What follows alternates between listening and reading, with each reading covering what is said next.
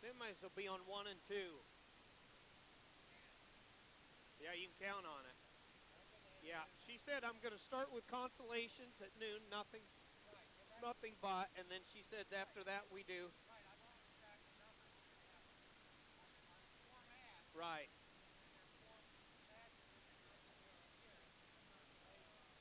Yeah, Consies. Right, yeah. Yeah, well, 645. Our 663 is the first one up here. Patterson and Krazer.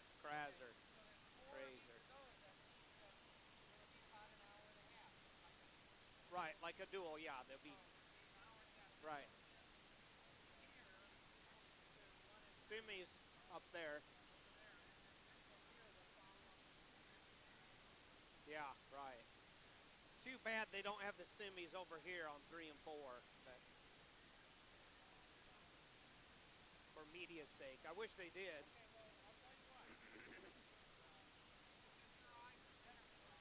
I do 2, you do 1. It doesn't matter. Yeah, that makes sense the way we're setting too. You know, you're over here, I'm over here. Yeah, that's fine. I'm fine with it. No, that's fine.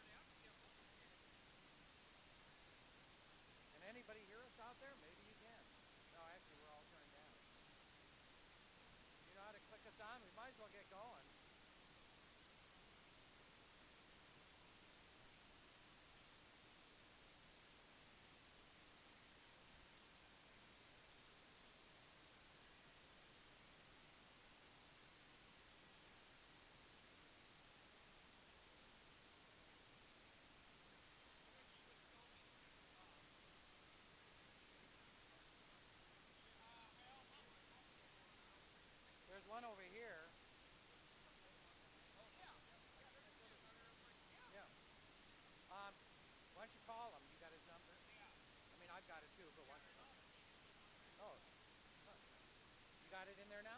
Yeah, that's fine. It's not in my way. I'm Greg Zafros, by the way. Greg, yeah. Yep, nice to meet you. Yep. I know they talk about you all the time, and sometimes it's even nice stuff, so, you know.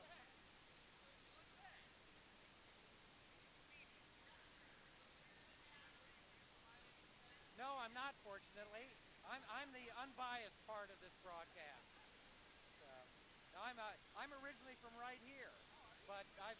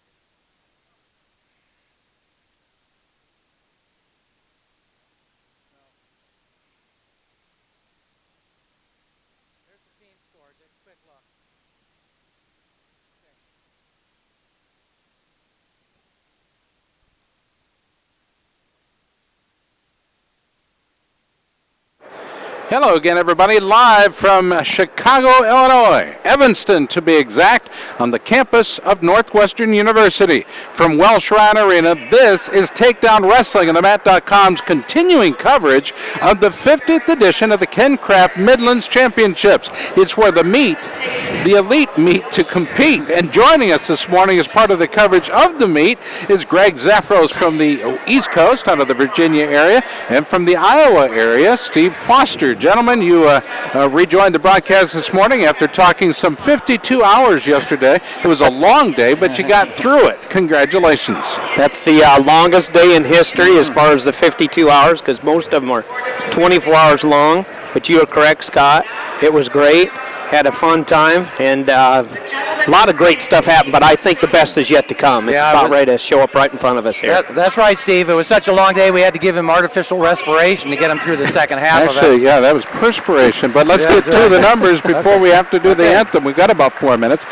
Session 1 attendance yesterday, 2602. Session 2 attendance, 1992, up a little bit from last year. Length of the Session 1 was 9 hours, 56 minutes, just shy of 10 hours. A total of 411 athletes began the 50th Ken Kraft Midlands Championships, and 56 different teams are represented in this year's field. Jason Welch of Northwestern at 157 pounds currently has 23 Midland victories over 5 years of competition and has won 9 straight bouts at the tournament. Welch, who is already a member of the 20-in-4 club, is competing in his 5th Midlands Championship and was, as he was one of the last high school athletes to compete in the tournament when he wrestled back in 2007. Gerard Trice of Central Michigan currently has 21 Midland career victories, and he's on track to win here again this weekend. Not everybody's happy about that, most notably his opponents. Wisconsin's Tyler Graff has never lost a bout at the Midlands, and he too is wrestling. The two-time 133-pound champion was a perfect 10-0 heading in to this year's tournament and is now 14-0 following day 1 of competition. Mike Schmidlin at 52 competed in his 16th Midlands Championships yesterday. Schmidlin wrestled at the Midlands from 1983 and 1997 and is second in all-time Midland victories with 47. Schmidlin also has 2 of the fastest falls in tournament history. Greg Zafros, you'd be privy to this knowledge, 16 seconds back at 150 pounds. Oh boy, that one beat my record then. What can I say? Yeah, that was pinning or being pinned? Being pinned. Oh, you say that was for pinning. I'm sorry. Now, yesterday we had Mike Kelly on our show of Harper. He competed in his 16th consecutive Midlands Championships, which is a new Midlands record. The previous record of 15 straight tournaments was held by Mike Schmidlin from 83 to 97. Past Midlands champions competing this year include Devin Carter, who won at 133 pounds. He's wrestling for Virginia Tech. The national anthem comes up next. Stay tuned. We'll be back.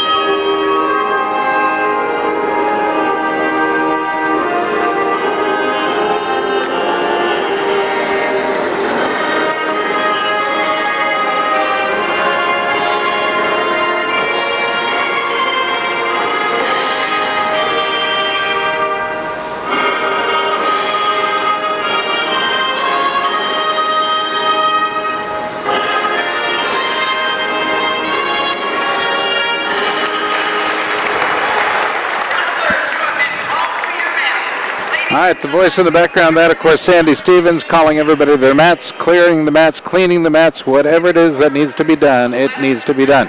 Let's take a look at the top 10 guys before we turn it over for play-by-play, and we're getting close. We've got a little bit, some introductions to get done out there as well before we get to action. But in 10th right now, North Dakota State, 38 points. With 39.5 points has Edinburgh. They're in 9th. 8th place, it's Pittsburgh. And Steve Foster, you know Pittsburgh is a very dangerous wrestling squad.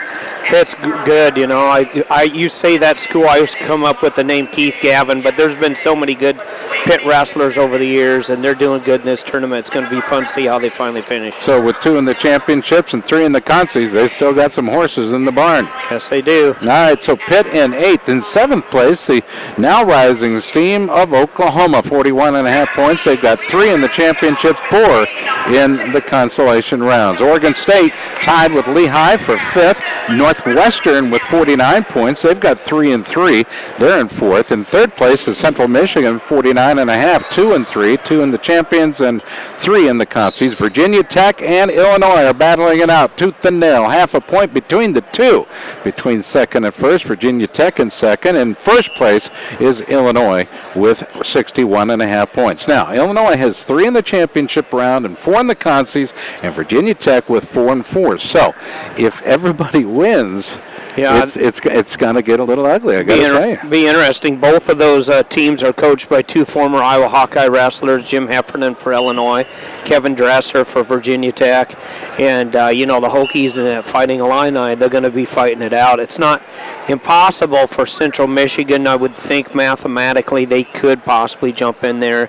Northwestern. Some of these teams are going to have to score some bonus points to change some of their standings here. It's absolutely amazing how close this meet. I don't know if I've ever seen the Midlands this close. We predicted it, though. Yeah, we did. And if you stop and think of it, half a point difference in the score, in the team score. Both teams have 3 in the championship rounds. Both teams have 4 in the wrestlebacks, and both teams have kind of a difficulty or a handicap on this. With Illinois, their heavyweight, Patrick Walker, is it? Yeah, Walker. Jim Walker, actually. Whatever it is, he has only lost 1 match this year, and he is out with an injury. And for Virginia Tech, Devin Carter, who won this last year, is redshirting this year and wrestling unattached. So doing great. Doing great, good, and predictably will be in the finals. That's a huge team point loss. So they both have a handicap at this point, but Virginia Tech's is really severe. Okay, with Devin Carter in there, Virginia Tech would be way ahead at this point. Yeah, they'd be out in the lead, probably 10, 15, 20 points by now. But they've chose to redshirt him. And Virginia Tech, you did mention, is kind of senior heavy. You know, they got some seniors, so they're going to be emptying out. But I know Kevin Dresser is a great coach and a good enthusiast. Yeah, he's just standing over here to our right. And he'll reload pretty quick. Virginia Tech won't go very long. Yeah, so. Let's tell our audience what's going on right now and how they can keep up with everything besides listening to us. Right now we have we're in session 3, and we have consolation matches going right now, starting out about 663, 664, 65, and 66. And we mentioned those numbers to you. If you weren't with us yesterday, those are the bout numbers from the brackets, and you can get those brackets from a couple different sources. I'm just going to tell you right off the easiest way to get it, and that is to go to my website, which is simply gregzafros.com. And if you can't figure that name out, it's GregZafros.com. And if you go to that's a blank page except for one thing, and it says Midlands Brackets. You click on that, and you'll get the same brackets that we're looking at right now. So check that out. You're going to see on the Wrestlebacks page for 125 pounds, about 663. That's going to be Jared Patterson of Oklahoma. He's going against Kinzer. He leads 2-0. Who leads 2-0 right now. And then there are going to be 4 consolation matches for each weight, so it's going to go pretty, and there's 4 mats out there, so it's going to go pretty much like a dual meet. It'll be about an hour and a half. We'll be updating you on scores and the progress of the matches, and after that is when we get into the semifinals, and that's when the sparks start flying. There'll be the 2 semifinal matches on the far mats, and then the 2 near mats to us. There'll be some more consolation matches as well, and we'll be bringing you all the action here.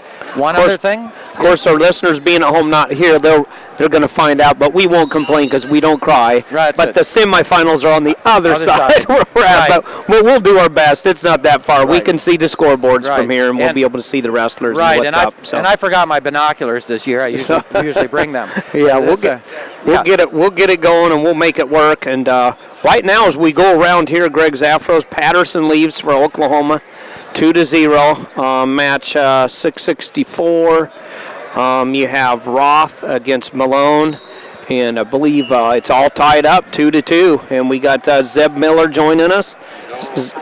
So, yeah, from Ohio, this great state of Ohio, and keeping track of everything Ohio. So, Zeb, welcome to the broadcast. We're glad you joined us, and had a lot of fun going out the other night with you and just talking about wrestling. You know, can you imagine? Went out to eat and we sat around and talked about wrestling. Is that great or what? Yeah, that's great about the sport. You know, you can always still be talking about it. So right now, you know, just watching some of the matches in front of us. Number 1 seed, Anthony Zanetta versus Jared Germain. Anthony Zanetta upset by Cullinan, I believe, of Central Michigan. Yeah. And and Z, he actually won the Penn State Open. He's been on a tear. He was undefeated. So Anthony, and he's been around at 12. You know, he's redshirting for the Pitt Panthers.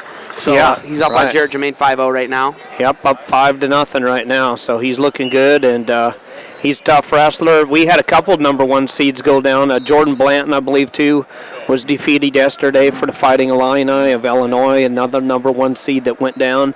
So that kind of stuff happens. That's what makes wrestling great, you know. I mean, you always like to see those fun upsets occasionally, as long as it's not your guy, you know. And then it's like, oh man, that's not fair, you know.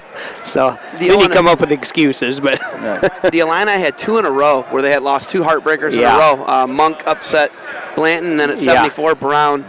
Yeah, Conrad Poles. Conrad Poles and Blanton but went down 2 in a row right on opposite mats, and that was rough. Right now we got looks like tied up. Dom Malone and Joe Roth over there tied up, I believe, at 125, round of 12 here. Yep, 2-2. And Zanetta's what, ankle color here down here? Yep, he's 6-0 right now. And so he's up 6-0. He's in the red. Patterson up 2-0 over there against North Carolina on mat 1 in the round of 12. And then Sprinkle, looks like Sprinkle and Sean Boyle of Michigan, Sprinkle of North Dakota State. They're goose-egged in the third period. Sprinkle's green. He's got 2 minutes of ride time, so Sprinkle with the advantage right now. He's going to go down to start the third. Sprinkle's tough. I'd be shocked if he doesn't. These guys can still march and get to third place, correct? They can still get out there. So. Okay, I want to take a minute here and thank all the people who contacted us yesterday via email, and wanted to let you know that you have that same opportunity today to give us your comments. We're basically going to be focusing on the semifinal matches and won't be able to pick out other matches for your favorite wrestlers and that, but contact us anyway.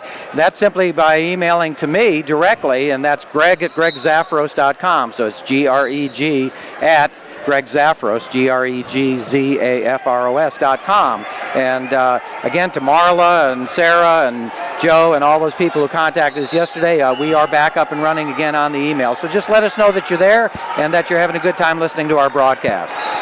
Yeah, and we got basically, still nothing happening as far as points goes. Like Zeb Miller pointed out, Sprinkle leads Boyle from Michigan just simply because of the riding time, but you don't get that point obviously until it's all over. But you know, it is the third period. There's 132 to go in the third period, so it's important in that match number. I don't know if it's Greg's favorite number, but it is match number 666. Mm-hmm. But no superstition, right? That's right.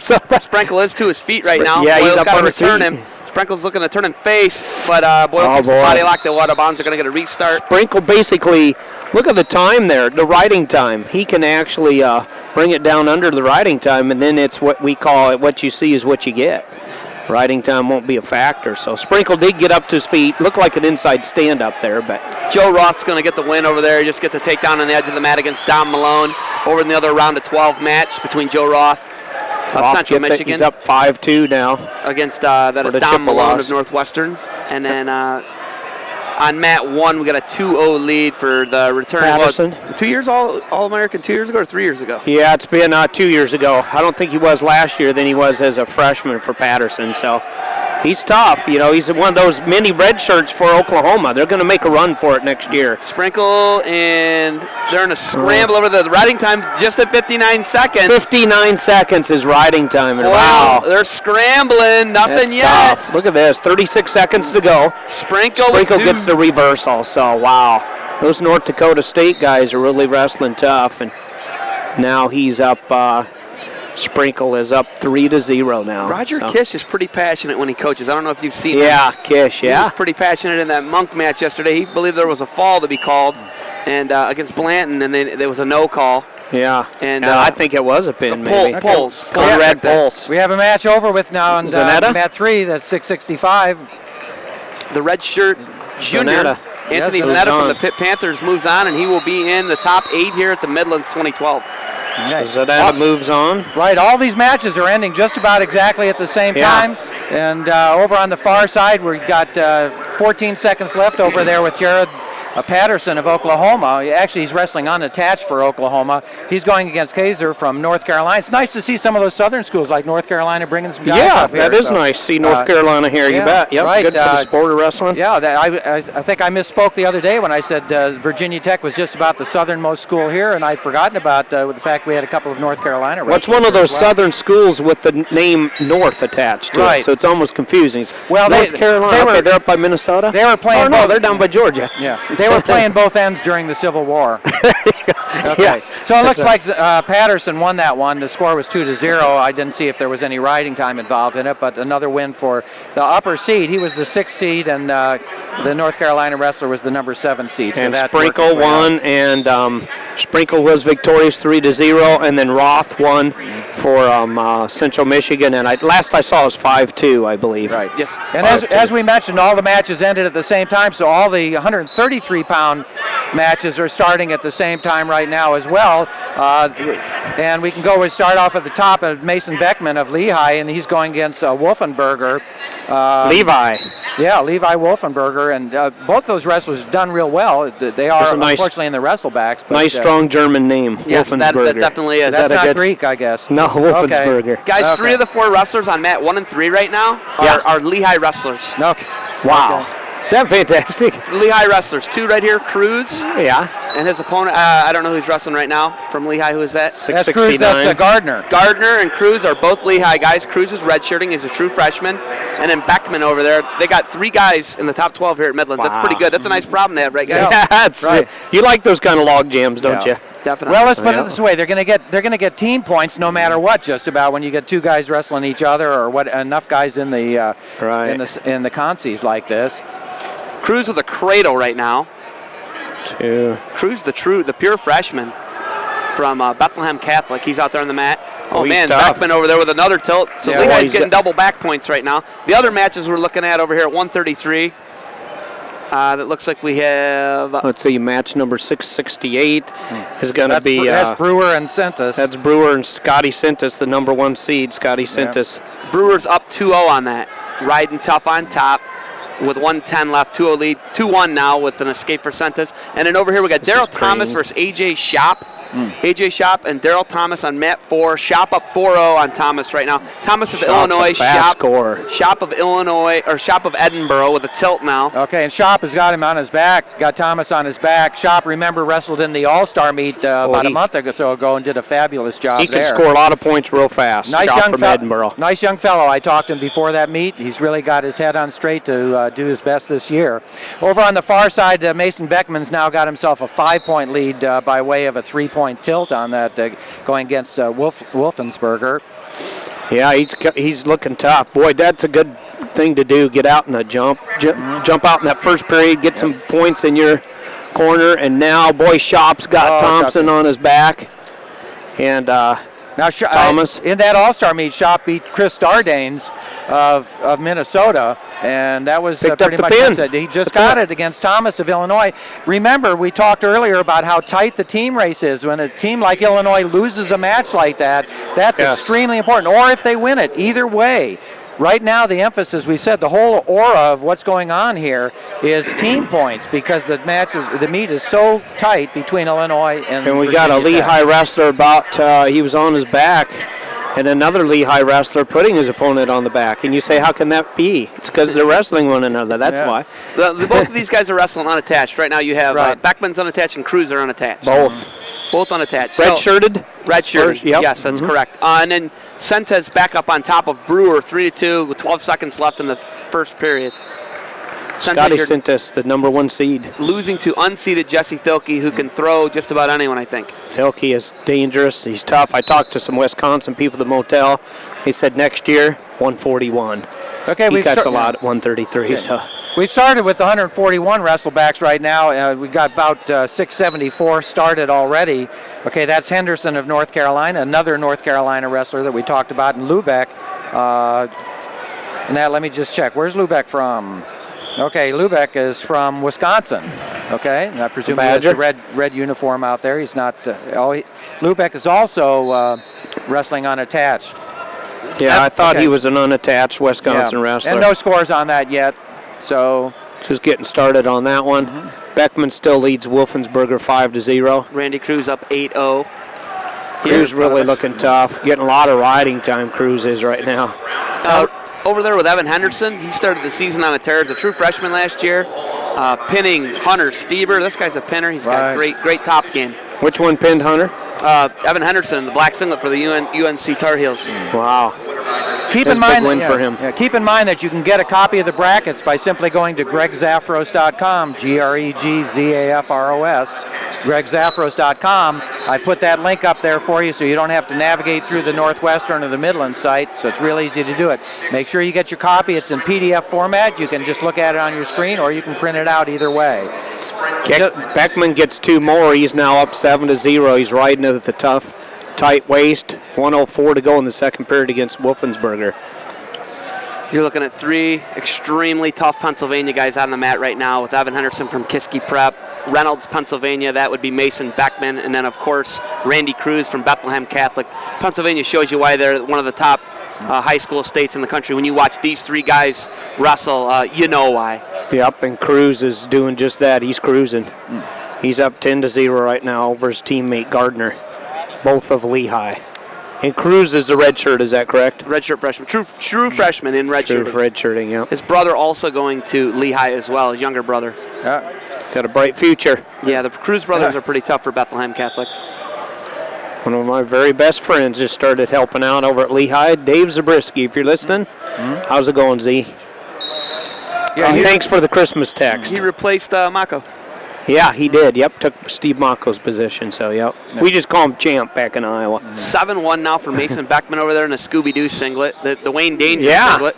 Yeah, I saw that yesterday. He must have got that thing laundered real fast. And yes, if you look at last year, he was put out of the NCAA tournament by another Pennsylvania star, Zach Haran. Zach Haran of Nazareth, Pennsylania, right in the same area. Yeah, well, right. Lehigh Valley for Haran, but right. that was a matchup last year at the NCAA tournament, and studs, man, great guys. Bump into each other in high school, I got to imagine. Yes. I would imagine they knew each other pretty good. So sometimes that's good, sometimes it isn't. But Sentez up 5-2 over there, guys, on mat 2 over Cody Brewer. The number 1 seed, all 7 foot tall of them. He is a 2-time All-American, and he is pretty good. He came back off a back injury for Central this year. He's in his 5th year, and the guy's a goer. He's been 4th in the NCAA tournament, and he's pretty good, 7th and 4th. So All-American as a true freshman. Yeah, I remember that. From Florida, Florida kid. Yeah, I think the first time I saw him was here at the Midlands his freshman year. We were broadcasting, doing some play-by-play on Scotty Sent. Yeah, we mentioned yesterday that we need a couple of good Division I wrestling schools down in the state of Florida. That'd be nice, wouldn't it? And, still going to push for that. If you're down in Florida, let's start. The Gators and Seminoles, that'd be fun, wouldn't it? There are enough big schools there, and there's enough time between football seasons for you to have a wrestling program. I just think it'd be fun to go to a duel down there and hear the tomahawk chop. That would be nice, wouldn't it? You know? Right. I won't demonstrate it for you. Okay. You've heard it a couple times on football. Scotty Sentes not only is up 5-2 at this point, but he has 2 minutes and 13 seconds of riding time. The effective score is 6-2. Keep in mind that riding points, major decisions, Tech Falls, and that are real important whenever there's a Virginia Tech or an Illinois wrestler out there. It will be important. Because that'll probably determine who's going to win this meet.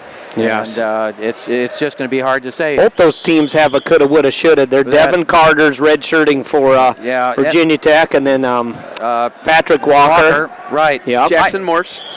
Jackson Morse almost had the upset against Pete Yates. He sure did. Yep. So they got some potential point scores there. Yeah, we have to say that match yesterday with the last match of Peter Yates is probably one of the most exciting. Where Peter Yates Smart wrestling. Incredible strategy with confident. With about 8 seconds left, he lets his opponent up for a lead, and then takes him down 2 seconds or 3 seconds later. It's awesome. Has 2 seconds left on the clock and wins it. Now that is guts. Scotty Sentis just wins his match over there. Is that 6-4? 7-4 with the riding time. And Scotty Sentis, the number 1 seed, got eliminated last night, but he does win his consolation match. Coming out at 141 on mat 2, replacing those guys is going to be that's Travis Schaefer from Derry area, Pennsylvania, versus Mike Mangrum, the Washington product. Right. Mangrum was defeated in the quarterfinals yesterday by BJ Frutrell, who looks like he's really grown into the weight pretty well, guys. What do you think? Well, I saw him at the All-Star meet, and of course he had to wrestle Kendrick Maple at that meet, and at that time he looked a bit undersized and outmatched by Kendrick Maple, who's not a big wrestler to begin with, but I think he grew between November 3rd, whenever that was, until now. He had 2 months to grow some more and pack some weight on, because he looks bigger now than he did 2 months ago at that All-Star meet. Absolutely. Or actually, it was about a month and a half ago at that All-Star meet. He wrestled extremely well yesterday.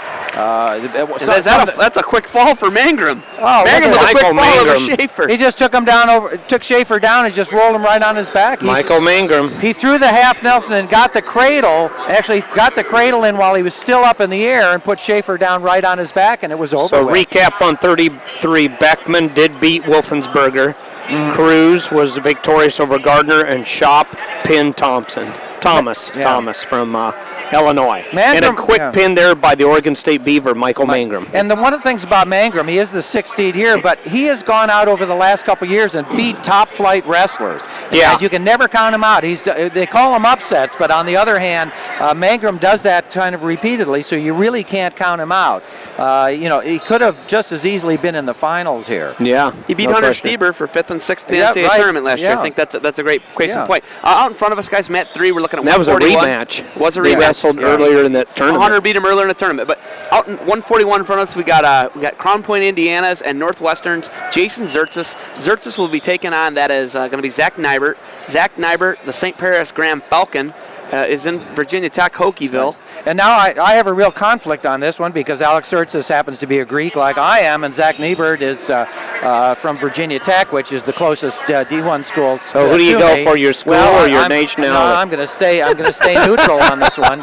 You know me. Flip the coins, I am always unbiased. You guys are the ones who are. Oh no, we never play favoritism. I haven't even said the word Iowa yet. Yeah. I mean, for our listeners who didn't hear it yesterday, Jason Zertzis, the younger brother of Alex Zertzis, an outstanding wrestler for Iowa. Jason Zertzis was the top high school recruit last year, and Northwestern got them as opposed to Iowa, and that was a big catch for the Northwestern Wildcats. Well, he's wrestled good. He is Maple to 7-5 with the choke call. I think that's controversial choke call. Right. I think that's going to be the tightest match that Kendrick Maple might get. Although on the other hand, he may be wrestling Devin Carter in that final. Right. And that could be a good one. Now scrambling. Cersus in trouble. Maybe Cersus got quick back, or Cersus got both the back points and the takedown. Yeah, he's got that down leg Turk. Trying to work it on Nybert. Nybert round of 12 last year, guys. Leg. Nybert round of 12. Tough. Losing to Darius Little of NC State in the round of 12 last year. Nybert's good. He's legit, guys. He's legit. He's a round of 12 guy right up there. And Zertzis last week winning the 2 weeks ago, winning the Cleveland State Open at 149 pounds. Wow, up a weight. Zertzis may be working on the pin right now. He's got after that headlock. I think he's got his brother and his dad over in his corner over there. Yeah, they do. Yeah. There's reversal for Nybert. Okay, that makes it 4-2 with that reversal. There were no back points. No back points. He had a headlock there. Yeah, he almost had him over, but the referee didn't call it, and I think that was the right call. And so with that reversal, makes 4-2. Now that's about the third reversal we've seen in about 400 matches here. Reversals have kind of gone out of style a little bit, and that ends the first period with Jason Zertzis of Northwestern University with a 4-2 lead, and he did gain 23 seconds of riding time in that first period. Nybert will start down. And other matches over there, guys, we're looking at Dave Habit, 149 versus Josh Wilson on mat 4. That's 149. Other 149 match we're looking at is Shane Walsh of Lehigh, and you guys got to help me out with the UNI guy. Who's the UNI? Let's see, Northern Iowa is going to be one of the it's 49. Aren't we up to 40? They jumped over there because of the quick fall, right? So we're at the 49 is that's Welsh. Yeah, Shane Welsh, Welsh, Bart Ryder, and Ryder.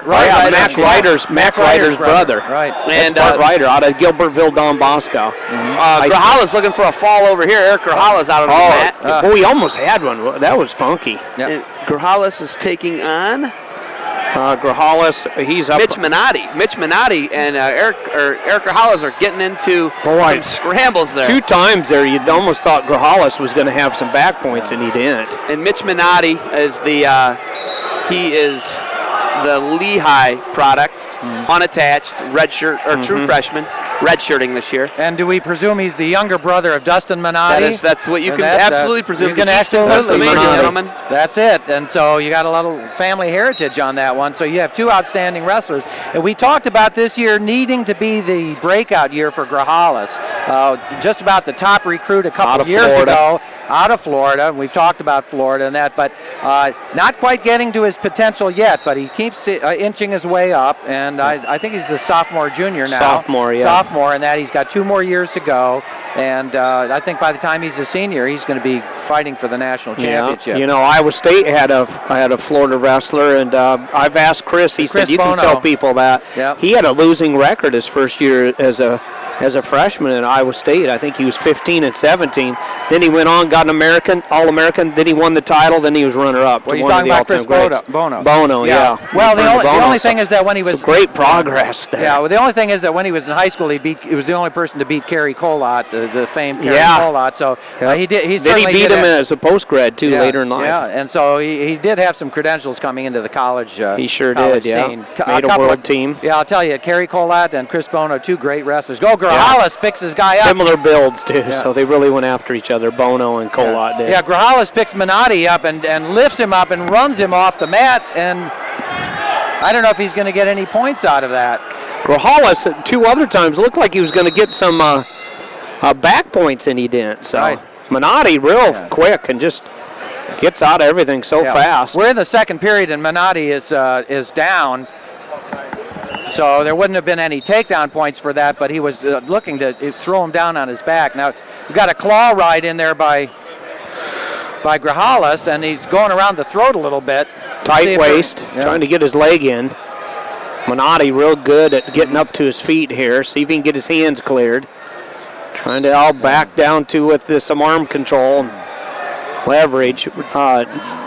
Nybert doing a good job riding Sursus. Yeah, that's up to 4-3 now. So while Sursus was trying to running away with it in the beginning. And the riding time is about ready to go away for Sursus, 9 more seconds and it'll be gone. So. Nybert's going to bring the riding time down here. He was around to 12, as you say, last year, right? Yeah, Nybert was, Well, now let's see if he's going to use the same strategy as his teammate, Peter Yates, yesterday. He's down by 1 at this point in the third period. Is he going to let him up and take him down? Stall call on Zertzis, guys. Sursus gets hit with a stall call. Okay, 1 more call. That's going to be a point. When a wrestler's riding you parallel, though, sometimes, I don't know. I'm going to have to read about the stall call. Yeah, it's an awfully tight ride, boy, I'll tell you. What do you do? I mean. Okay, and Grajales has Minotti on his back, and I don't know if there's any points issued yet. And Nybert's not getting out to the side to try to get back points, right. So, but that stuff happens. So. Yeah. It's all in the referee's call. He's got the whistle and the striped shirt. So. Yeah. So we got 2 matches. Grajales is no back points given yet. The referee's got 3 fingers down there. He hasn't called it yet. Yeah, Keith Poolman. Not until the move out of Clarion, Iowa. Yeah, Keith Poolman. And now Zertzis is in on a shot. It looks like Zertzis is going to take this match from. Now we're at 35 seconds. Zertzis looking for the reversal on Nybert, actually. Nybert really fighting it. We got a stalemate. Going to have a fresh restart. I think Welsh leads Bart Ryder up there 2-0. Brother of Mac Ryder, of multiple All-American for the Minnesota Gophers. On that Grajales match, he did get some back points on that. They're starting the third period now. Grajales is taking down, has that possibility of getting out and getting a point, and he also has riding time on it. He's got 1 minute and 50 seconds of riding time, so he's got a good chance to keep that and get that extra point. So to a certain extent, Grajales is in charge right now over Minotti. Yeah, he is. He's got the upper hand. There's been a series of times over that. I thought Grajales was going to get back points. Ryder did a real good job inside tripping Walsh to stay out of potential takedown there for the Lehigh Mountain Hawk. Habit and Wilson, 4-2 lead for Habit of Utah Valley University over Dave Habit of Edinburgh Fighting Scots at 149. Habit in on a shot, splits the middle, looks to they're scrambling. Okay, and it turns out that Jason Zertzis, the winner, wins it in that match, 5-3. There was no riding time ultimately. Turned out a lot closer than it started. It sure did. Zertzis took off. Yeah, and Zach Niebert, as we mentioned, from Virginia Tech, anytime a Virginia Tech wrestler wins or loses, that's really crucial to the half-point difference between Illinois and Virginia Tech for the team titles. So Brewer loses for Oklahoma and Niebert loses for Virginia Tech, and I think they're probably on pace with one another. And Thomas loses for Illinois. So I mean we've over with the fall. And so Thomas, Illinois. Did we see about Cobb and Laser? Did they wrestle their match 672? Yeah, they did wrestle it, but I don't remember what the CJ Cobb and Laser. Yeah. I didn't see the winner on CJ that, Cobb. guys. So okay. One slid under the radar. We got 3 set ties. We missed. Yep. Yeah, Steve, you let that slip. Luback and Henderson, who came out on top. Okay, we've got your friend Nick Lester down right in front of us there, Steve. One of the Lester brothers, Nick and Michael Lester. Michael DePalma of Edinburgh, and Nick Lester. Bart Ryder loses to Walsh of Lehigh 2-0, so Lehigh from Walsh from Lehigh moves on. So DePalma and Habit, both wrestlers in the round of 12 for Edinburgh. DePalma versus that's big. Lester. UVU's Josh Wilson leading over Dave Habit over there. Grajales won. Grajales is going to beat Mitch Minotti, Mitch Minotti. 3-1. He's got 3-2, 1 second. That's it. So Grajales moves on. Replacing them on the mat, it looks like it's going to be RJ Pena and Jesse Dong at 157, round of 12. Okay. I want to mention one thing about our next weight class. 2 things out there. One is that the first wrestle back at 157 is going to be Jesse Dong of Virginia Tech. So again, another crucial match for the team title on this one. The second thing is the second bout there is James Fleming of Clarion. I just saw him earlier today. He says he is injured and he's out of the tournament at this point, which is unfortunate. One of the guys who is really bringing back Clarion wrestling, and he's not going to be wrestling today. So too bad for James Fleming. He's an outstanding wrestler. And that is. It's tough. He's number 2 seed. Right, and he's put Clarion back on the map. Okay, we just had a pin out in front of us. That's your buddy Nick Lester. I'll let you say it since he's your friend. Yeah, one of the Lester brothers, Matt and Nick. They're both on the mat right now, actually. Yeah, they are opposite of each other. I'm sure Matt would like to do what Nick just did. So. Matt's taking on Steve Santos at 100. That's going to be fun. Santos, that's O'Hara at 157. Yeah, that's O'Hara from Columbia in their blue and white uniforms. And I always tell that story when we did one of the broadcasts, Scott and I, up at Columbia. We couldn't find the gym because it's like underground. You just don't subterranean. See it, and we had a great time up there. Subterranean. Greg, another note at 157, Walter Poppelman will join James Fleming in the default. They're both guys injured. So Poppelman out, Ian Miller will place. He's 2-time All-American, I think Poppelman was. So I was schooling up for that one, guys. Yeah, I bet you were, being your nephew, Ian Miller.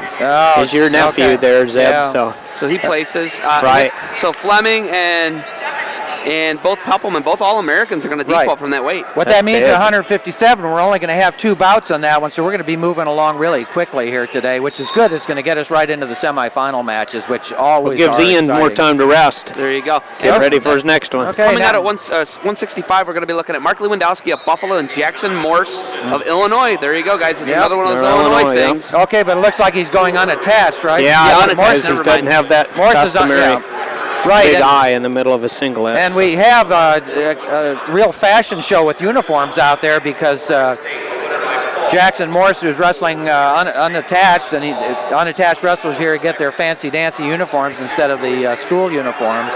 And Lewandowski, being out of the university, we should say the university at Buffalo. Yeah, they moved to college and took it up there. Right, and they have their colorful blue and white uniforms, so it's a real fashion statement out there. Yeah, it is. As well as some good wrestling. At 165, in other matches came out of Ramon Santiago of Ryder.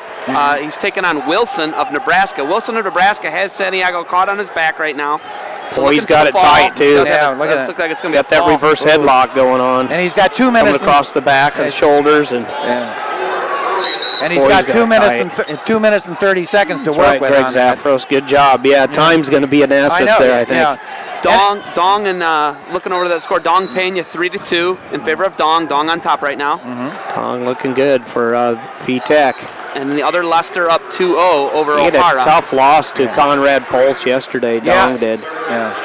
And I have to say on Dong, he just ran out of gas. It was actually Napoli. Yeah, Dong versus Napoli. Napoli, right. Napoli. And Dong ran out of gas in the end. He just didn't from shoot. Lehigh. Napoli from Lehigh. He didn't do anything. And he's a fine wrestler, and he's going to add points, but he just got 3 back points. He was leading now, wasn't he, Clip, to the end? I believe so. I think he was ahead, at least leading 2 out of 3 periods. So, but it's not freestyle, so winning a period isn't that big a deal. You got to have more points when it's all over, obviously. I'm sure Coach Kevin Dresser of Virginia Tech wants Jesse Dong to make up for that match yesterday and get himself a couple of team points here. Remember, in these rounds now, they're not only getting the advancement point like they had in the sessions yesterday, but they're going to get advancement points and placement points. So it's really important to win these consolation matches so that you can get placement points for your team. Every match from this point on is important. No question about it. Santiago is off his back over there back, for Ryder. Yeah, and he's riding. We're scoreless with Lewandowski and Morse. And then over there, it looks like still 2-0 for Leicester against O'Hara.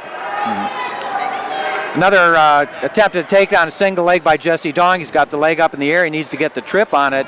He doesn't get it yet, but let's see if he gets it. For that front trip, nice roll there. Yep.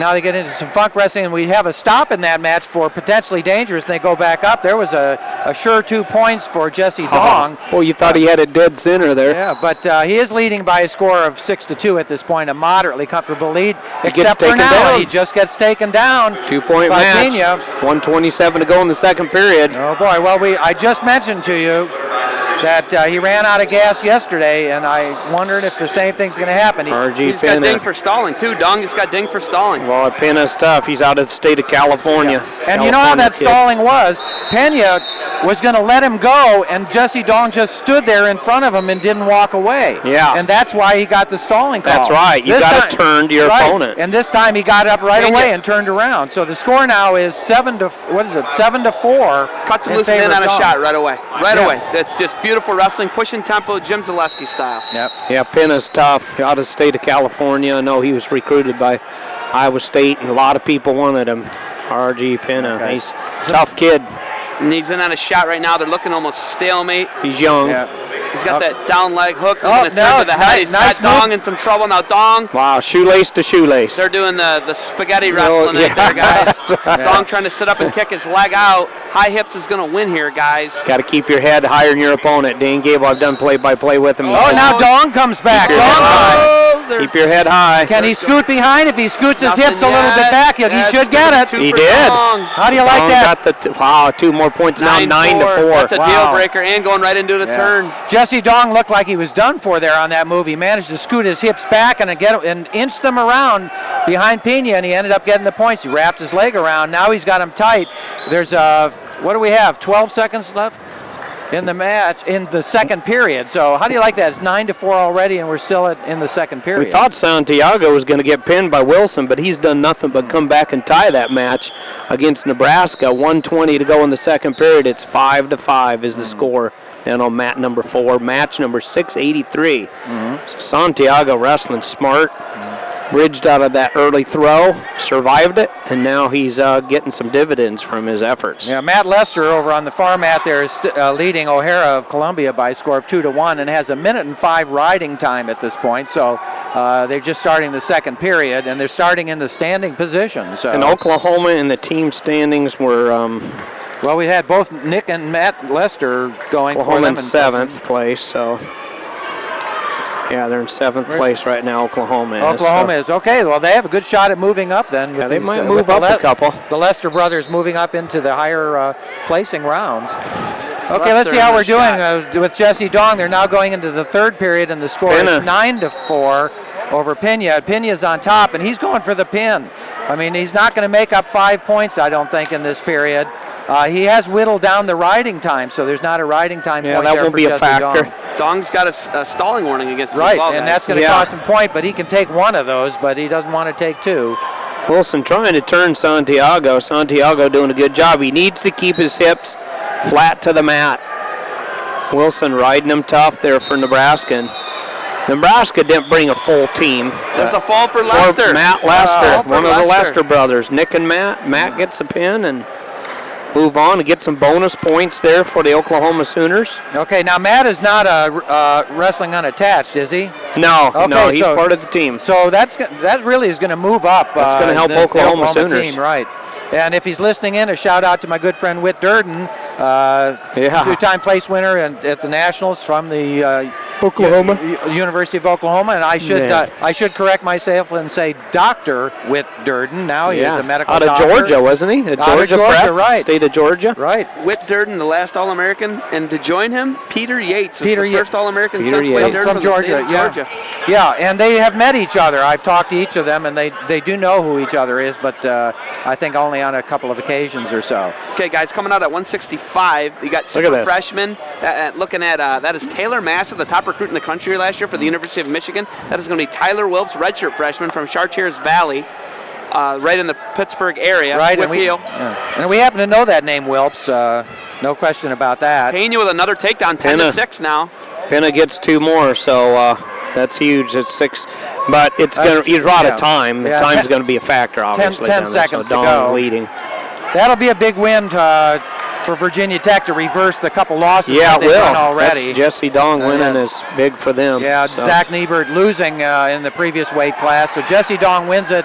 No riding time in that 10-6. Looks to be the final score for the Virginia Tech wrestler. And I'm sure that Coach Kevin Dresser is wiping his brow right now and saying, phew, wow, thank goodness for that one. That's exactly right. So. And Jesse, guys, had a lot of shoulder injuries, missed last year. This is his 5th year. You know, he got a medical year back, and he's just getting back into the swing of things. So Jesse, he's gonna, he's just getting his legs, and it's December, guys. Yeah, it's not March. Tied up, Santiago and Wilson, by the way. 1 minute and 5 seconds, 1 minute 7 seconds of riding time for the Nebraska Cornhusker. Lewandowski picks up the win over Jackson Morris of Illinois, although he's wrestling unattached, so it's not going to affect. And now we have another Buffalo University at Buffalo wrestler coming right out on the same match. John Martin Cannon. Three name wrestlers. Right. I love those guys. John Martin. Who's the guy down at Appalachians? John Mark Bentley. Remember him? I remember John Mark Bentley. One of the in Illinois. Santiago up 7-5 after being on his back early on. Just got dinged with stalling for Ryder. And Wilson actually from Nebraska had the riding time, but now it's gone. So, and for Iowa State, you got a rematch up there. Conrad Pulse against Michael Marino. Marino out of Urbandale High School, Urbandale, Iowa. And he actually has beaten Conrad Pulse this year. They've already met. They met at the UNO Open up in Cedar Falls, and Michael Marino was victorious over Conrad Pulse. And notice that we have 2 Iowa State wrestlers out there right England. now. Mike England. And again, this is going to move Iowa State up. They're pretty far down in the standings. Yeah, 4 in Concy, But they can move themselves up and get a respectable finish. It's possible Mikey England, if he would win this match, he could meet his teammate Tanner Weatherman, who's won 2 more in the wrestlebacks yesterday. So they could actually meet against each other, and they both could be point winners maybe. Conrad Pulse. Okay, a takedown on a shot. Yeah, and a takedown here for England over John Martin Cannon. Excuse me, by takedown by John Martin Cannon of the University at Buffalo over England of Iowa State. Boy, Marino had Conrad. Talk to us about the match down here. Santiago. Zeb. Which one am I looking at? Nebraska and Santiago. Santiago hangs on for the win, 7-5. Is that interesting? Right away on his back. I thought he was dead center, man. Comes back, picks up the win. Ramon Santiago for Ryder. That was a great match. He wins 7-5, hangs on, almost reversed in the final seconds of it. Picks up the win over Wilson of Nebraska, and he's going to move on to the top 8. Ramon Santiago. Doing a great job at Ryder, man. Good job. They're doing a good job. They're getting better. I think the Ryder Broncos, and that's an escape at 174. And we have Massa down there right against Welps. Mikey England with the escape. And over here we've got what is that? 6 Marino and we got Marino and Conrad Pulse. Right, and Pulse been in a good scramble. Right, and Pulse again. We're going to make this point because it's the overriding theme of this tournament right now. Conrad Pulse from the University of Illinois. And physically strong. yeah. Both these kids strong. Marino's real strong. They've met earlier this year, and Marino was victorious. And there's a takedown for Mikey England, guys, down here. He's up So 3-2 England, now. Mikey England gets Okay. 2 points out of Centerville, Iowa. so he now leads with that 3-0 by virtue of the escape and the takedown. Now and John. Now remember, Conrad Pulse is wrestling on the same match that Jesse Dong just got off of. So he saw the Virginia Tech wrestler win, and he knows that he has to win this one. Yeah, he does. Yep, Michael England riding tough. Tanner Weatherman down there. They'd both have to win for them to meet, but you could have England and Weatherman. And they're actually fighting for the varsity spot. So they could, if they both win, they meet in the next round. But they got to defeat their opponent. No score down there between Weatherman and, Tanner Bryce Weatherman. Hammond, Cal State Bakersfield. Hammond's tough. Yeah, he had some great matches. One of the top seniors earlier in the country 2 years ago from Bakersfield, California. He stayed at home after they even dropped the program. I asked the kid about it, and he's got a lot of confidence in the Bakersfield staff and that they're going to keep their program. So good for that kid. Isn't that's a cool story. This kind of looks like Iowa State against the world out here. We got on the 4 mats out there, and 3 of them have Iowa State wrestlers on them. One England and John Martin Cannon, they're tied up 3-3. Tanner Weatherman just got taken down by Hammond. Hammond had that 10-period match against them, or 11-period match earlier in the tournament down here. We called it the Boston Marathon of the Midlands. That thing went on and on and on. Taylor Massa over there at 165 just gets a takedown against Tyler Wilps, younger brother of Matt, as you guys pointed out earlier. So they're tied up. Wow, 3-3. No riding time, not a factor. 118 left in the second over there. So what you see is what you get. Massa looking good there. Things have slowed down a little bit because we have injury timeouts on 2 of the mats right now. England's got his tooth. I think there's some blood coming out of his mouth, so they'll stop there for Mikey England. Trainer comes out to see what's up. And we're in the second period with the Conrad Pulse match, and he is down by a score of 1-0. Second period. So Marino got the escape.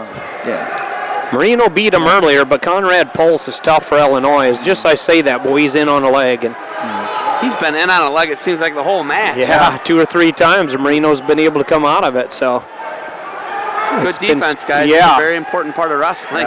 We just got some funk wrestling there by Pulse, by both of them, and let's see if anybody gets out. No, the referee stops it. Stalemate. Jim Heffernan in the corner for Illinois, and Kevin Jackson in the corner for Iowa State. So an Iowa State going there, Heffernan back for the Hawks in the day, and Jackson. Everybody's sitting in the chair right now. Yeah. Between Nickerson, Jackson, Hunter, and Heffernan all have NCAA titles. Every one of them. Isn't that crazy? That's amazing. You don't see that often, do you guys? Jackson was a 2-time world champion, Olympic gold medalist as well. Kevin Jackson was. Now Marino just got hit with a stall. And you just brought up, Zeb, that Conrad's been doing most of the shooting. So Marino's going to have to stay busy because he just got hit with a stall warning. Just a warning. Now Mazza is leading. Is that right? 5-4? Mazza got 5-4. And he's got riding time. Yeah, he does. Wow. Donnie Pritzloff up on his feet. Sean Bormet, I believe, is in his corner as well. For the Michigan Wolverines. Kind of their brain trust down there. Brought in the all-star coaching staff 2 years ago. Yeah, boy. Pretty good. Okay, we're starting the third period over on Farmat over there, and Conrad Pulse chose the down position, but Marino doesn't seem to have any intention of letting him go. No, Marino is up to his feet as Conrad Pulse. Michael Marino's going to have to ride him tough, though. Pole's got to be hard to keep down. He's got extremely strong legs for a 165-pound wrestler. Hammond up 4-1 over there over Weatherman. I think England's bleeding because of his tooth. Acts like he got a tooth loose or something. Okay, Pulse is out there trying to get out. He comes up, peels the arm off, and actually kind of sits out and does a hip heist, gets himself out. And they haven't put the score up yet on that, or have they? Yeah, 1-1. 1-1 now. So 1:29 to go in the third period. What you see is what you get. Right. There's no riding time in essence, really. 7 seconds. 7 seconds. Not a determining factor. So this is going to go down to the wire on that. And we mentioned, I'm sure Jim Heffernan is not gnashing his teeth at this point, trying to get these wins out of his wrestlers. Runs back to the middle. Conrad Pulse. Okay, we've got 1:15 to go. two real physically strong wrestlers. Marino had a tough year last year as a freshman because he couldn't beat out 65-pounder Andrew Sorensen, so he got a lot of weight. There's a shot in there by Post, but Reshot. we get back into the funk wrestling out here with Marino laying over his back, grabbing his figure ankles. four and This referee's been calling the stalemates fairly quickly. Let's see if Post can keep moving enough to keep that move going. He's down on his side now, trying to walk around. They break it for a stalemate. Poles has no success thus far trying to finish. Well, neither one. I mean, it's there have been shots, there have been things, but nothing's really resulting in major points. Shots both ways, probably a few more by Pulse. So I mean, he's been doing a little bit more. But Marino knows he's been warned. So what's going on with Massa down there? Taylor Massa is up 6-4 over Ty Wilps. We're inside of 10 seconds. It looks like Massa's going to get the placement over there for the University of Michigan, barring a takedown here by Wilps. And Massa has the riding time, but it's a little shy, so that's not going to be a determining factor. 6-4, Massa moves on, correct? Yes, that's correct. Okay, looks like we're going to go into overtime on that Conrad Pulse Marino match over on mat number 1 on the far side. It's ticking down 1 second. We got sudden victory. Okay, they're going to go 1 minute. First point wins. See if we can get a takedown. Nobody's been able to so far. They've been in scramble situations, shoelace to shoelace. Yeah, Illini need this, guys. They need it. Yeah, Illinois needs it, As Blanton steps out on the other mat. Yeah, the number 1 seed, Jordan Blanton, is out there on the other mat. Against Weigel. 174. Oh, Marino was up, but good underhooks there. Good scrambles there. A shot in by... Cuts across. He's got to get his arm across, and he gets it. Conrad Pulse of the University of Illinois wins it with a double leg takedown and drives Marino down for the points, and the referee didn't even hesitate, put it straight up. And that's where the difference. And that's the overtime win for Conrad Pulse of the University of Illinois, and I'm sure Jim Heffernan probably lost a couple hairs on that one. Yep. The last two he has, I think, but I think that was a good price to pay. So what an exciting finish on that for an overtime match for the University of Illinois, and they needed that win just like they did. They needed that win over by Virginia Tech. These teams have to get back on the winning track to win this tournament. Tanner Weatherman trailing 5-3 down on mat number 4, and Mikey England trails here 5-3, so exact same scores, and both Iowa State wrestlers trail by 2. Blanton and Leigel step out on the mat over there. Blanton of Illinois 174, and Leigel of Wisconsin Badgers Madison.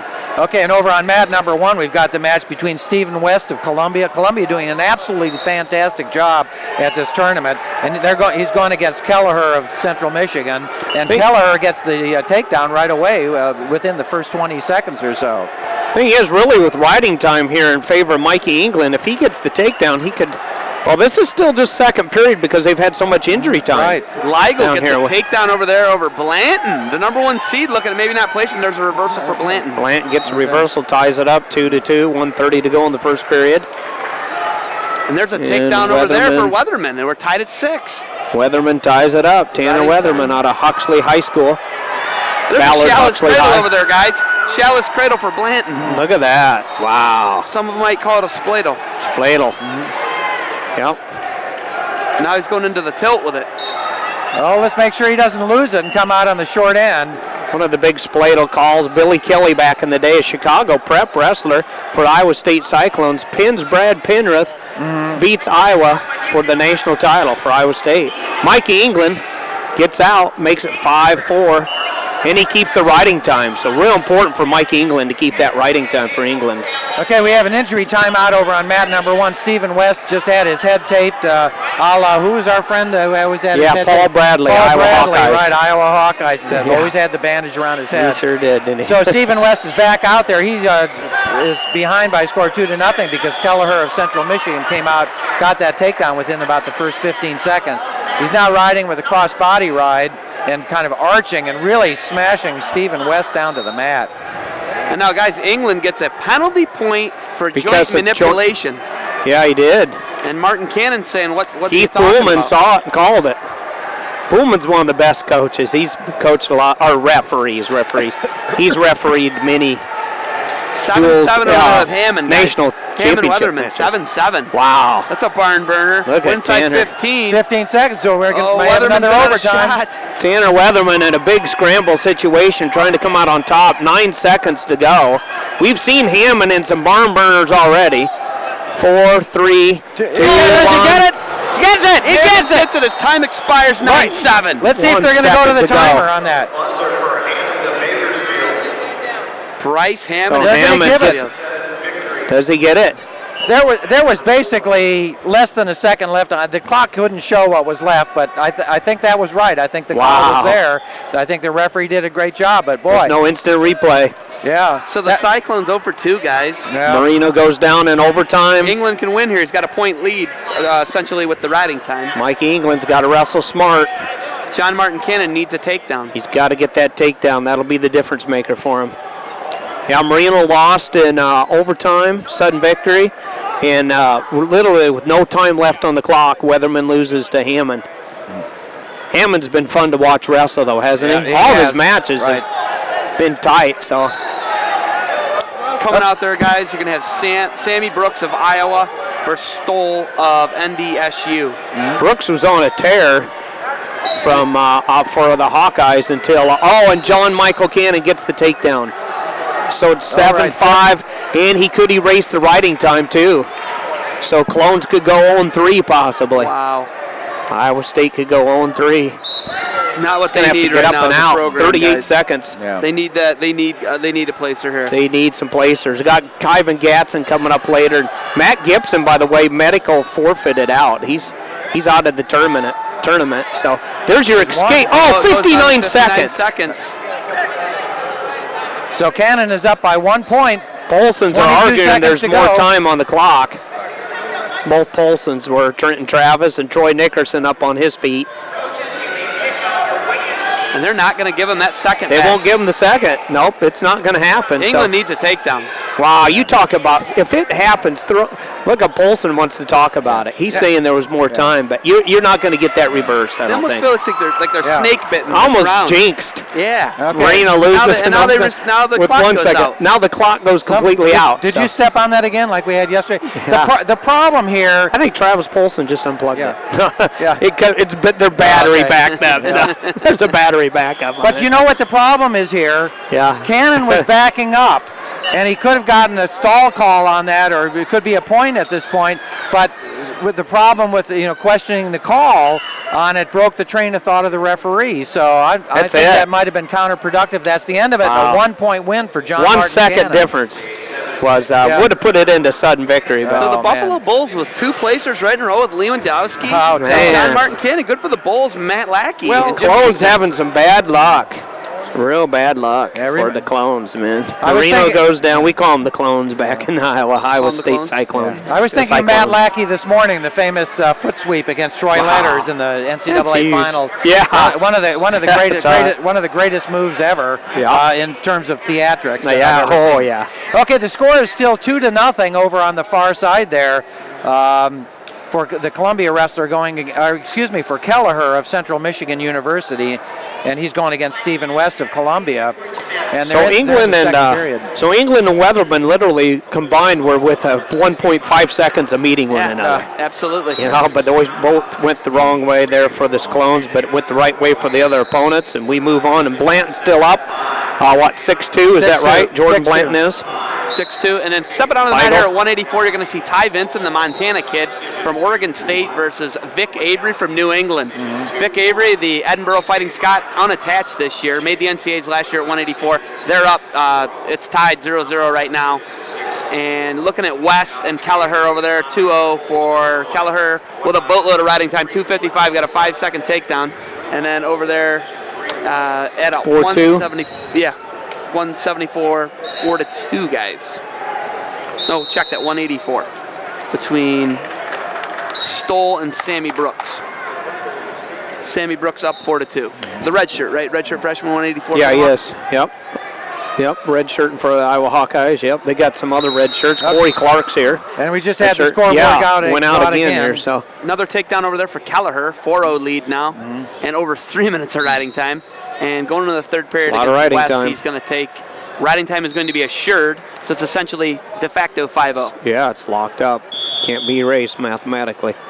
Yep, Blanton's in the driver's seat. He's got 1:17 of riding time for the Fighting Illini, who are hosting the Big Tens. We'll be bringing that to you live from Champaign-Urbana, play-by-play.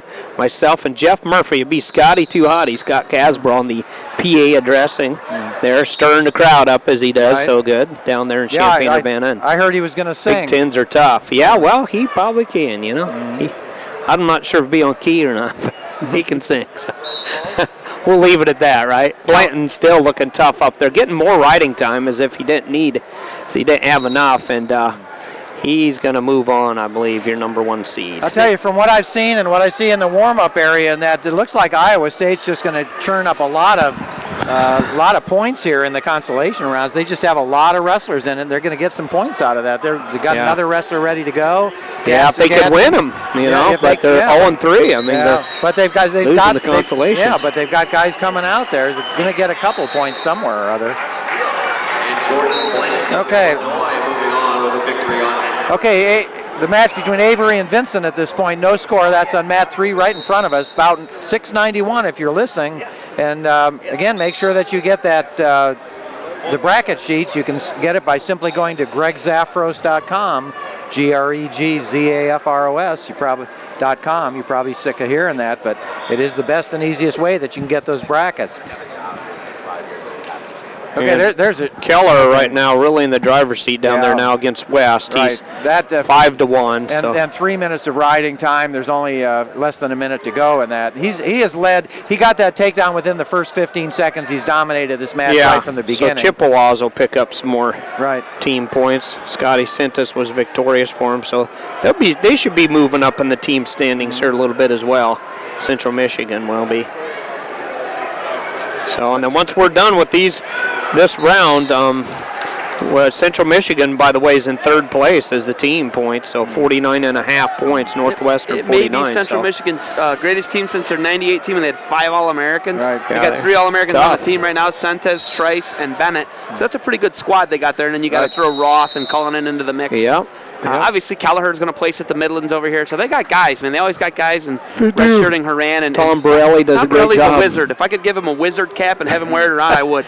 He figures it out, doesn't he? He does, man. Somehow, some way, he does it. Him and, I would say, Tim Flynn do more with less than, just guys that are in programs, and they figure it out. They go out and raise money to stay alive. Yeah, Borelli does. Okay, we're getting a shot out there by Vincent against Avery. Look He's at got that. in there. He's got the ankle. Avery's doing a nice job of countering, but Vincent has that ankle. They're spinning around, and they're right along the edge there. The period's going to run out. Only 1 second left, and that's it. But one of the best shot of the match so far. Vincent in there. We came with about 10 seconds to go. If they'd started a little bit more toward the center, somebody would have ended up with some points. So the first period ends. Right now we've got a lead there for Vincent of Oregon State, by a score of 2-1. We're going into the second Keller was period. victorious for Central Michigan, so he'll move on. 6-1. And as I said, he dominated that match right from the beginning. And over there, Sammy Brooks with a 4-3 lead and the riding time with 1:08 left. He loves North to Dakota throw. State stole. So Sammy Brooks, unseeded, going to place here, it looks like, barring a takedown by Stoll. But Brooks is doing a nice job, man, controlling the match. And then over there on the mat, Jake Waste steps out against the Loader? Division III sensation from down the road. Okay. Waste. Yes. Waste looking at Waste over there, 693, about 693. Joe Ruau of Elmhurst College. Elmhurst College. Now remember, Elmhurst College is, that's your guy. Elmhurst down your way. We have Tom McManigal here with us. One of the things about Elmhurst College, you have to remember that Steve Marianetti is the coach there. Yes. And he does an outstanding job. Yeah, he does. NCAA champion, beat Lincoln McElravy in the finals. That was one of the biggest finals ever, him against Lincoln McElravy. Right, and graduated from Glenbrook North High School in Northbrook, Illinois, which I happen to be familiar with. Jake Waste from Buffalo is unattached this year. He is from Apple Valley. He took the trip over to Buffalo for college, and Minnesota kid doing a nice job. He's in on a shot right now. He's going to miss that, out of bounds. We're tied We got goose eggs on the board, guys. We should mention that all the way around. Yeah, we've got Tony Delago out on mat number 1 right now. Again, we're emphasizing the closeness of the team score here. Tony Delago, one of the better wrestlers for the University of Illinois, is not in the championship round at this point, but he is coming back to the in the consolations here, and he's wrestling against Ryan Loader of Northern Iowa. And right now there's no score. They're in the first period still with 1:40 to go. So we'll keep you up to date on how Tony Delago is doing. And again, Loader's a tough kid for the Panthers. Yep, he is. Vincent taking an injury timeout. Looking like his knee might have got tweaked for Oregon State. His right knee. So we're looking at the Pacific Northwest versus New England. Yeah, well, that's depending where he is in Montana. Yeah, Montana. Yeah, Montana covers Hampshire. A few miles, doesn't it? But yeah, it's a little. It's a big state, guys. Just drove through it 2 years ago. Only took you like 17 hours. Yeah, that's right. And there's no speed limits in part, so you just floor it if you want. You know? Up there on Highway number 2, south of Canada, Canadian border. There's no speed limit. So. The Zadok's were from Montana, right? Great Falls. Yeah. Great Falls, Montana. Zadok's, right. Great Falls. Bill and Mike Zadok. Delago, Loader, no score over there. Elmhurst colleges. They like to refer to them. Zadoks like to refer to themselves as the mountain men from Montana. That western third of Montana, by the way, if you haven't vacationed there, go. Glacier National Park, one of the prettiest things you ever drive through. Okay. Going to the Sun Road. Yeah, we have an injury default here on mat number 3. Vincent. Okay. Stop for the Beavers. Vic Avery takes the win. He's going to place. And then looking over there, Sammy Brooks. Sammy Brooks is going to place for the Hawkeyes inside of 10 seconds. He's got the riding time. And it does not look like Stoll's going to take him down. So Sammy Brooks is going to place for the unattached Hawkeyes. Redshirt freshman. Rua with an escape over there against Waste. Virginia Coming out Tech. of the mat is Kyvan Gadsden. Yeah, against Virginia Tech. Borley of Virginia Tech, I believe. Yeah, Borley. Yeah. Derek Borley, unseeded. Gadsden is going to be your 10 seed. They're stepping out of the mat at 197. Boy, and I tell you, Gadsden lost to Welps with about 5 seconds ago yesterday. And looks like we're going to see 197 stepping on the mat over there. So Brooks did move on, correct? Yeah, Brooks moved on. Brooks moves on. Yep. And stepping on the mat is going to be Hudson Taylor, three-time All-American for Maryland. Coach at Columbia. He's going to be taking on Scheidel of Binghamton, a 3 versus 5 seed. That is a round of 12 match, guys, here at the Midlands. That's great, man. So Scheidel, Hudson Taylor. Taylor went down getting pinned yesterday. Just within 50 seconds, is that what it was? It was the pin in 50 seconds, maybe? Yeah, it was a Didn't quick take one. long, 50 if I seconds remember versus right. Meeks of Oregon State. Gadsden looking to, he's got the control tie. He had the Russian 2-on-1. There's a stall warning on Borley. Now remember, Borley is from Virginia Tech. We're going to make that point. There hasn't been a Virginia Tech wrestler out there since Jesse Dong. And they need some more points for the team run. They do, and of course, Borley had that big upset of Christian Boley of the University of Maryland. That was one of the huge upsets. That was a big one, yeah. Loader trying to get the takedown, does it? Or no, Illinois was trying to get the escape. Gadsden in on a shot here against Borley.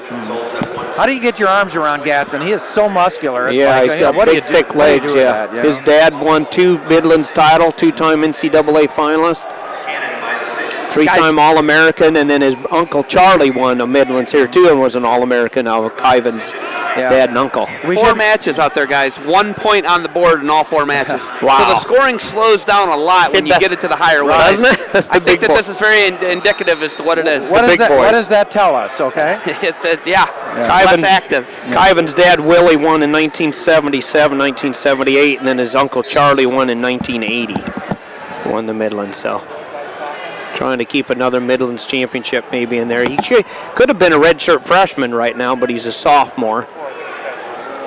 Kind of ate up a year there just for a match or two, and then got injured and had to quit the season. But he's in a tight one here, 0-0. Loader picking up 1 minute and 33 seconds of riding time right now for Northern Iowa, so he's riding tough on the Illinois wrestler down there on match number 694. So Loader looking tough on top against Delago. Delago wrestling for Illinois, Loader for Northern Iowa. 2-1 lead over there for Scheidel over Hudson Taylor. Hudson Taylor with a heavily bandaged left leg. Now you're looking at Waste getting some back points over there against Rua. So Jake Waste looking to place for the Bulls. The Bulls of Buffalo, 3 places in a row. Good. Okay, Gadsden's in. He gets the takedown on Borley. So Virginia Tech trying to pick up some team points, and Iowa State too. When you figure, I think they went 0-3. Remember, they had England losing by a second, Weatherman losing by a second, and Marino losing in overtime. So Gadsden would like to break the jinx, and Virginia Tech would like to get some team points. So a fall over there for Hudson Taylor, guys. Wow, well, he got pinned in 50 seconds, and he thought, you know what, I got to get a little revenge here flowing through my blood. Easy come, easy go? Yeah, I guess, huh? That's a good one. Yeah, easy come, easy go. So Gadsden wins. We could have a Hudson Taylor Gadsden. They're on the same side, I think. You have to remember, Hudson Taylor was the big name for the University of Maryland for the 4 years, the years that he was wrestling there. I mean, he's the one that kind of kept their name up on the map. Sure did. And that did a fine job for them. And I think he did. His big disadvantage, Jake Varner, Iowa State. Just happened to show up at the same time. He's a Blair Buccaneer, too. He was a Blair Buccaneer for the Blair Bucks. Okay, I want to remind everybody, these are the round of consolation matches, and as soon as these are over, we're going to start in on the semifinals. They'll be on 2 of the mats. We have 4 mats out there right now, not the 8 like we had yesterday. On 2 of the mats, we'll have the semifinal matches. We'll be bringing you the updates on those immediately, and on the 2 closer mats than that, we'll have another round of consolations. Delago and Loader. Loader's got the 1:43 riding time. Loader got the escape.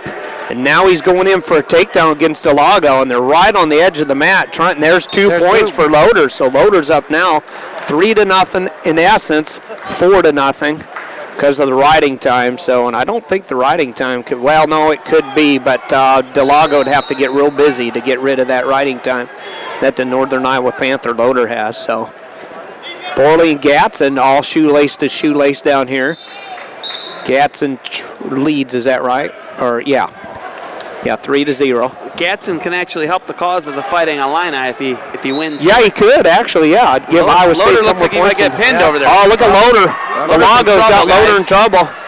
He's got him. Loader's in big trouble. Oh, now Loader comes back, gets the 2 points for Delago. Now Loader in the scramble. Loader got all those points, guys. He did. 5-0. Loader. Delago did not. Wow.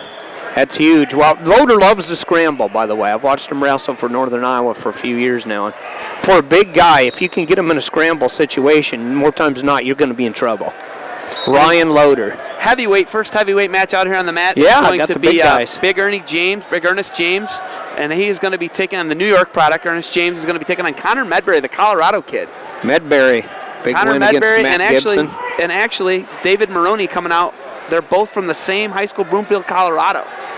Same high school, same weight. Colorado? Yes, both from Colorado, same high school. And then actually Medbury and Maroney wrestled, and Medbury won in the dual meet. 2-point takedown for Borley.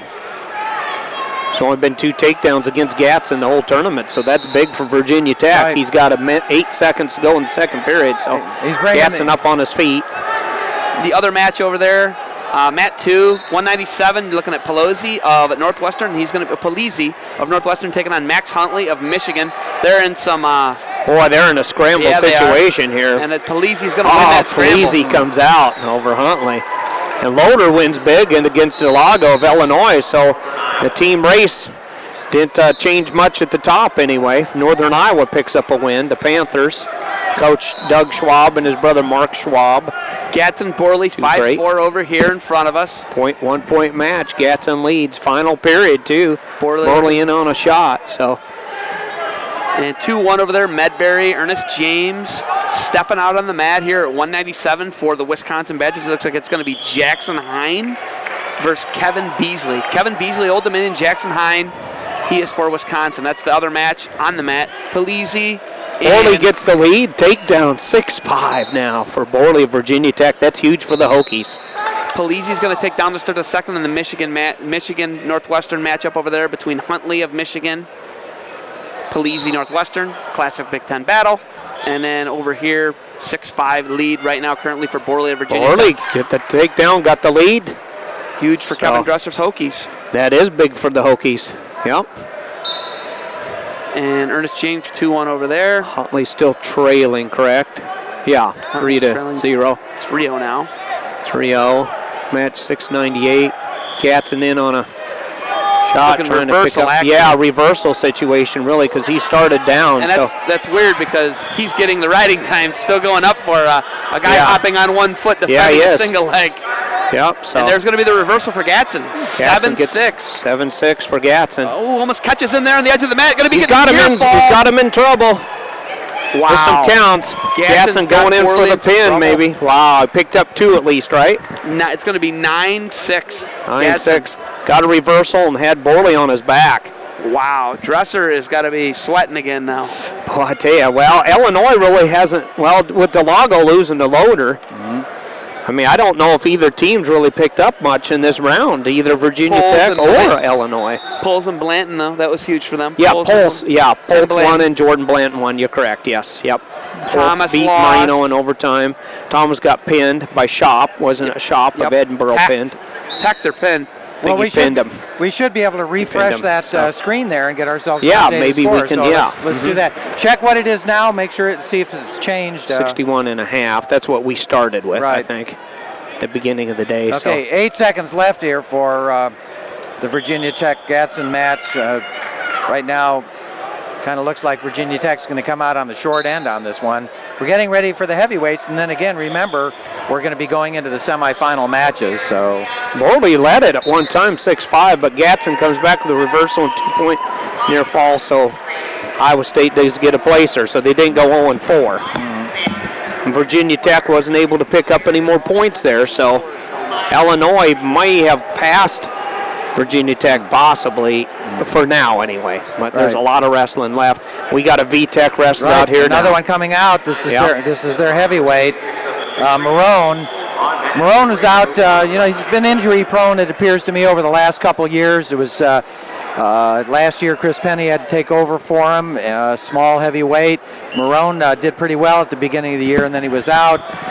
It's hard to say. Sometimes he shows up and sometimes he doesn't. This is an important match. This is huge. Current team standings, guys. Yes. You asked for the refresh on that. It's going to be 68.5 for the Illinois Fighting Illini. Second place is going to be Virginia Tech, 64.5. So 4 points separating them. And Central Michigan in third place with 60 points. And then the Beavers of Oregon State, 54. And then rounding out the top 5 is going to be the Oklahoma Sooners with 52.5. Okay, so we have Westers won, Oregon's won some, Illinois won 2 out of 3, and Virginia Tech was just 0-1. No, Jesse Dong won, didn't he? Dong won. Boley lost, and now we have our heavyweight for the Virginia Tech. Maroney for the it's for Marone. the Hokies. Yeah, Marone. Marone. But what we notice here is that instead of being just a 2-team race, it's actually shaping up to be a 3-team race. Sure is, with the Chippewas. Right. Chippewas are in there too as well. So And that's Matt Moliners, the Division 2 champ, Division 3 champ, right, guys? Yeah, no, that's NAIA or something like that. He's at Northern State. Yeah, was he the one that just beat Eric Thompson, maybe? Thompson had a loss. He hadn't lost for like 3 years. The Grandview Viking. Yeah. I saw Milliners at the All-Star meet. Guy is a monster. When you're you're 30 feet away from him, he doesn't look that big, but then you stand next to him and big and powerful. He's not a big heavyweight as such, but he is incredibly strong and well built. I'd say he's probably in the 225-pounder range or 230 pounds, something like that. Real solid. Yeah, there's no extra weight on him right now. No, there isn't. And Marone's going to have his hands full here down on match number 699. There's a headlock over there for Old Dominion at 197, getting a count against Hine. And he's the only ODU guy I've seen here. Was Waste was victorious? Waste was victorious, yep. That's a problem. Waste of Buffalo, 3 places in a row. There's a fall for Beasley. That's big. Old Dominion and the Old Dominion Monarchs get a placer. It's big. Go big for him.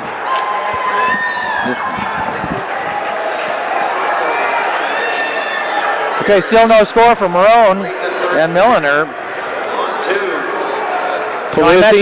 Milliner wrestled an exhibition bout at the All-Star meet at American University back on November 3rd, I believe it was, and defeated handily a Division I wrestler, a Division I heavyweight. So I think Polizzi just beat Huntley.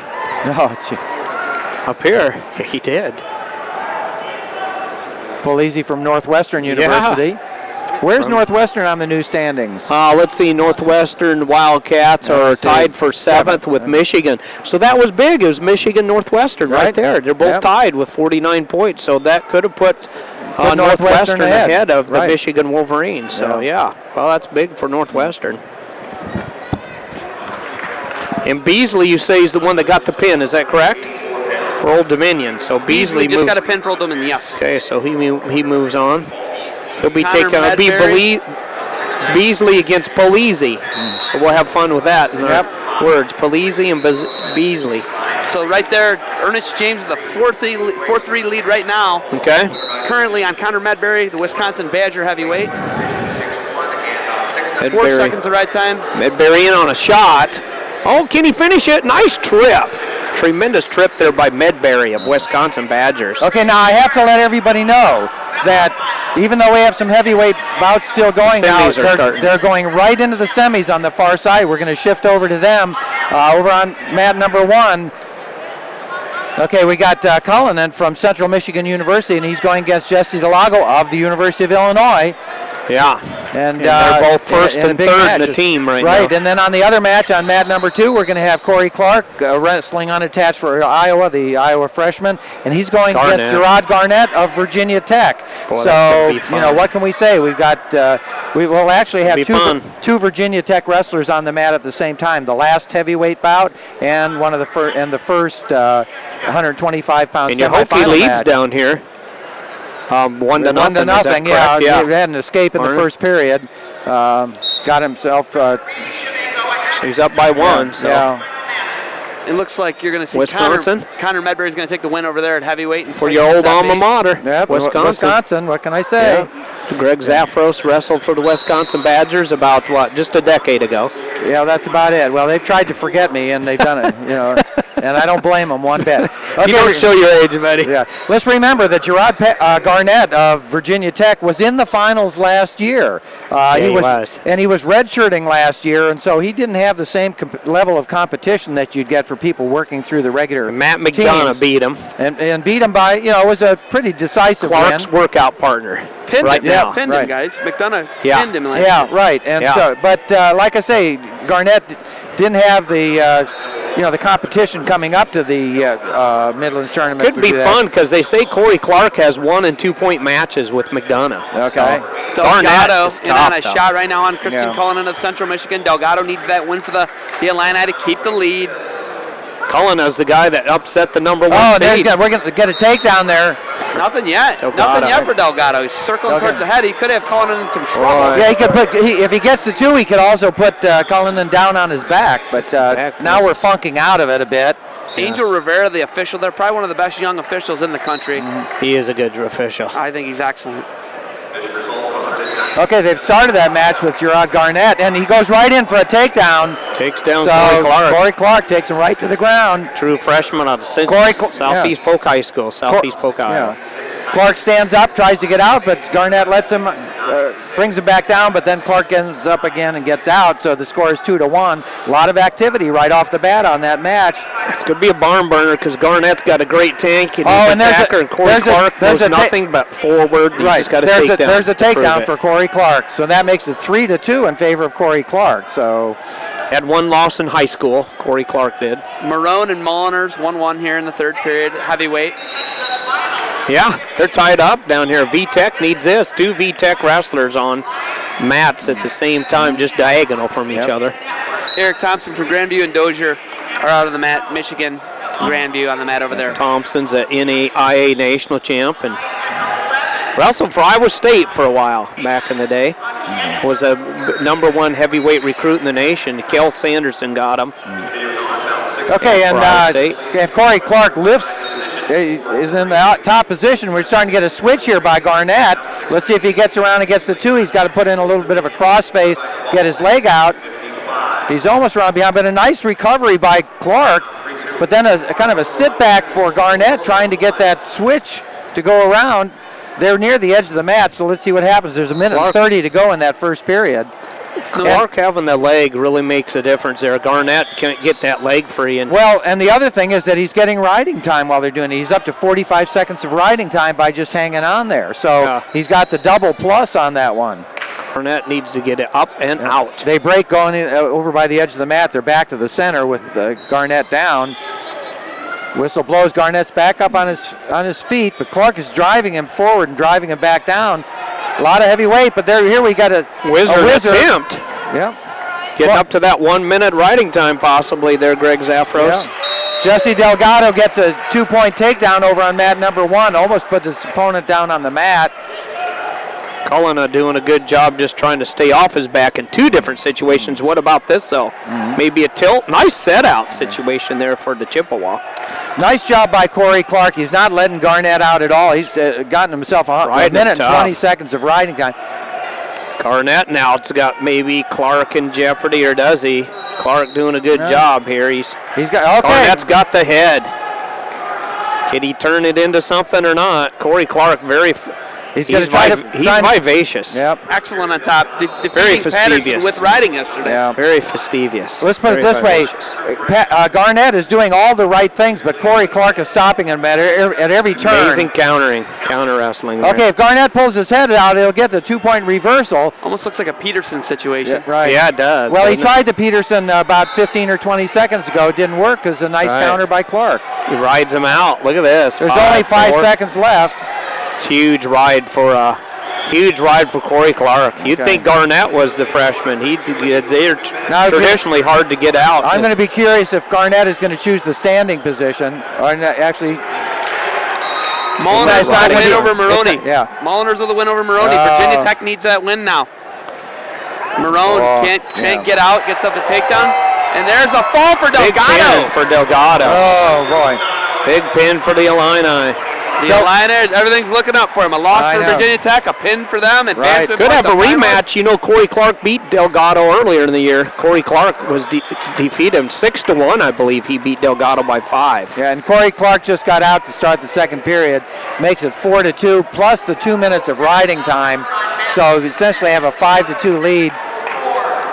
That's only in the second period, though, so there is time. But Corey Clark has been controlling everything that Garnett is trying to do. I mean, Garnett is doing some excellent wrestling, but he's being stopped at every turn. This guy, Corey Clark, is good. His high school is ranked number 1 in the state right now, Southeast Polk High School Rams. And they're ranked nationally, too, real high. Southeast Polk High School is right now. And went to a duel the other day. I think they had a pin in every weight except 1. And that's where Clark came from, and they've produced a lot of All-Americans for the Hawks over the years. Okay, we have something going. Is Thelke out?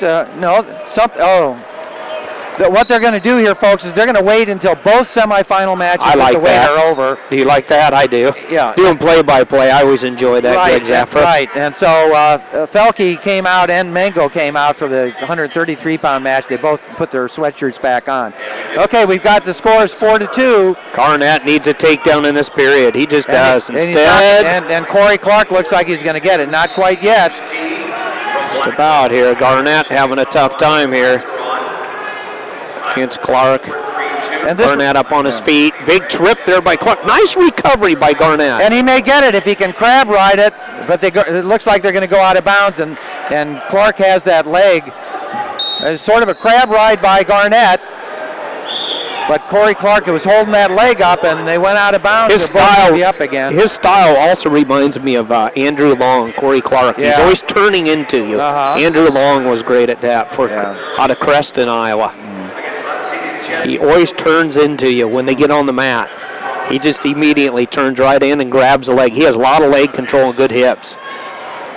Again, a nice shot by Garnett out there, but Clark just grabs his leg and stops it, and now takes it to his advantage. It's very fastidious. He's relentless, Clark. He just kind of climbs up you, keeps a hold of you, and claws his way around. And so that's the end of the second period. I have to say that this match does remind me of Garnett's match against, last year in the finals. Matt McDonough of Iowa. And you figure these two work out constantly. Yeah, it's very, very similar, where Garnett was not wrestling badly at all, but he just couldn't put it together.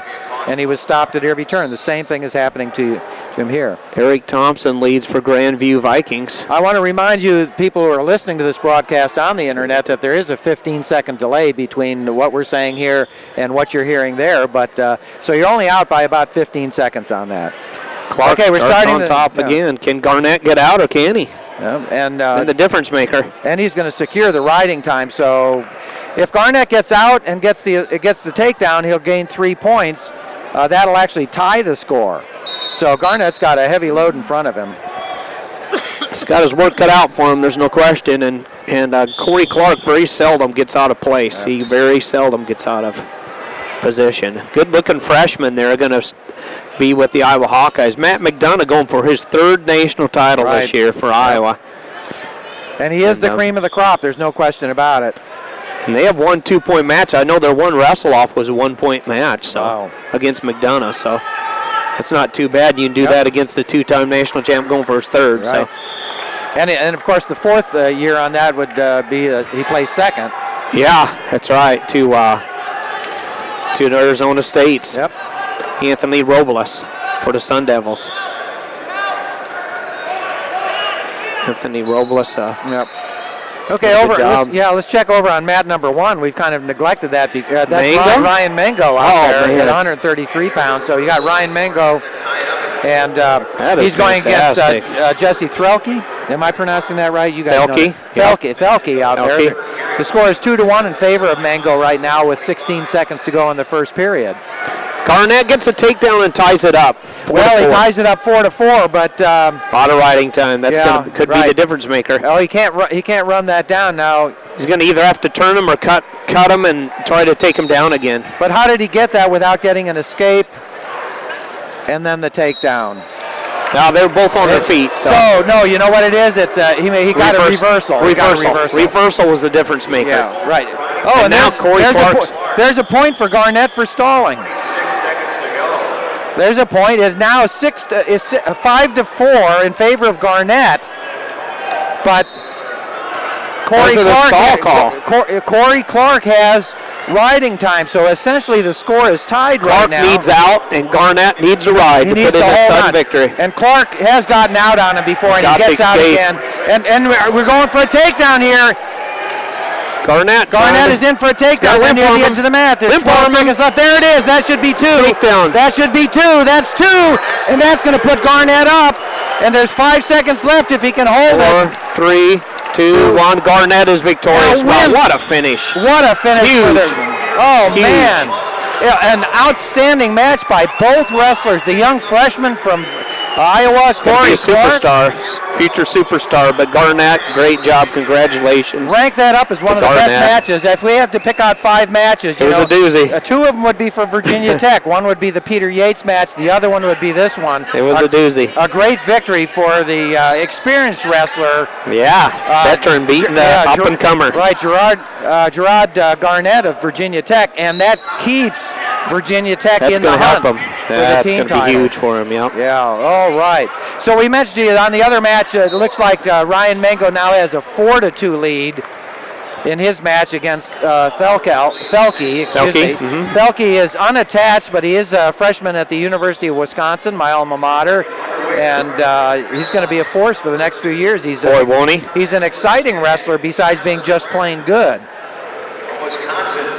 So we're going to emphasize on that match. They're in the 1 minute to go in the second period. And we got Tyler Graff, is that right? Maybe on the other one against Daniel Dennis. So another Hawkeye in a roundabout way. He's unattached. Let's stop and think about it. We have 2 Iowa wrestlers out. We've got Daniel Dennis out. Both unattached. He's a post-grad. But they got the Iowa ties. Right. And Dennis gets the early takedown on Tyler Graff, which I thought I heard earlier today. He's undefeated in the Midlands? He's undefeated in the Midlands. He has 10-0. He won the Midlands 2 previous years, and then he was redshirted last year, and he is back again this year, and of course he's in the semifinals. So if he wins this, it'll be 11 straight wins for him. He has never lost in the Midlands tournament. You know what that tells me, don't you? That he's good. That Andrew Hochstrasser never wrestled here from the Boise State Broncos because he was 3-0 against Tyler Graff. Yeah. He never lost against him. Right. So Just a little tidbit. Right. I remember when Hochstrasser was a freshman and the Boise State came here, and he was injured. And boy, the big news around was that Hochstrasser was not going to wrestle. And I'm thinking, who is this guy, Hochstrasser? Yeah, well, over the next few years, I found out who he was. He's tough. But, he was tenacious for the Boise State Broncos. So, and Jim, if his dad Jim's listening, he does often. How's it going out in Boise State? Boise. So. Go ahead. Okay, well, what can I say? We've got a 2-1 lead out there for Tyler Graff of the University of Wisconsin. And he is a point getter for Wisconsin, unlike last year. They need it. When he was unattached, or when he was redshirting. Wisconsin right now is 32.5 points. They're tied with Binghamton Bears for 14th place. So this is important for him. And I believe their heavyweight did score points, though, too, because he was victorious for Wisconsin as well. Okay, the score now over on Ryan Mango's match. Ryan Mango, of course, from Stanford, the brother of one of our Olympians. Spencer Mango, one of our Greco-Roman wrestlers. They're in the standing position in the third period. The score is 5-3 in favor of Mango. Riding time is not a factor. And Ryan Mango, I mentioned yesterday, I saw him wrestle the best match in the high school nationals a few years back. Cox from Wyoming. Tyler Cox of Wyoming. And I believe Tyler Cox went up to 133 and then went up to 141, then moved back down. I think he's still wrestling for the University of Wyoming. That was an outstanding match. Ryan Mango was extremely high-powered offense, and Tyler Cox was extremely high-powered defense on it. It was like the immovable object and the unmovable object and unstoppable. And that's what it was like. It ended up being the best match. They had 20 matches going at one time for 2 days, and that was the best match of the whole tournament. So Ryan Mango out here trying to get into the finals of this Midlands tournament. He is up 5-3. We've got 20 seconds to go. Over on the far mat, we still have a lead for Tyler Graff. Tyler Graff is just an absolutely outstanding wrestler. He wasn't given the accolades he needed when he was first started at Wisconsin, probably because he wrestled at Wisconsin and not Iowa or one of the big names at the time. But he is tough. He is truly an outstanding wrestler. Okay, Ryan Mango is going to win that one. Final score is 5-3. There was no riding time on it. So the Stanford wrestler goes on out, beats the unattached Wisconsin wrestler. Wow. Thelke. Thelke, good-looking freshman, though, for Wisconsin. Yeah, like I said, we have two Wisconsin wrestlers out there at the same time. And I see Kevin Dresser over on the side talking to Pat Santoro, and he has a little bit of a smile on his face. Yeah. And if you know Kevin Dresser, he never smiles. So Patterson get the takedown here. And here's the big one here. 4-2. We've got Kendrick Maple coming out for our next match. And are they going to hold them up like they did the first time around? Or I'm not sure. They didn't hold him up forever. They got him started before it got done. Up on his feet is Dennis. Graff taking Dennis out of bounds. So good wrestling going down there on mat number 2 between Dennis and Graff, Tyler Graff. Okay, and we should mention that Kendrick Maple is wrestling against Mitchell Port of Edinburgh. Port's had a good little tournament here. He really has had a good tournament. I have to see, it's not an Edinburgh uniform. Let me just double check and make sure I have that right. I don't have him listed as unattached. Look at the scramble situation down here for Patterson.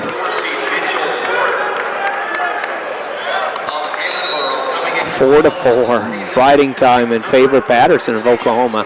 Meanwhile, semifinals, Dennis still up by 2 now over Tyler Graff. 1:20 to go in the second period. The score is 3-1 on mat number 2. Okay, and we have to remember that Kendrick Maple over on mat number 1 not only was the winner last year at the Midlands tournament, but was the outstanding wrestler. So he's going to have to work to just match what he did last year. But he got the OW. That's right.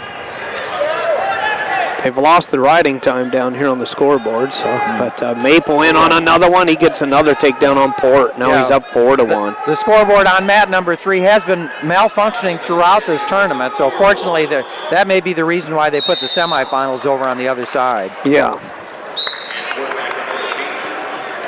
Andrew Howe going to be coming out for Oklahoma next year. They're kind of loading up for next year. Travis Rutt will be wrestling for him.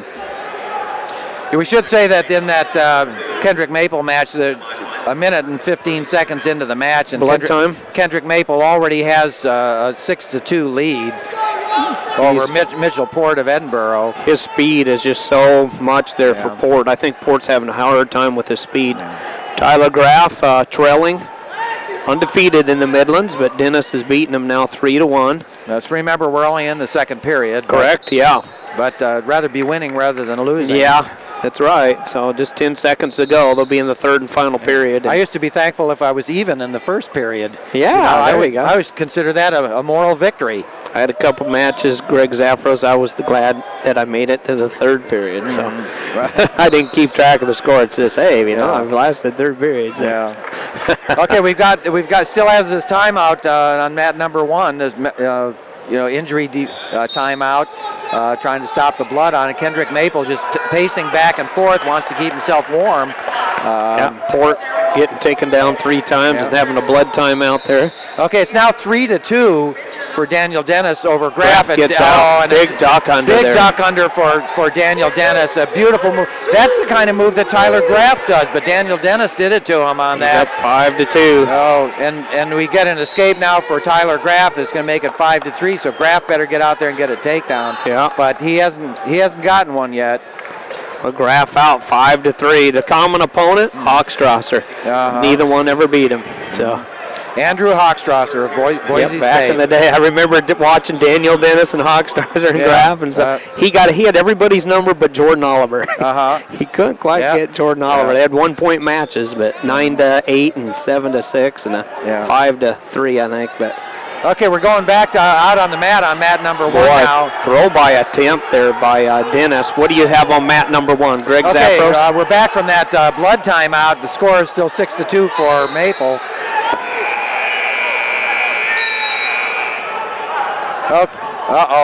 What is clock malfunctions here again? So they've got a problem with the clock. So okay, again, mat number 3, malfunction on the clock. So Kevin Tan's coming over, Mike Allen. They're all going to talk here and decide what needs to be done.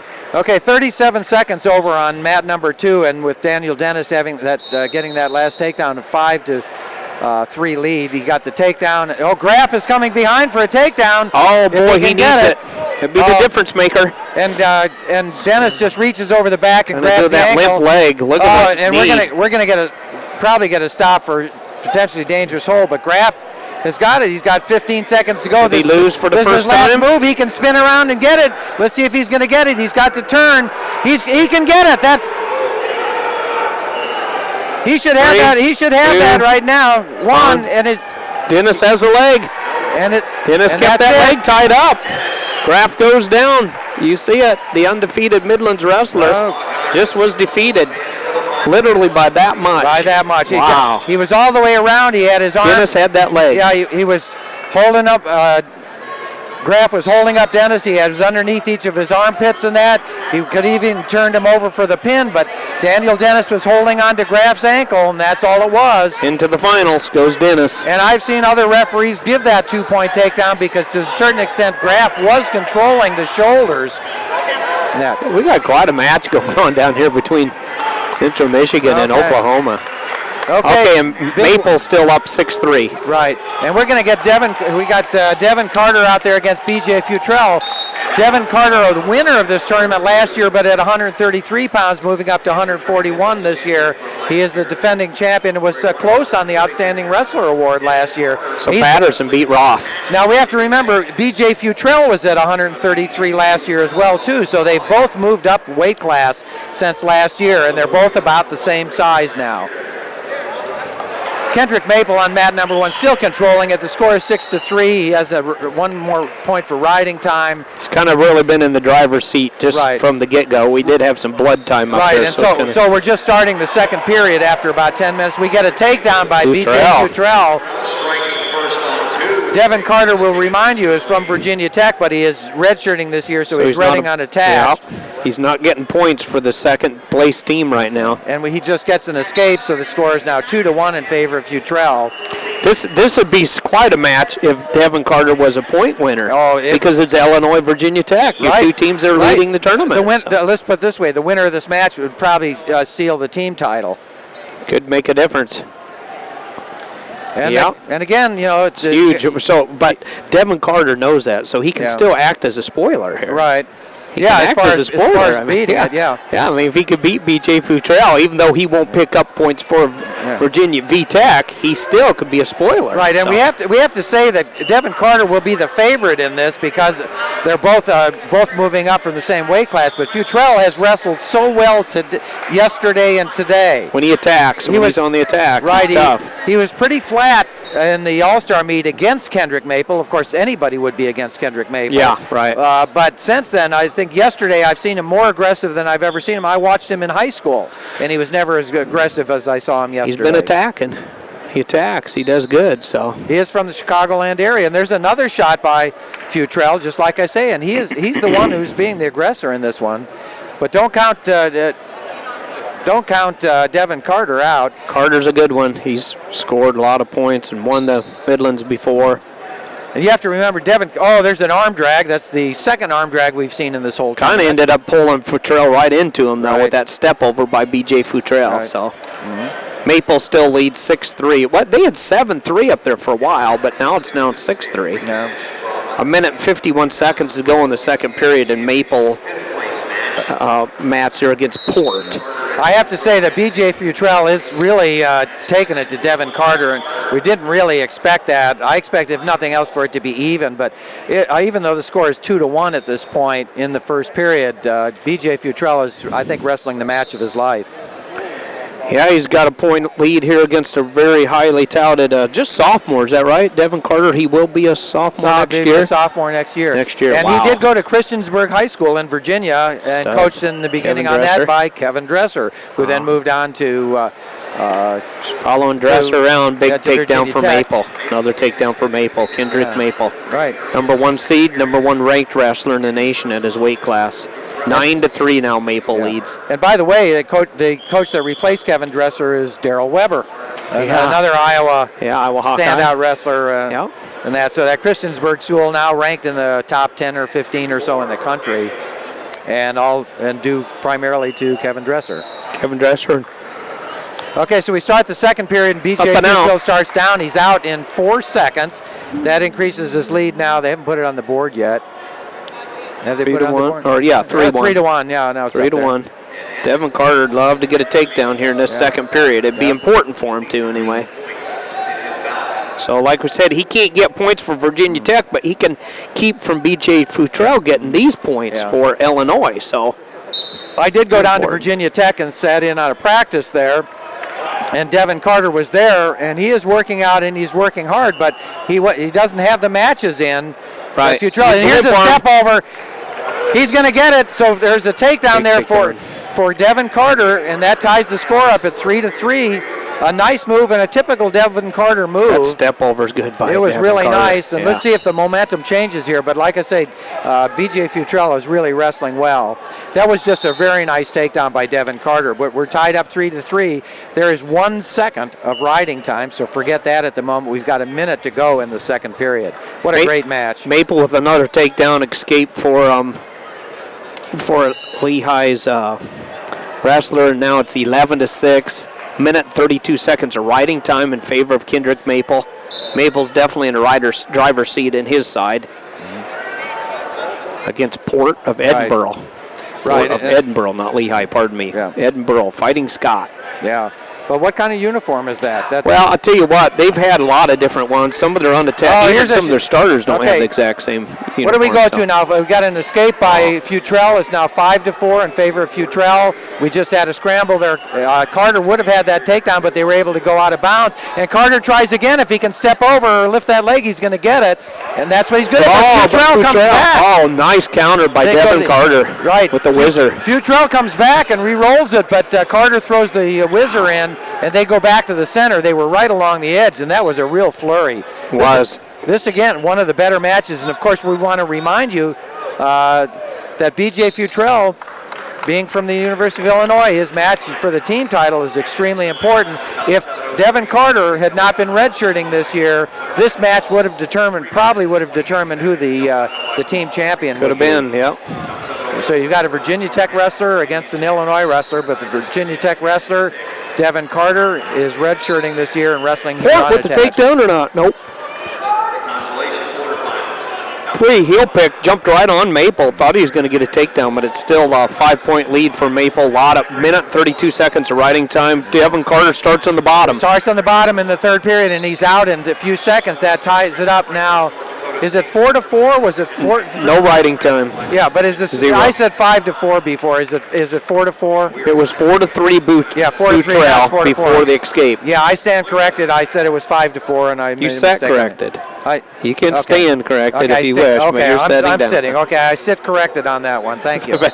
Okay, so they're both up. They're near the edge of the mat, and a takedown is going to win this because the riding time is actually right at 0. Okay, so the takedown is going to, very possibly do this match. And right now, the tide has shifted a little bit. Devin Carter is getting the advantage on the takedowns, whereas B.J. Futrell had the advantage, or was the aggressor on it. He got the early one. That was big for him. He got that one right off the bat, within the first 20 seconds or so. But Devin Carter's come back. Nice shot by B.J. Futrell. And Devin Carter tries to throw him over, and Futrell takes him down to his back. Devin Carter on his back. He's going to get not only the takedown, but the back points. That's huge. Third period, 57 seconds to go. Okay, that's going to do it. He's going to get 2 points, 6-4 now with that takedown, and he's going to get another 3 points. It's going to be 9-4, and that's about all she wrote. There's 45 seconds to go. Big for team points right there, team score. Right. For Illinois, they lead the tournament right now without their superstar heavyweight. Well, Walker. Okay, Walker has lost one match and didn't really wrestle anybody yet. I think the loss of Devin Carter is much more significant than the loss of Walker. No offense to Patrick Walker. He is good and he's going to be good, but you got to wrestle people of consequence. Maple now 11-7. He leads. Listen, if I could get 7 points against Kendrick Maple, I'd be slap happy. Yeah, there you go. Yeah. Okay, and we get an escape for Devin Carter, makes it 8-5. There's 7 seconds to go, and it looks like we're going to get a win for the University of Illinois. And boy, I bet Kevin Heffernan is going to be jumping up and down on that one. Yeah, Jim.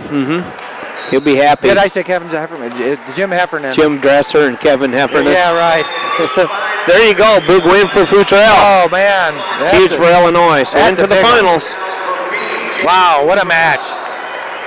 Into the finals goes Futrell. I mentioned to my friend Tom McManigal, who's with us here, that the semifinals are often the most exciting matches, and they certainly have been today. Yes, they have. Maple up 55 seconds ago, 13-8 with a takedown for Maple. Okay, we're going up to... Port is wrestling for Edinburgh, and he trails. Okay, Kendrick Maple still has, 50 seconds to go in his match because of that blood time that they had. This is going to be a blast, isn't it? Oh, they have Vincent. Oh, Donnie Vincent. Okay, Donnie Vincent of Binghamton. Donnie Vincent is the #1 ranked wrestler in the United States right now against Steven Santos of Columbia. Who's been on fire. He has. He's the unstoppable object. I mean, the guy is so strong and so much of a brute. It's going to be fun. Okay, Santos. And Vincent's usually an attacker. Yeah, Santos of Columbia is in the blue and white uniform over there. Powder blue. And Donnie Vincent of Binghamton is in the dark uniform. He's behind Santos. Okay. And he gets Picks the up takedown. The big 2. That's huge. That's why Donnie Vincent is the #1 ranked wrestler in the in college in the United States. 2 #1 ranked wrestlers. You got Kendrick Maple right next to him. Yeah. So we're seeing the best wrestlers in the United States right now at this weight in this weight class.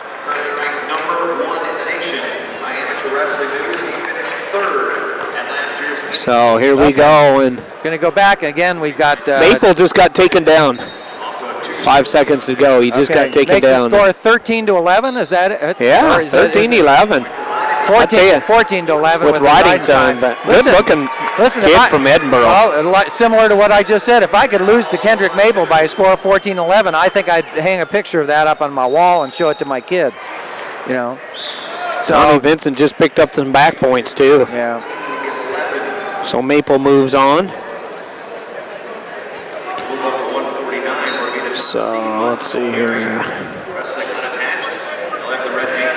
So 141. I'll write down. Okay, Maple. 140. Okay, now we're going to get Bracetta out there against Montel Marion. Montel Marion, Iowa wrestler, was placed second in the Nationals a couple years, wrestling unattached now. Nick Bracetta the young wrestler from Virginia Tech has wrestled extremely well this year. He's moving up in the rankings, but I'll tell you, he's got his work cut out for him to beat Montel Marion. And Montel Marion lost last year in the finals of the Midlands tournament. But yeah, he did. He lost to Kendrick Maple, didn't he? Or did he lose to Devin Carter? No, he lost to Carter.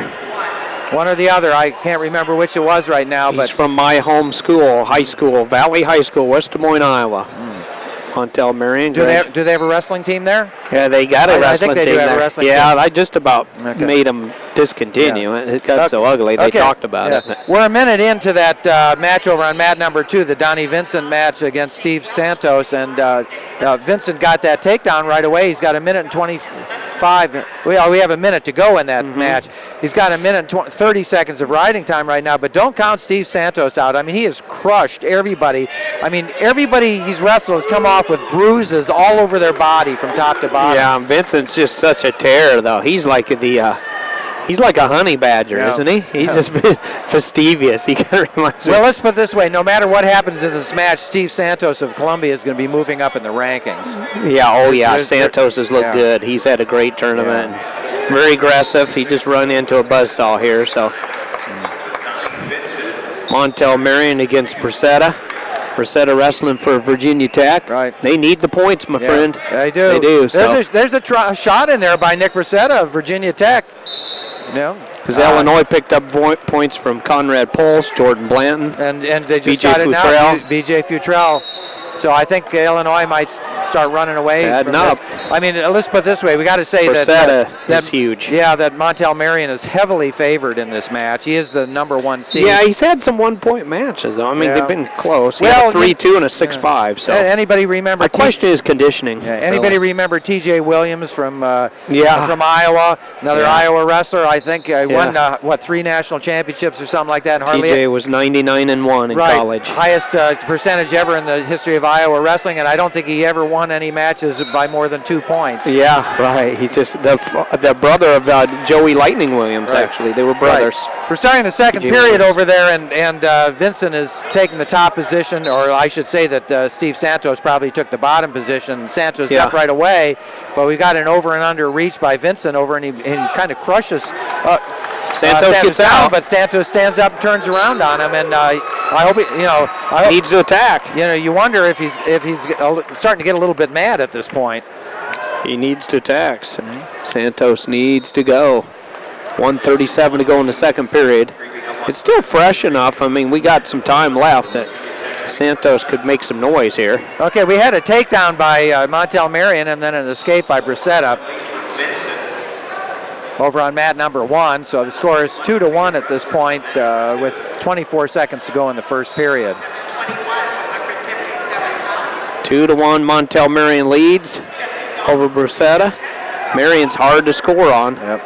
He's had 2 one-point matches, but he's hard to take down. I mean, him and James Kennedy used to have some matches. Oh, they did. Oh man, from Illinois, they had some knockdown dragouts.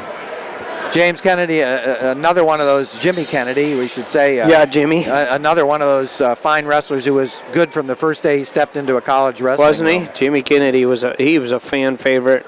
Won a lot of matches for the Fighting Illini and Coach Jim Heffernan. Yeah. What's our score over there on mat number 2? 5-1. 5-1. Yeah, 47 seconds to go. Vincent really in the driver's seat. Scotty Santos needs to attack. Yeah. I think he's a little reluctant to shoot on Vincent. Yeah, I have to say, I mean, Donnie Vincent was the number 2 seed and, from that favored over the number 3 seed Santos. But I thought that Steve Santos would be a little bit more aggressive than he has been in this match because he has been throughout the tournament. Nick Bracetta just gets a takedown on Montel Marion. Let's see what that does to our score now. Montel up to his feet, 4-2. 4-2, Virginia Tech. V-Tech's up. The Hokies are coming in strong here. Greg Zafros. Yeah, and we're a minute and 30 to go in the second period, so there's still time. It's huge for Virginia Tech. Okay, the period ends over on mat number 2 for the Donnie Vincent. They start the third period in the standing position. Both wrestlers on their feet, and Scotty Santos he's yet to take much of a shot, if any, really. Over on mat number 1, there is a riding time is only at 32 seconds for Montel Marion. So Bracetta doesn't need to worry about riding him for, to bring the riding time down. The question is whether he's going to let him up and try to take him down, but he didn't have any success at that earlier on. But he is seeming to ride him tough. Montel Marion standing up. They're going by the edge. They go out of bounds. So Bracetta has been holding on tight to Montel Marion. Bracetta's wrestling a smart match, I question the lungs of Montel. I don't know how much competition or how much he's been wrestling. I've seen him in Des Moines a few times recently. He went up to Iowa State. He was going to train there. Now he's out training with Nebraska Cornhuskers and Jordan Burroughs. We have that score wrong. It turns out that the lead is Bracetta's 4-2, now 4-3 with the escape by Montel Marion. Can you believe that? We were under the assumption that Montel Marion was going to cream Bracetta in this one. We gave you the score wrong. We can see it now by the scoreboard. So Bracetta leads 4-3. And that riding time we were talking about was just gaining for Bracetta now. He brought it from 30 seconds up to about 45 or 46 in his favor. seconds. Yeah, and so it's too bad he didn't hold him down and get that 1 minute on it. You want to talk about riding time? Let's talk about 2 minutes and 37 seconds of riding time for Vincent, who's definitely just been in the driver's seat. Against Santos. Santos from Columbia is just having a hard time even getting a shot off, basically. Vincent's so quick. He's just so fast. He can just jump up in the air and makes it so difficult for Santos to get any penetration as far as the shot goes. And a lot of hand fighting, collar tie. And has Santos even gotten to the legs of Vincent? No. I don't think he's even gotten to his legs, you know. Right. You can't take a guy down if you can't get to his legs. There's 3 shots. Reshot there by Vincent. They both go out of bounds, and we got to restart. How about Virginia Tech and Montel Marion? Okay, well, he's down by a score of 4-3, and Bracetta is going down in the third period. So if he can get his escape, am I correct on this? Because I am. I am colorblind. Yeah. That looks like Montel Marion trails 4-3. He's in the red. Yeah. Virginia Tech's in the green anklet. So. Up and out. Up and out and nothing flat. So it's now 5-3. Riding time's not a factor. Looking good for Virginia Tech. Yeah. Donnie Vincent wins 6-1 over Santos. Well, I can absolutely see now why Donnie Vincent is the #1 ranked wrestler at that weight in the United States, because he had a decisive victory over one of the best wrestlers that we've seen here in this tournament. Santos been tough. Santos just couldn't even get to his legs. Oh, here's a shot in by Bracetta, and he's got the leg up on Montel Marion. Let's see if he can get the trip. They're over toward the edge of the mat. He's still got it up there. There's 1 minute and 30 to go. Remember, Bracetta has that lead 5-3. If he can get the takedown, and he's going to get it. He should get it here. The referee should give it. It's a whizzer. No, that's not a tight whizzer on it. But the only thing is Bracetta needs to grab the other ankle. That's all he needs to do to get the points. They're near the edge. All he has to do is grab that other ankle, and he's get it, and they go out of bounds. Okay. 5-3. What can I say on that? I think with a little bit more experience, he would realize that just grabbing the other ankle would have given him the 2 points. He was actually trying to gain more control. Okay, but what we have to say here is that Bracetta is the aggressor against the higher-ranked wrestler, but we're not going to say the better wrestler now because these guys are going even Steven. The score is 5-3 still. Montel Marion's going to have to get that takedown just to tie the score, but Bracetta's been getting in on him. How are we doing over on mat number 2? Welch and Jordan. Jason Welch from Northwestern against a good-looking youngster from Wisconsin, wrestling unattached, and redshirting Isaac Jordan for Wisconsin. And as we've mentioned, one of the hometown boys here, we've got Jason Welch of Northwestern University. The Wildcats. And he was the winner last year at this tournament. Okay, what are we going to get here? We had a shot in, or actually we had a throw try by Montel Marion. Nice job of getting out of it. He's the #1 seed. He could go down here to Virginia Tech's Bracetta. 18 seconds to go. Bracetta's got the lead. I'm not aware of any stalling call at this point. 14 seconds. Caution on it. And Bracetta is backing up, and there is the warning. But he probably figures he can take it. What referee's going to give another one in 8 seconds? Marion looks spent. He looks wore out. Well, you have to remember, he's not an active wrestler. He's a postgraduate. Yeah. I'm sure he's wrestling plenty. And we got more backing up by Bracetta, and there's going to be a point. But what does he care? Big shot there by Marion. And time runs out. Bracetta wins. Montel Marion goes down 5-4. Wow, what an upset. In fact, I have to say, even though I'm, Big for VTech. yeah, well, I am totally impartial, but I was going to say. We can tell. Yeah, but I was even surprised that Nick Bracetta was seeded number 4 on this. I didn't think he was going to get up that high. And what can I say? Did he do a job? He was leading against Montel Marion the whole match and was taking it to him. So a great match by the young wrestler Nick Bracetta. Bracetta and Vincent. Yeah. He gets the privilege of wrestling Donnie Vincent. Yeah. And what can I? Jesse Dong is coming up in the consolations here. Maybe we can get another point for Virginia Tech. So all of a sudden the team things is turning around a little bit here. Yeah. Maybe not enough, but we got a little bit of a turnaround. So we're at 157 pounds now. And Welch gets the early takedown on Jordan and leads 2-0. 11 seconds to go in the first period. 29 seconds of riding time for the Wildcat. And on the other match, we've got Tyler Walsh of Indiana. He might have Jordan pinned. Oh, boy, big back points there. A 3-point near fall. Saved by the bell on that one. Jordan was saved by the bell. He was on his back. Yeah. Welch had his leg elevated, and we got another one going down here on mat number 1. Greg Zafros, back to you. Joey Napoli of Lehigh going on mat number 1 against Tyler Welsh of Indiana. I don't know that these guys have wrestled each other before, but Joey Napoli is the number 3 seed, and Tyler Welsh of Indiana is the number 10 seed. But Indiana always seems to have a good wrestler come out of their team, so I don't count any of them out. Welsh doing a good job for Walsh. They're ankle to ankle and some fun wrestling there. Maybe it would be Walsh. Yeah, Walsh. We are in Welsh Ryan Arena watching Welch and Walsh. Welsh and Walsh. So, what can I say? So we're having fun. Yeah, Welsh Ryan Arena, Welch on 2, Walsh on 1. We even got a smile out of Tom McManigal on that one there. That's our best humor of the tournament here. As good as it gets, right? Yeah, right. We've heard of stand-up comedy. We do sit-down Yeah, we're comedy. sit-down. Yeah, we're sit-down comedy. Welsh in on another shot here, up 5-0 here. He would have ended that. Young Jordan. Yeah, he would have ended that in the first period if there were another couple seconds left. You said it right, Greg Zafros.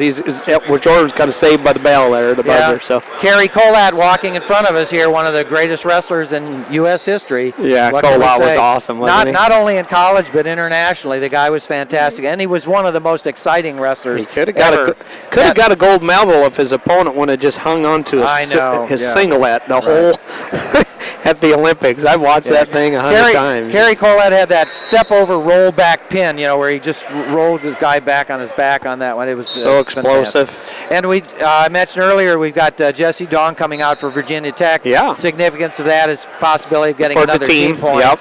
Illinois got some wins. Now VTech's got some wins. Big one there for Bracetta over Montel Marion, the number 1 seed. And Jason Wells seems to be totally in charge over here over Isaac Jordan of Wisconsin. Jordan wrestling unattached. He's a youngster, though. He's looked good for him, really, Yeah, well, listen, he's gotten this far. What can you say? Yeah. And he defeated Walter Pempelman in the earlier round. The 2-time All-American. Yeah. So, and then again, Joey Napoli of Lehigh out on the other mat going against Tyler Welsh, the number 3 seed. Tyler Walsh, excuse me, Welsh, whatever. Welsh Arena. Yeah. Again, we have the number 3 seed going against the number 10 seed. Right now, Napoli is in on a takedown. And let's just check that. Oh, and the spin around, and it looks like Tyler Walsh is going to get that takedown.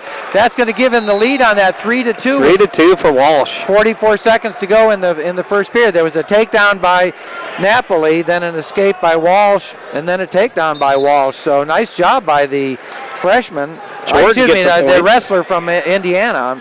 Jordan gets a point, gets an escape. He's on the board. The problem is Welch has 7 more points than he does. So. Or 6 more, 7 total. Well, actually, he's got riding time, so you are technically right. We won't admit to the fact that you don't know your math too well. Yeah, right. I mistakenly fell into that right. one. You what is it? Even a blind pig finds an acorn every once in a while? Yeah, so, squirrel. A blind squirrel finds an acorn every once in a while. If your pigs are looking for acorns, you're okay, over on mat number 1, we've got a 3-2 lead for Tyler Walsh of Indiana.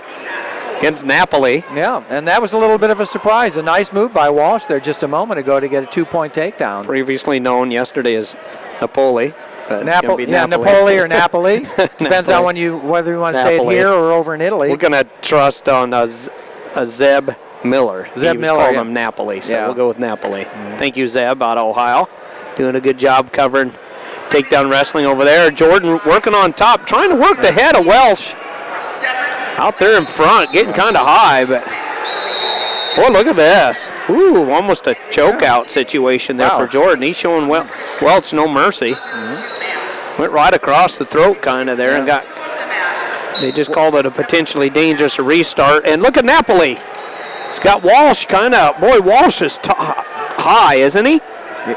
He is, but he's only behind one armpit. He's going to go over the top if he doesn't stick a leg in. He's got the legs. He's got the far leg wrapped around and hooked in, and that's just preventing him. And we've got a potentially dangerous call there. So breaking the action, they're going to go back to referee's position.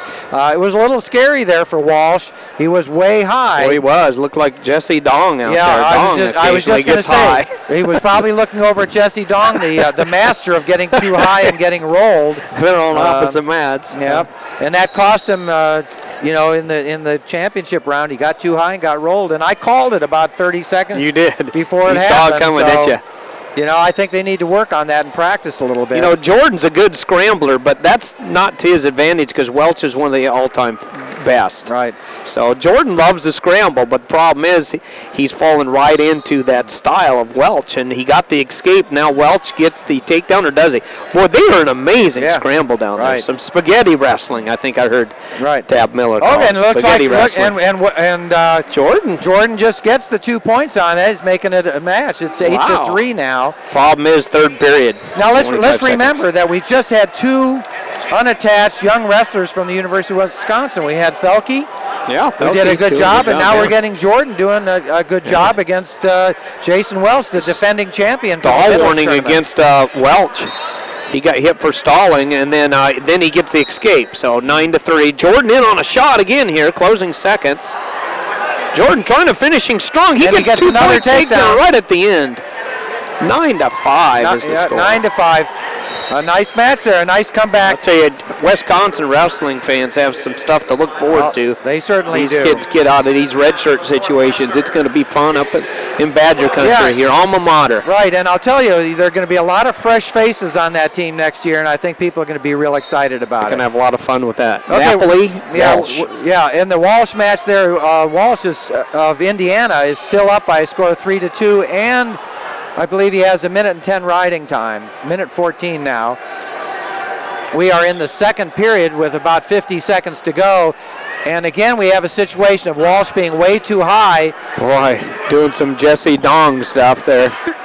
Getting high. You ready? Bedzad, Abdurrahmanov, Steve Monk from North Dakota State. Right. There we go. One of our favorites. And I'll tell you, you picked that. We're going to watch the wrestler out there in the dark uniform, North Dakota State University. He's a pinner.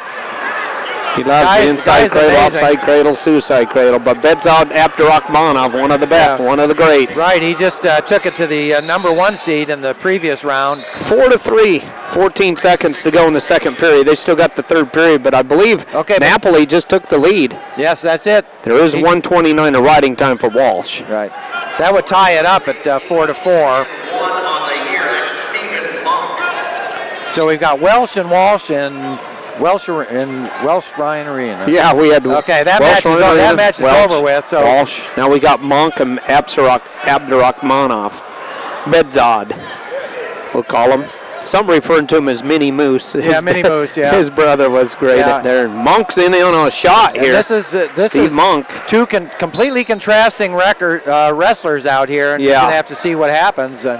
I think it's scrambling. I'd almost give it to Bedzad, but Monk doing a good job in the scramble here. Yeah, Monk reminds me of Jordan Lean of Cornell, and that same kind of build and same strong wrestling, and that Abdurahmanov, for those who don't know, is the younger brother of Musaffar Abdurahmanov, an outstanding wrestler for American Colby. Still remember his match with Johnny Hendricks in the Nationals. Right. So one of the all-time greats, Johnny Hendricks and Musaffar. They're both from Uzbekistan.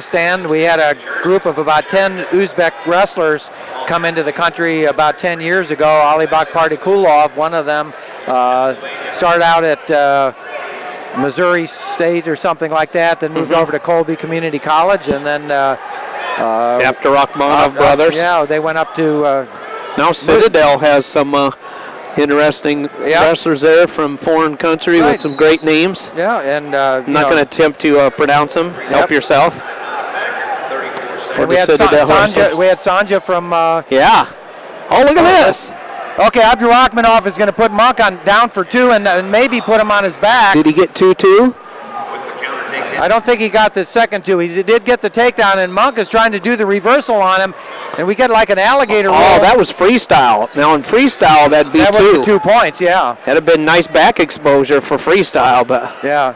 Okay, now Abdurakhmanov has a. He ended up with only 2 on all that. Wow. Medzod did. So Monk come out of there good, huh? Yeah, Abdurakhmanov was coming around. He had look at Medzod. He's telling Monk to attack his leg. Do you see that? So come on, attack me. I'll show you what happens. Grab that leg and I'll show you what happens. So and that was cool. Yeah. As you notice, both with both the Abdurakhmanovs and the other Uzbek wrestlers, they all tend to be smaller because they don't cut weight in other countries like we do in this country here. So I haven't seen that since Pete Galea. Yeah. Pete Galea from Iowa State used to do that. Come on, grab my leg and I'll show you what happens. Yeah, we spoke with him last night. Some called him Pete Galea. He said it depends on if you're in Italy or America. But well, the same thing with Napoli and Napoli. Napoli, yeah. Yeah, and I've heard it pronounced both ways. Galea, boy, he was a great one back in the day, though, wasn't he? Yeah. Pete okay, Abdurakhmanov's got a leg lace on the near side. Monk got the escape and it takes on 2-1's the score. Yeah, okay, we're going to be finishing up over on mat number 1. Over there, we've got 14 seconds to go, and it looks like Napoli is winning that one by 4-3. Is that what we got? 4-3, and the riding time not a factor. 14 seconds to go. So Napoli wins. Yeah, or leads. Pardon me. Yeah, and 4-3. And Tyler Walsh. Some absolutely amazing scrambling by Bedzov and Monk from North Dakota State.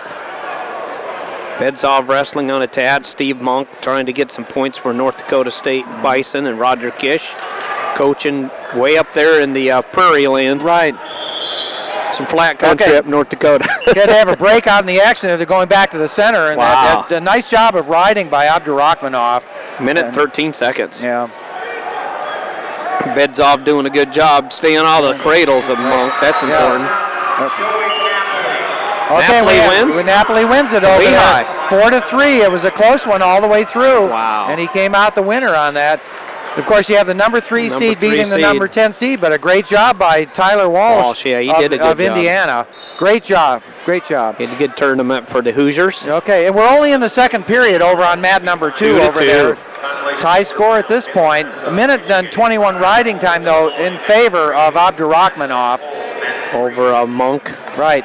Steve Monk of North Dakota State. And I remember the Bedzov match against Derek St. John's, Iowa last year. Boy, that was a good one. They came to fist twice in that one. Bedzov don't back down to anybody. So. Okay, now we're just starting a crucial match over on the on mat number 1. Aren't we? Okay. Virginia Tech. Yeah, we've got Peter Yates going against Bubby Graham of Oklahoma. Peter Yates of Virginia Tech.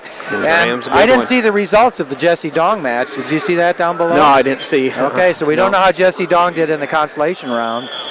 We don't know how Dong did. We have one of the world's greatest wrestlers right in front of us, Tadaki Hata, between he and his brother Masaki Hata, won more, I think, world and national and Olympic championships than anybody else. For Japan well, not only for Japan, but for the United States, college here in the United States. United States, Oklahoma State Cowboy. Mm-hmm. 2-2 is the score now down there between Bedzod and Monk. Mm-hmm. Abdurakhmanov, wrestling unattached. Mm-hmm. The name of his club is, let me investigate. He's got a name up there. He's calling it. Let's see here. Not enough room on the line. Yeah, for Abdurakhmanov. Well, it has a C in front there, and I wonder if he was just saying Clarion. He did do his collegiate wrestling at Clarion University. He was an outstanding wrestler for them. So we have the 265-pound matches down there. On the other one, which Yates is just and Graham. Yates and Graham. Peter Yates of Virginia Tech, an outstanding wrestler. I've seen him for his whole career, and he just improves all the time. First of all, he moved up a weight class, get him bigger and more strength, and he's very aggressive. The only problem with Peter Yates is the fact that he Nice goes for ankle pick. I was just going to say he goes for the ankle picks, and if you study him, you can counter him. But if you haven't wrestled him before and you don't get a scouting report on it, he can tear you to pieces. We have Leo Coker of the University of Chicago going in front of us. Hello, Leo. Bedzod just took down Monk. And Leo asked if he's in trouble, and I will reply by saying you're always in trouble, Leo. So, yeah. Okay, let's see what we've got. We've got a little scramble, but no points yet over on mat number 1. That's the one with Bubby Graham. Monk gets out 4-3 is the score now. Bedzov got the takedown. 30 seconds to go. A lot of riding time. So if Monk gets the takedown, he'd tie it up, in essence. Oh, and we get a takedown by Bubby Graham against Peter Yates. Yates just about had it, and we kind of had a spin around behind. Patterson won. Graham. Lester for Oklahoma. Yep. And so now we, so they've had some big wins, Oklahoma. They're going to gain some points, but it's never done with the Yates till it's done. Yates is a good-looking wrestler. Right, and we have to say that, one of the most exciting finishes, besides the two most exciting finishes have been basically Jared Garnett for Virginia Tech and Peter Yates. And then Bedzov beating Monk. That's a huge one. Yeah, 5-3. Well, actually, would it be 6-3? 5-3 with riding time because it's 4-3. So Monk goes down to Bedzod Abdurakhmanov. So, and we have Tadaki Hata right behind us here, and always nice to see him, and hopefully we'll get a chance to see Tadaki's better half, his wife. I hope she's going to be here at least tonight. So, Graham and Yates. We got Rutt against, I see down here in Wrestlebacks. Yates and Graham still leads 2-0 starting the second period. 47 seconds of riding time in favor of the Oklahoma Sooners. So that's a little bit of a surprise, but remember, Yates came back from a fairly substantial, a couple of point deficit in the last 8 seconds, and finally ended up winning that one. He's up on his feet now. He's up on all fours. Peter Yates is in that, and he's trying to stand up and roll around. He's an extremely tall wrestler, so when he spreads his leg, they go about 8 feet apart. And now Graham has got that single leg, and he knocks him down with a heel kick, or a foot sweep, I should say. Got that one wrong. Brings Peter Yates back down to the We're going to have to get specific. There's another Yates right now in the semifinals in Michigan. Right, in Michigan Yates, we've got Dan Yates. So we've got 2 Yateses out there. We've got Dan Yates of Michigan on mat number 2, and Peter Yates of Virginia Tech on mat number 1. So that is big. So we're going to have to be, as you say, Brown real and specific Yates. about that. I always hate that when there's 2 Zafroses out there at the same time. That happens a lot, especially in the finals. Right, it does. We have an escape for Peter Yates. That makes the score 2-1 now, but the problem is that Bubby Graham has gotten 1 minute and 48 seconds of riding time. Michigan's Yates trails Brown from Lehigh. He got the takedown, Mr. Brown did, for Lehigh Mountain Hawks. 2-0's the score, 1:53 to go in the first period. Just 1 second of riding time, so Brown getting that takedown just in time. And we're still got Oklahoma Sooner leading over here against the other Yates, Mr. Yates from Virginia Tech. Okay. Oh, big shot there by Graham, but nice sprawl. Well, look at that sprawl. You got about a 10-foot sprawl there by Peter Yates. He is tall, and especially for a 165-pounder. But he's got to get himself motivated and get going. He's not going to win this match by wrestling the way he is. And I'm going to be expecting to see him do an ankle pick at some point here. As the people in Ames used to call it the Kel Sanderson ankle pick. Yeah, ankle picks and the knee used pick. Used to say that. Yeah.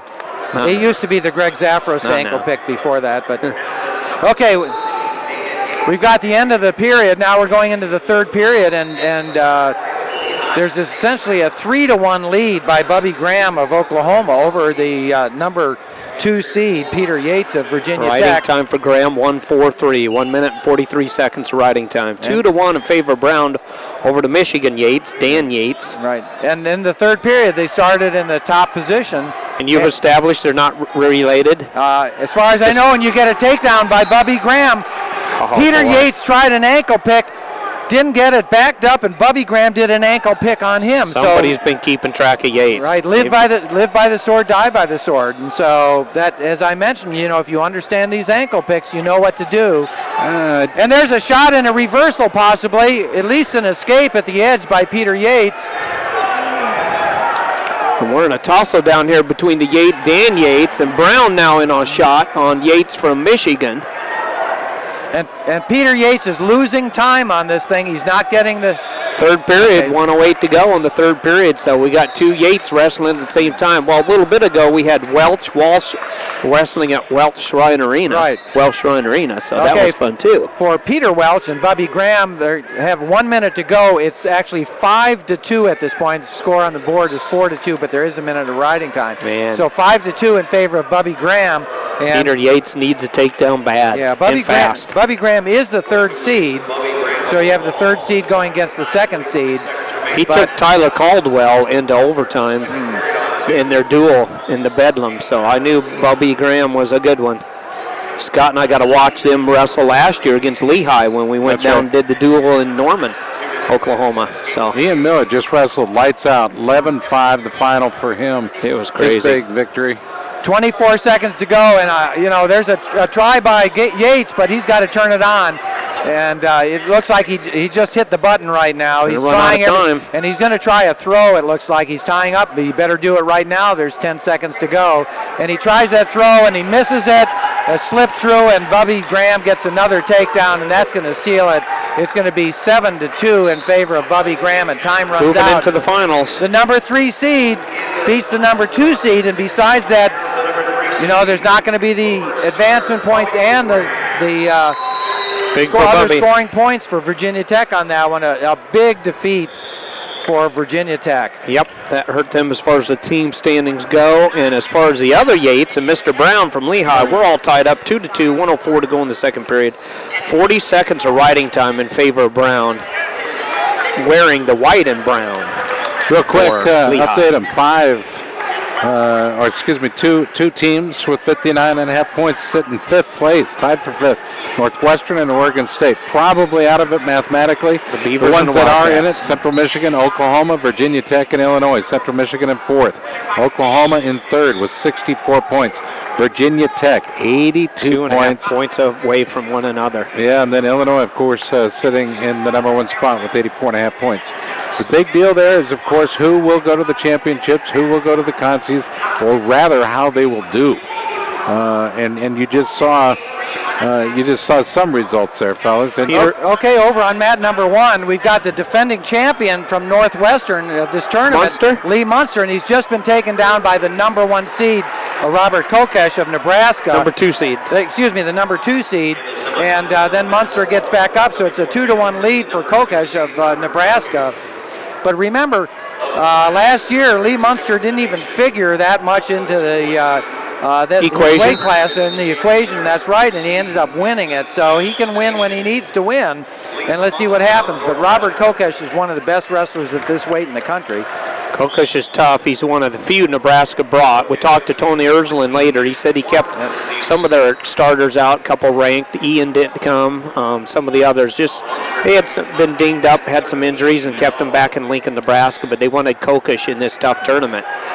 Okay, and it looks like we're going to get another takedown for Kokesh out.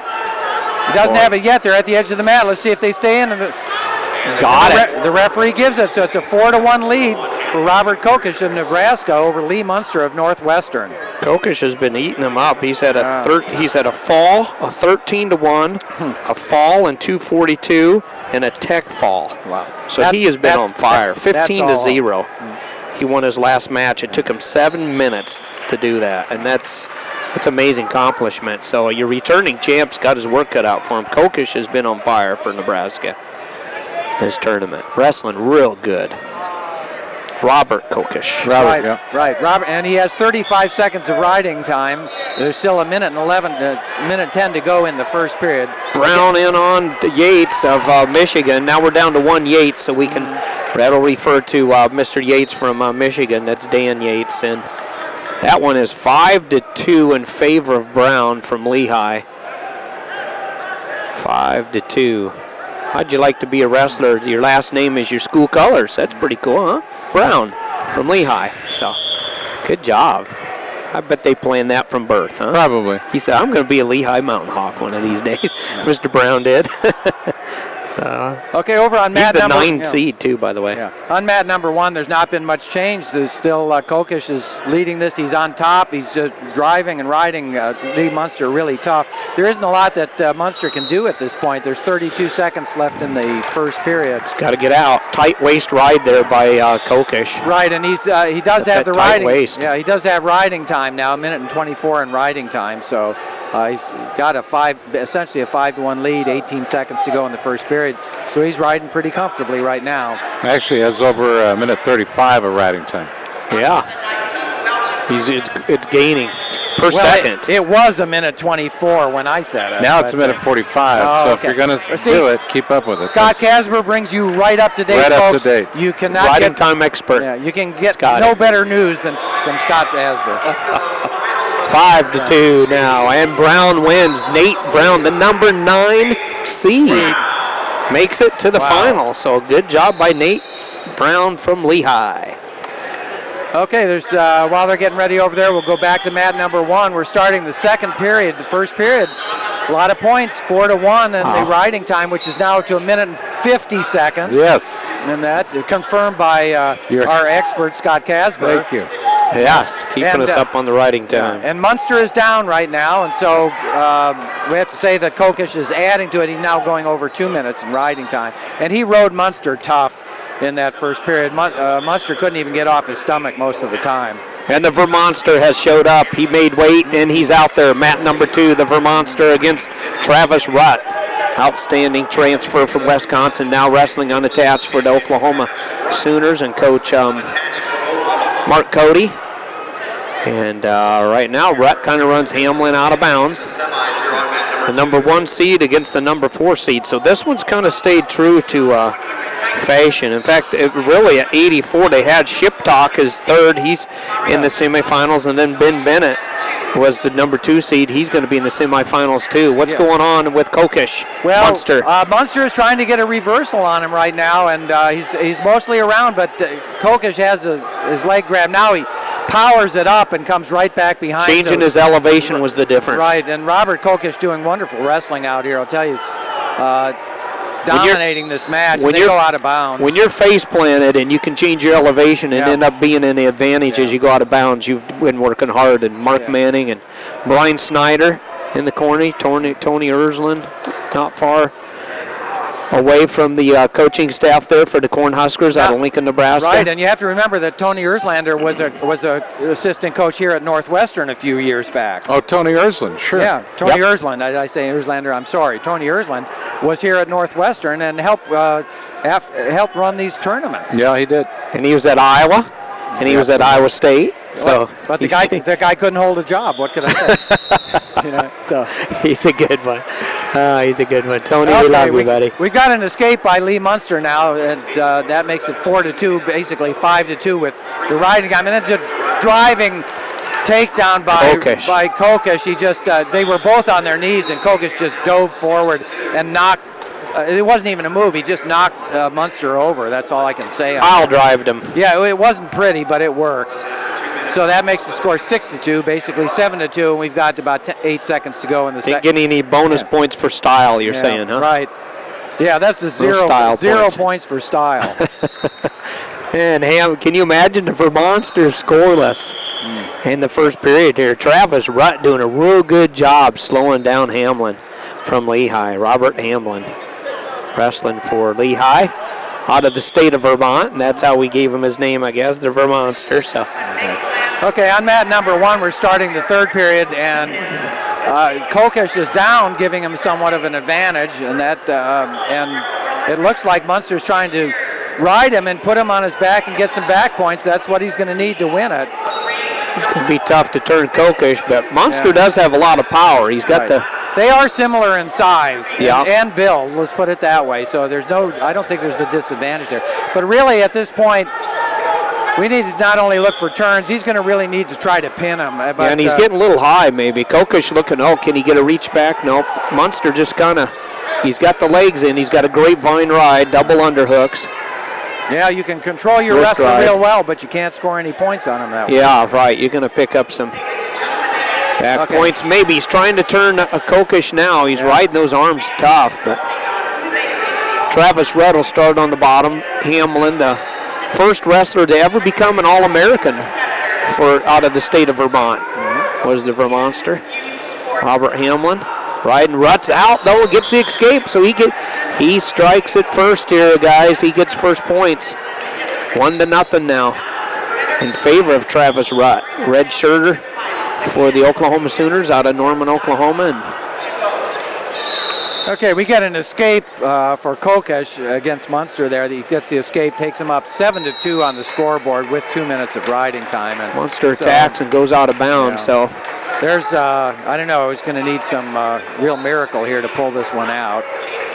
I believe I think he won it last year as a freshman. So if he's going to do this well as a sophomore, more power to him on that. Munster's tough. Great. He's going to win a lot of matches for Northwestern over the years. Drew Periano and company are glad he's there. But this Kokish, has been on a tear here for Nebraska in this tournament. Okay, 15 seconds to go in the third period. And another 2-point takedown for Kokish. That makes it 9-2. Wow. 10-2. Well, actually, it's going to go 10-2. That'll give an extra team point for that major decision. Stall warning on Rutt against Hamlin. Okay. Backing up. And it's over on mat number 1. A 10-2 win. Wow. By Robert Kokish, the number 2 seed over the number 3 seed. He's working for the outstanding wrestler, guys. He is working for the outstanding wrestler. Had a fall in 5:58. Had a win 13-1, a major decision. Had a fall 2:52. Tech fall in 7 minutes, 15-0. And then he just beat the defending champion 10-2. Kokish looking good for Nebraska, Robert Kokish. Those are some decisive wins. Yeah. Okay, good.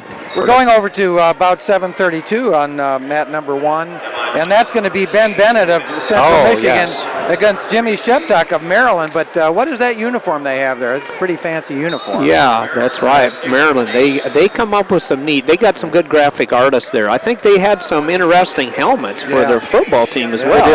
That made national news, I think. And I talked with Robin Ficker, the Maryland Screamer, before this tournament here. Screamer. Yeah, and we're probably going to hear him behind us. He was behind us a bit yesterday, so we'll wait and see. Well, we'll turn his volume down. Sheptuck, a really fine wrestler for the University of Maryland. I have to say, well, he and Christian Boley, two outstanding wrestlers. I'm sure they're practice partners in similar weight classes. Boley went down to the Virginia Tech wrestler. I know, and one of the bigger upsets, one of the first of the big upsets out there. Boley's an outstanding Christopher wrestler. Boley. Chris Boley went down. Kristen Boley. Kristen Boley went down for Maryland early in the tournament. Right. So Sheptuck out there, and let's see what he can do. Put Maryland on the map on this thing. No score between Sheptuck and Bennett from the Chippewas of Central Michigan, and a big trip attempt there by Hamlin. Caught Rutt off at balance. I figured this one would be close. Rutt's an excellent wrestler. Red shirting for Oklahoma, and they're going to coach Mark Cody's going to let them all out next year. But Patterson will be back, Andrew Howe, Travis Rutt. Right now the Vermonster's got all he can handle. Does Hamlin get a takedown? He gets 2 points against Rutt, so now he leads 3-1 and an escape.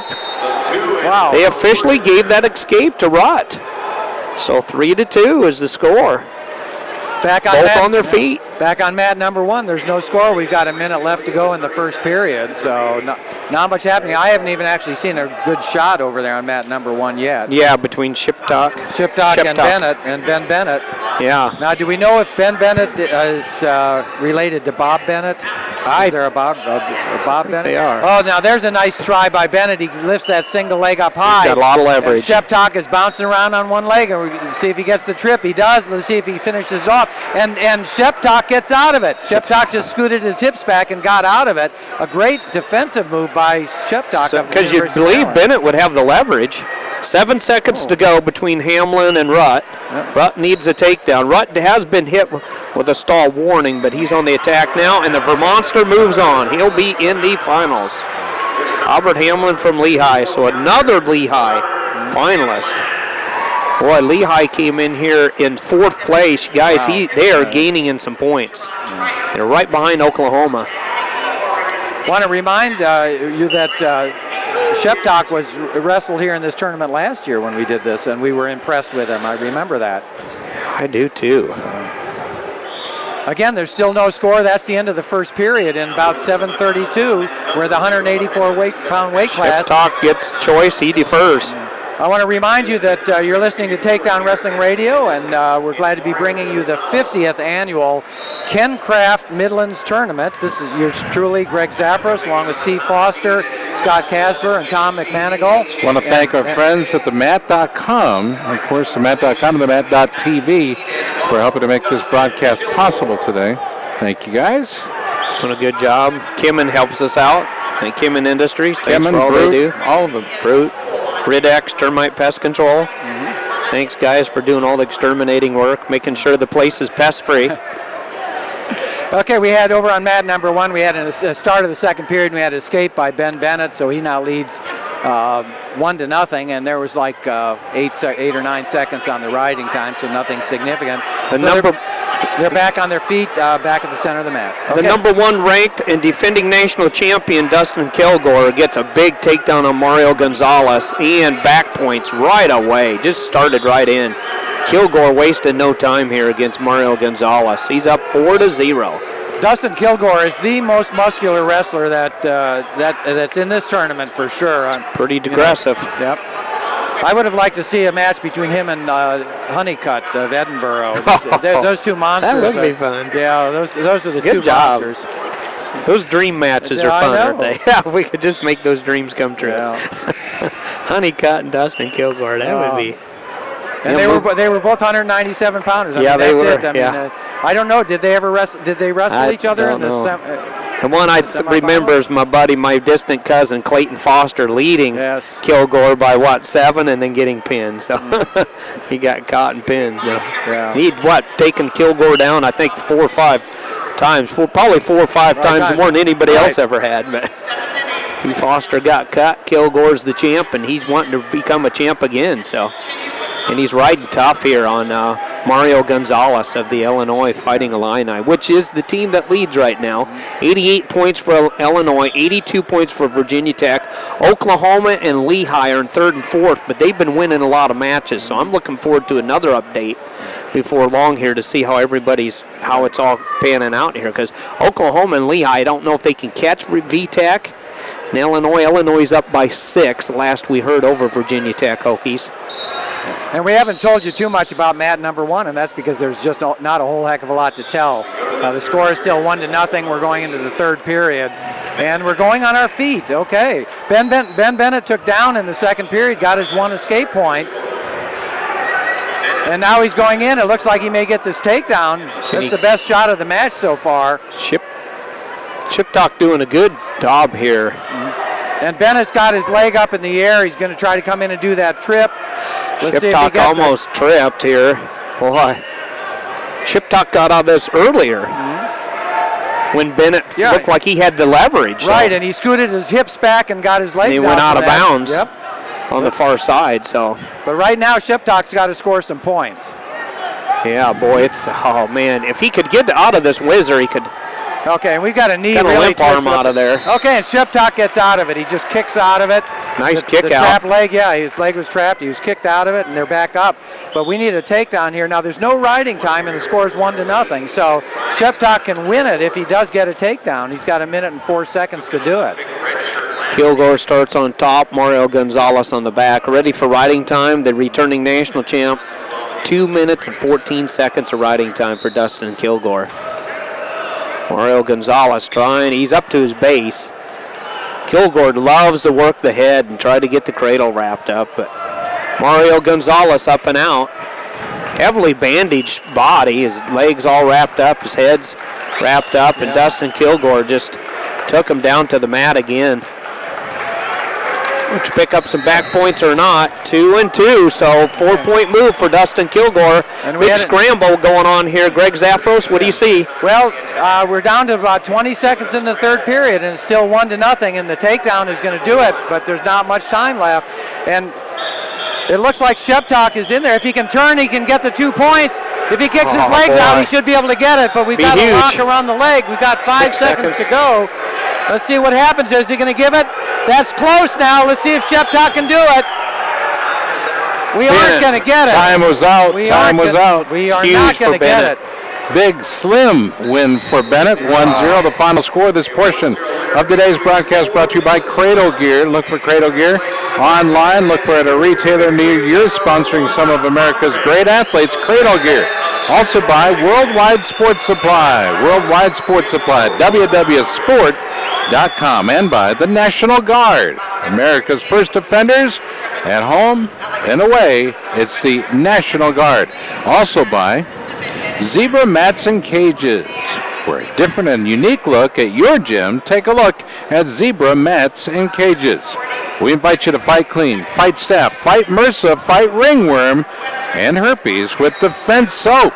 Defense Soap, all natural, and a great defense for your body. Defense Soap.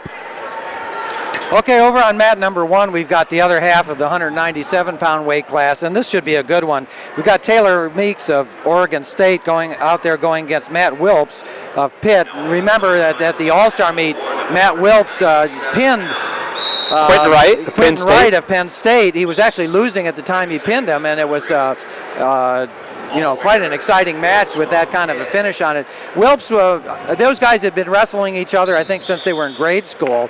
Yeah. But Wilps had always been the smaller of the wrestlers, but they ended up in the same weight class here. And Wilps just goes in, spins around, and gets a 2-point takedown. He got a takedown against Gatson with 5-7 seconds yesterday. A nice shot. To the semifinals. It was kind of a dive at him, but then he caught a little bit of Meeks' body, and then just spun around to the side, got on top, and got the takedown. So he leads 2-0. Meeks with the big fall yesterday, 50 seconds over Hudson Taylor. Hudson Taylor, right, the former University of Maryland wrestler.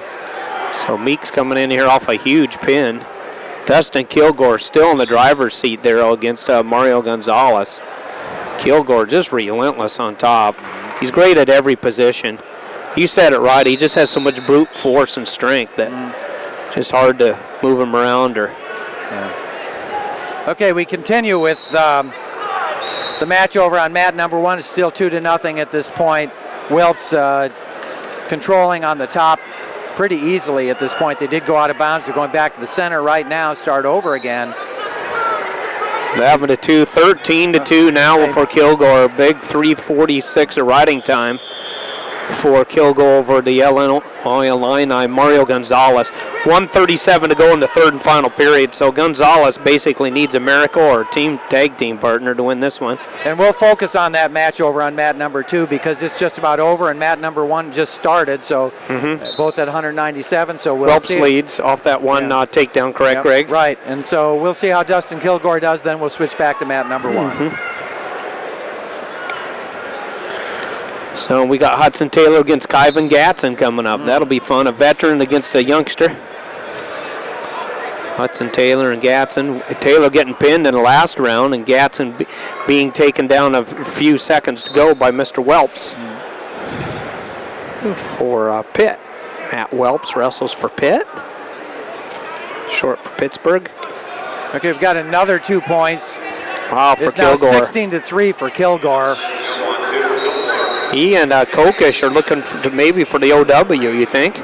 It could be because, and besides the 16-3, he's got 4.5 minutes of riding time, so it's essentially 17-3. Kilgore has a tech fall, 22-7 and 5:13. Then he has a major decision, 16-5, and Kilgore had another major decision, 15-5, and now he's working for some bonus points for Kent State as well. And we'll see here, Mario Gonzalez trying to get up and out, maybe score. I don't believe Gonzalez has scored an offensive point. I'm sure they've been all escapes. He's got that Paul Bradley attire with the bandages around his head. Yeah, he does, doesn't he, in the knee? And he's got a lot of bandages going on there, using up some tape there. There's another 2 points, and that for should Kilgore. do it. We'll see. Wow. That should do 18 it. to 4. It's 14 plus. And do they count the riding time until on that? Almost a tech fall with riding time. It's 19 to 4, so 15 point. Yep. So they did go to the tech fall or not? They did 19 to to 4 fall. for Kilgore. Nice. Against a very good wrestler, Mario Gonzalez. Yeah, Mario Gonzalez. Big Ten champ. Yeah, he's the kind of a sleeper on the University of Illinois. He did win the Big Tens last year, but he was not very well recognized before that. Okay, now we're starting the second period, and Wilps is down, taking the down position, and I have to say that Taylor Meeks is riding him pretty tough on that. He has for the last 30 seconds. Remember that Wilps is leading this 2-0, and the riding time is going down now, but Wilps still has 1:45 of riding time. For Scott Casber, I'll update that and say he has 1:39 of riding time. That update brought to you by Takedown Sportswear. Call them at 888-582-2022 or find them online at takedownshop.com, official sponsor of Team Georgia Wrestling.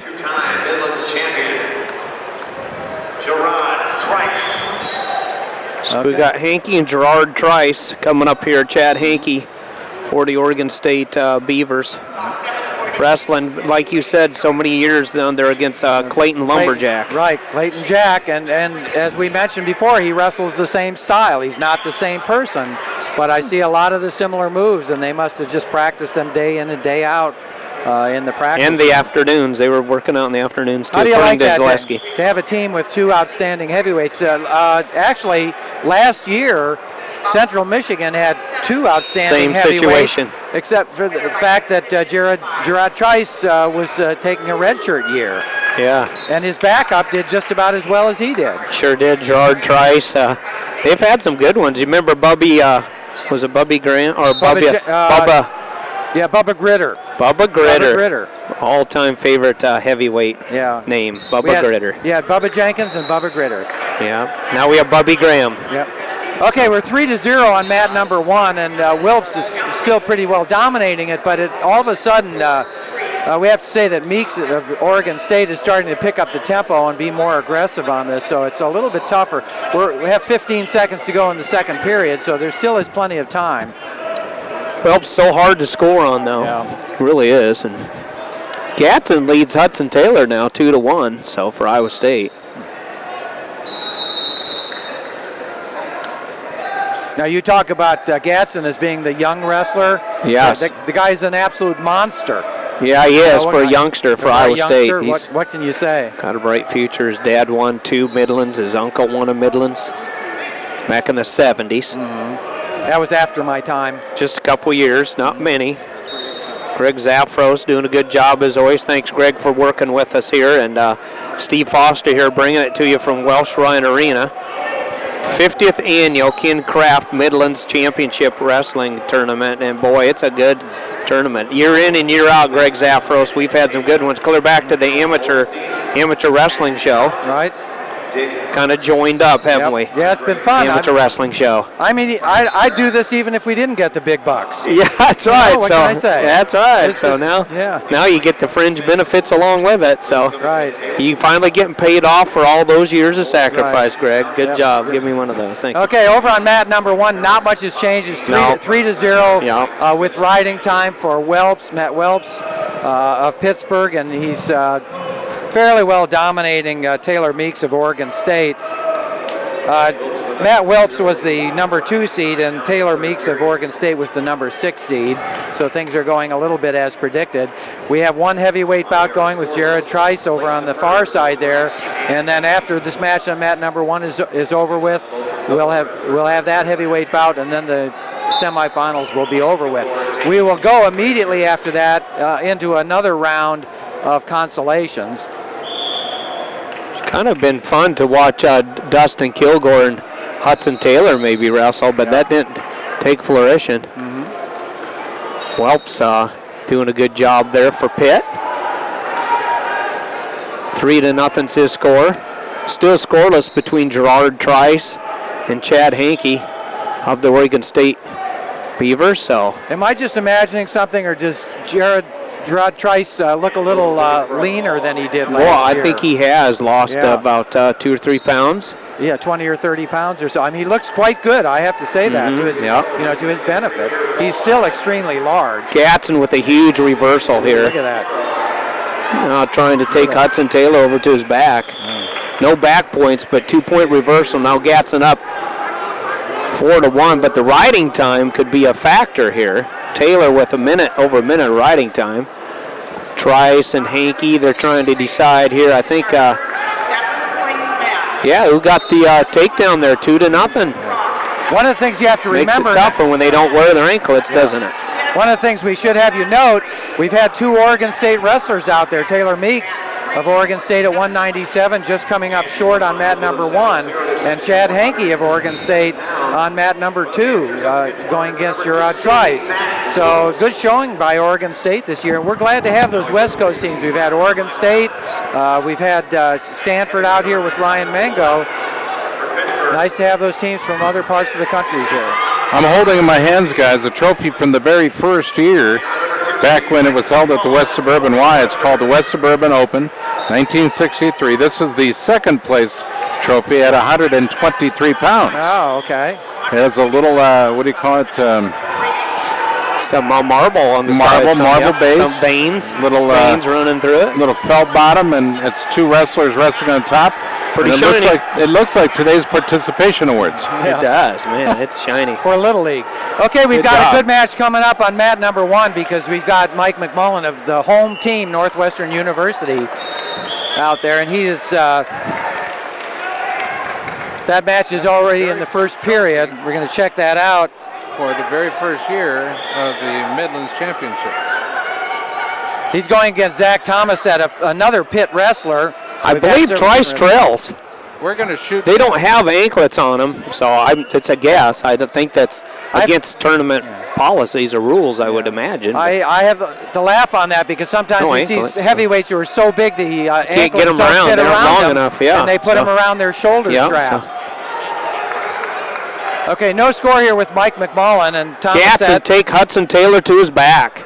Oh, but no points. So we got a 2 and a 1 or not? Or 6-2 then.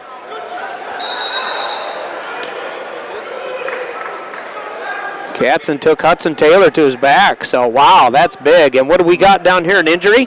Yeah, we've got an injury timeout and no score. The clock is. I think we have injury time running up now, showing 1:23.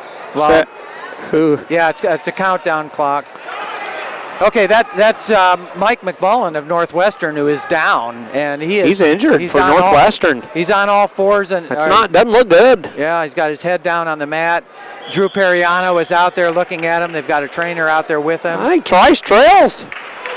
No anklets, so we're should at least paint their shoes or something. We're kind of in the guess here, but I'm going to guess from team colors. The orange is close to red, so I'm going to say Hankey got the takedown escape. We might see here in the third period if Trice gets out. Let's just remember that Trice starts down. Hankey, I believe, leads at 2-1 going to the third period. So your returning champ trailing. It's Hankey. Injury default. Gatson wins it. So Kyvan Gatson is victorious 6-3. So Gatson moves on. Okay, we still have our injury timeout over on mat number 1. And that's unfortunate. This looks real serious, folks, and we are always sad to see something like this. But the safety of the wrestlers and all the participants, referees as well, is the utmost, the number 1 factor in anything that we do here. So Mike McMullen has been down. He has not moved. He's on his knees kind of with his head down on the mat. He has not moved for about almost 2 minutes now or so. It's tough break here. It might be an injury default, looks like. Yeah, it's going to be a victory here for Thomas of Pitt. Thomas of Pitt moves on to the finals. He'll take on either Hankey or Trice. Trice did get the escape, so they're tied up down there, 2-2. Good luck taking Trice down, right, Greg Zafros? That's right. He is tough to take down, but Hankey got a takedown on him. Yeah. Because he was up 2-1, so it's not impossible. It's humanly possible. It's been proven today by Chad Hankey of Oregon State. Can be taken down. So, yeah. Okay, well, we still have Mike McMullen out on the mat. He is his match. Yeah, wow, that's unfortunate. It was the last match of the semifinals, and actually the 125-pound consolation matches those wrestlers are already on the mat, and we haven't even taken the injured. I think Mike he McMullen I don't know off. if he got an injury. He's just knocked completely out. I tell you what, a head hit like that can almost cause a concussion. Right. And the sad thing about concussions, they last for so long. Right. They have longevity, unfortunately, to them. So we're not going to say that's what it was, but he looks like he doesn't even know where he's at. Right. Doesn't he, do you? Yeah, Michael McMullen, right. it's just like, where am I? He's just kind of staring. He just doesn't ahead of even, him. yeah, and such an excellent heavyweight for Northwestern, and just highly ranked nationally. And boy, that's sad. Yeah, they still haven't sudden moved victory. him. Yeah, they still haven't moved him. He just looks like he doesn't even know where he is. He looks totally dumbfounded, like, what am I doing? And talk about getting your bell rung, huh? That's tough. Okay, we're still tied over at the other sudden match. victory, Match fourth number period. 2. Here we go. Hinkie proved he can do it. He got the takedown. So, Micah McMullen's up. The crowd's clapping. It's good to see him be able to walk off the mat, but boy, he got his bell rung. That's tough. Just a technical question here, Steve. Is Mike number 3 me? Yeah, 3 is you. Yep. Bring you up or down? Down. Go down. Okay. 27 seconds to go. And the sudden victory. Trice in on a shot on Hinkie. Trice shooting in there. Oh, Hinkie does a good job with a sprawl and an underhook and brings him back up. So, wow, that's huge for Hinkie. Hinkie in on a shot now at the edge. They go out of bounds, and 6 seconds to go. So Hinkie trying to bring it home for the Oregon State Beavers, or will it be a Central Michigan Chippewa? Gerard Trice in the finals. So Hinkie's tough wrestler. Greg Zafros mentioned many times he works out with Clayton Jack. So we referred to him in the past at times, Clayton Lumberjack. Up to his feet now is Hinkie. In the first ride out, he gets out, so it's 3-2 now in favor of Hinkie. Trice will be able to start down. He'll be able to start down and for the third period, if it comes to that. 8 seconds to go. And this is the first ride out. Nobody got the takedown in the sudden victory takedown situation, and 1 second to go. And now, as his teammates refer to him as Doughboy, he wore his Pillsbury Doughboy singlet last year. So Gerard Trice starts down. Can Hinkie ride him for 30 seconds? If he can, it'll be the difference maker. And Oregon State would have their Beaver heavyweight, Chad Hinkie, in the finals. Worked out, like we say, I'm sure, many years. In fact, we know for a fact with Clayton Jack, who was a force for Oregon State, a real good-looking heavyweight for Oregon State back in the day. Finished high at the National Wrestling Championships last year in St. Louis. Trice starts down, Hinkie on top. Can Trice get out? Gerard Trice. Hinkie got out in his 30 seconds and got the point. Now Trice is going to try to do the same. Can Hinkie hold him down? What? False start. Oh, the clock wasn't ready. Boy, and Hinkie went into a good, spiral ride there as Trice tried to get up.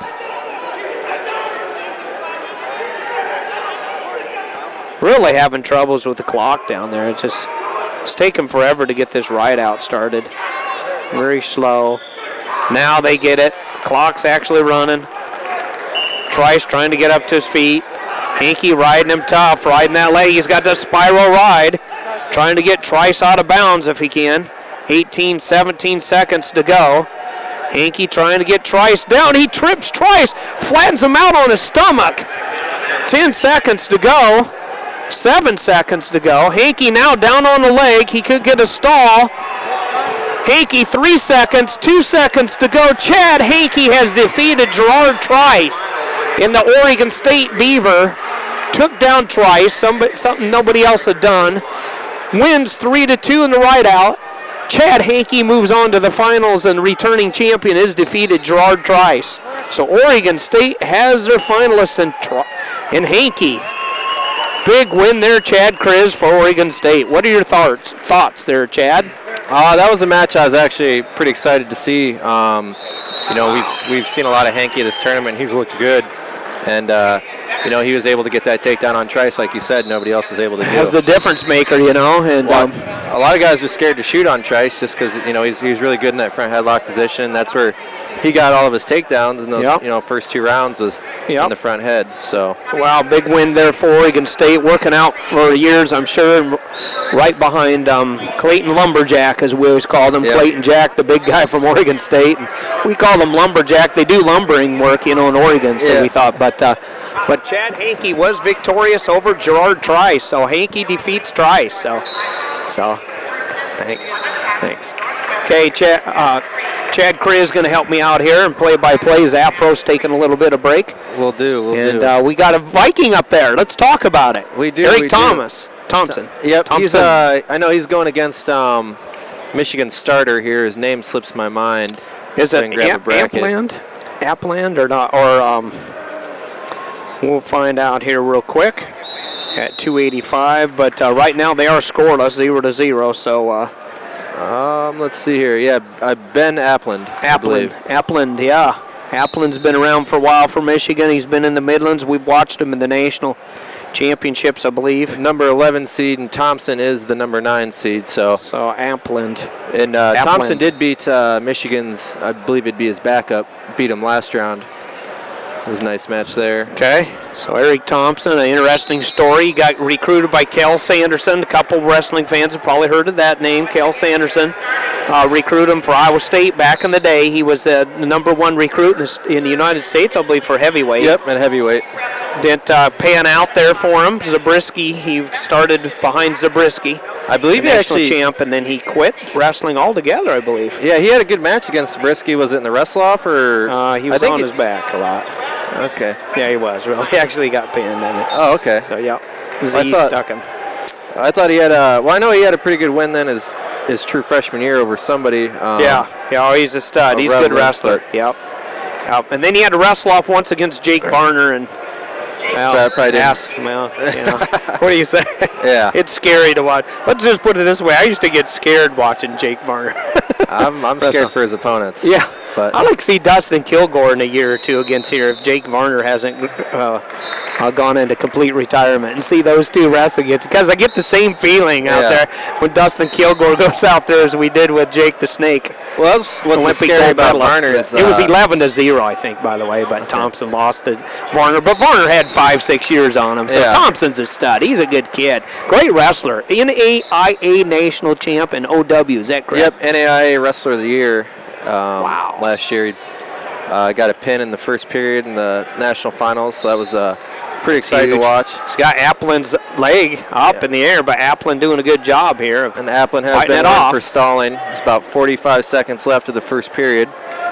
Eric Thompson related to Tolly Thompson. Yep. National champ, a world silver medalist. They're related. They're nephew or cousins? I believe it is his nephew, or Tolly is his uncle. Yeah, so. But they're related, and great. It's a good gene pool to be in. Yeah. With Tolly Thompson winning a title. They're out of Gilbertville, Don Bosco. Waverly Shell Rock. Yep. Waverly Shell Rock up there, not far from Cedar Falls, Waterloo area. Yep, and that's one thing that heavyweights struggle is to find a good workout partner. Yeah. There's not very many real good big guys, and Tolly Thompson was from Iowa. Yep. And he won the title in Nebraska. Yep. And what better workout partner could you ask for? Having Tolly Thompson, Be great. I'm sure that's helped him a little bit in his career. Sure has. I'm sure Tolly's given him some pointers. Tolly was a great one over the years for the United States of America, representing our country on the freestyle market, and then for the Nebraska Cornhuskers, and then winning some state title for Waverly Shell Rock back in the day too, in Iowa high school. And then second period here we start, and Thompson's down, chooses down. Appland on top. Still tied zeros. Thompson did 2 or 3 shots, and that's why Appland he actually got hit for a stall warning. Is that right, Chad? Yep. He got warned once. Thompson up on his feet now, trying to break the lock. Nice inside stand-up, gets the escape, so he draws first blood, gets on the scoreboard. Yep, and he went right back into the shot, and it's those little things like that. It's kind of, you already got your opponent, weren't for stalling. And yeah, haven't put it on the scoreboard yet, but we know it's 1-0. And Applin does have 24 seconds of riding time there on that mat. Applin being just a little bit more apprehensive than Thompson, Eric Thompson in there on a shot, but he gets out of balance, and Applin gets the takedown. He just kind of overreached. Yep. And, big takedown there for Michigan. Applin did a good job there of sprawling and circling around. Applin's got him in a bow and arrow now. Across the throat. Looks like he's going to get back points. Ref swiping. Looks like he's going to get a 5 count here. That is not a comfortable move to be in. The bow and arrow there. That's huge for bringing his heel towards Michigan. his head is what he's trying to do. This is really uncomfortable. It's hard to fight that and get off your back because one leg is stuck and you can't really bridge with it. Eric Thompson was really looking like he was the aggressor, but the pendulum swings so fast there in favor of Applin. Yep, and now ref's holding down 3, waiting for Applin to let go of that leg. Now he's flashing 3. Wow, just like that, 5-1. And that's big coaches and talk heavyweight. about that too, is going right from one scoring position to another. He took him down. He didn't waste any time. He saw the opportunity there with the foot and drove him right over for the 5 count. That's big in heavyweight because heavyweights are big enough guys. They can shut it down. And Eric Thompson. Applin's riding hard here too. Yeah, got Thompson's hand on his back. Kind of coming across the face with his elbow here. See, there's 5 seconds left of the second period. Applin just stepped it up a notch. Yep, and Applin does have, looks like he's going to end the period with lead 5-1, and he has 1:46 of riding time. So Eric Thompson really needs to pull it out here and do something big. So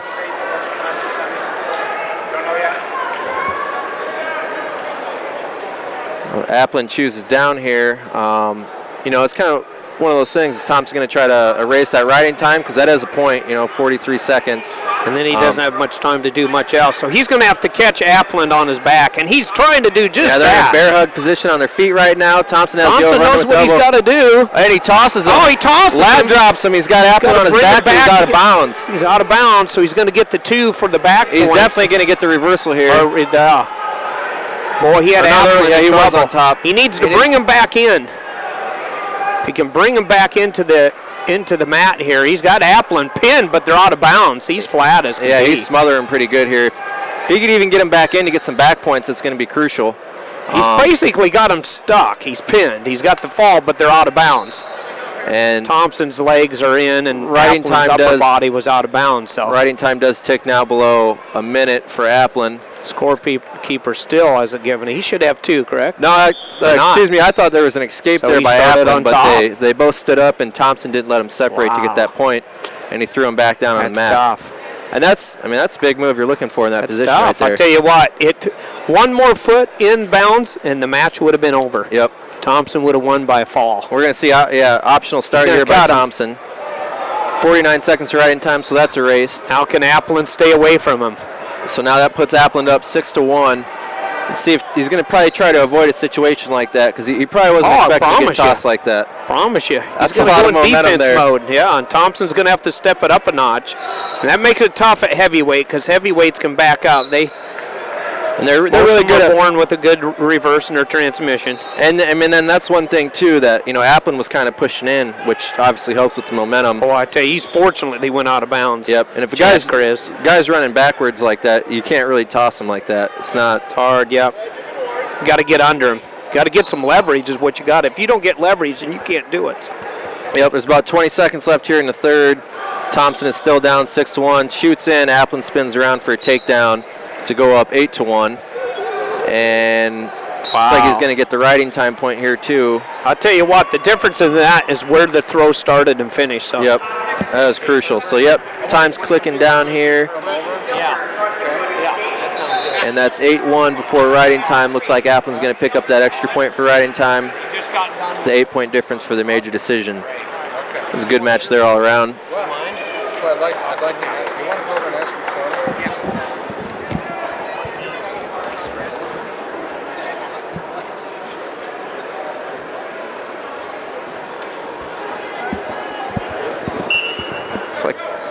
mat 3 here, we have Jason Sertzis going off against, I believe, Joey Laser. If you and I can get a bout sheet here and check this out.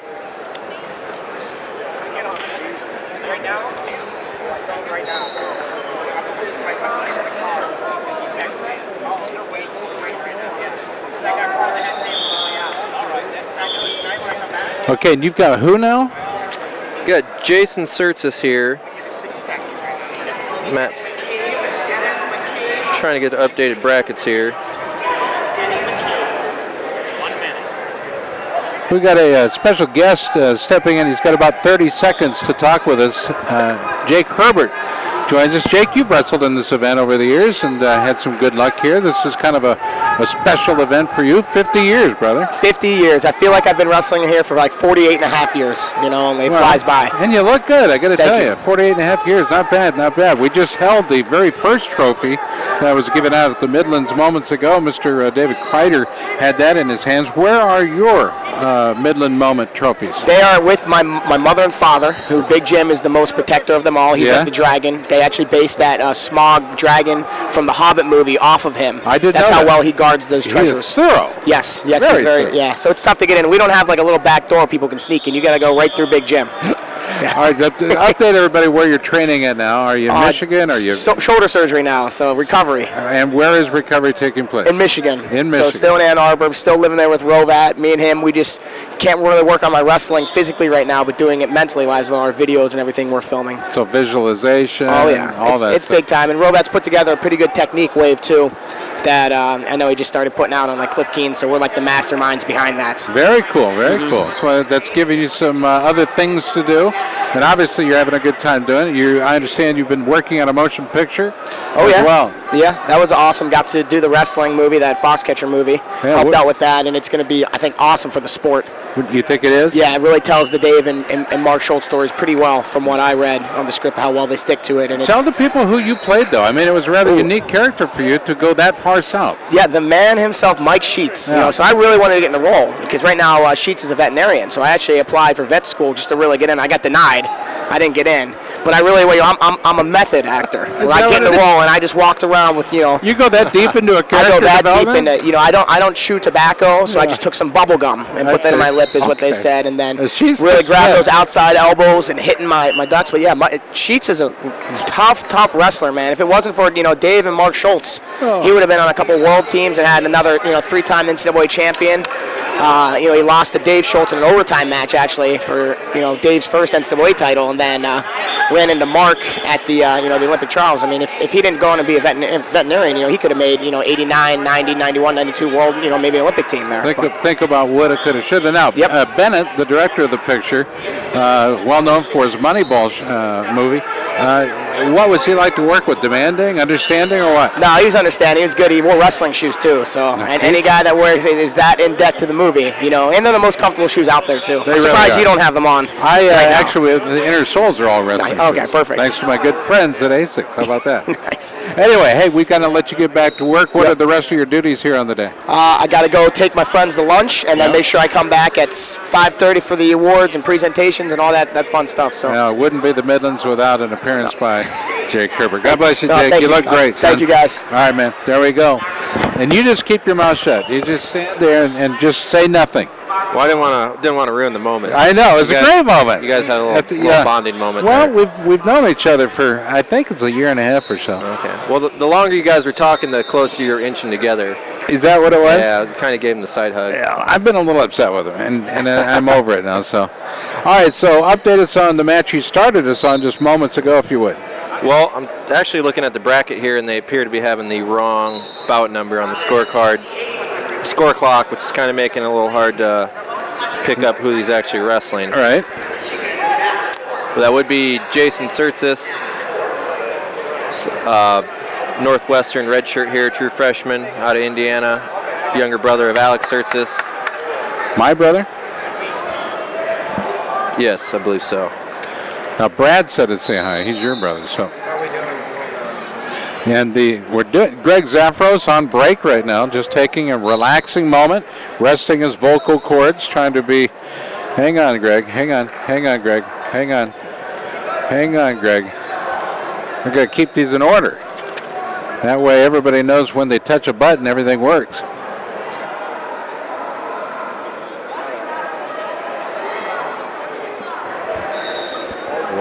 There we go.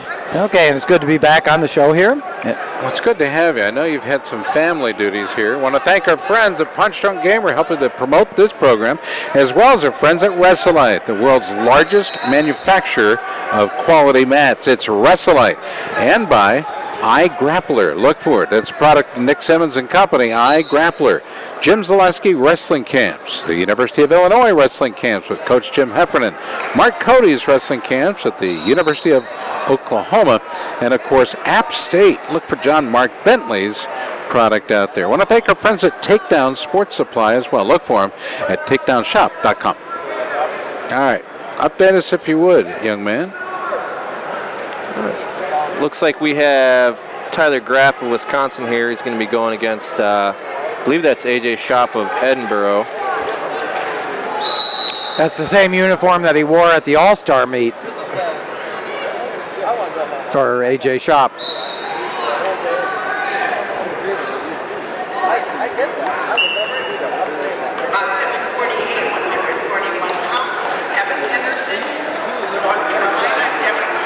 What is that doing there?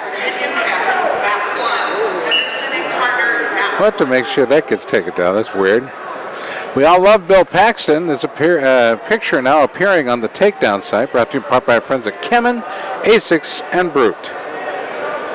Let's see if we can get some updated brackets here. Does look like the 4 seed is Shop going against Graff there, mat number 1. Graff recently was unbeaten until the semis when he lost to Dan Dennis. Unbeaten in the tournament. Won 2 previous titles here. And how good did Daniel Dennis look? I mean, my goodness sakes, the wrestling club, the Hawkeye Wrestling Club, has been good to that young man. Yeah, he's looked pretty good this tournament. Well, he looked really terrific in that last bout. Yes, he did. Just a fantastic job. I thought I didn't expect him to be quite as well conditioned in that as he was, but he didn't falter at all. No, and I think that's my greatest surprise why I've even brought it up, because you expect guys when they're out of sight to be off the mat and out of the room, but in fact what he's been doing is doubling it up. He's working extra hard.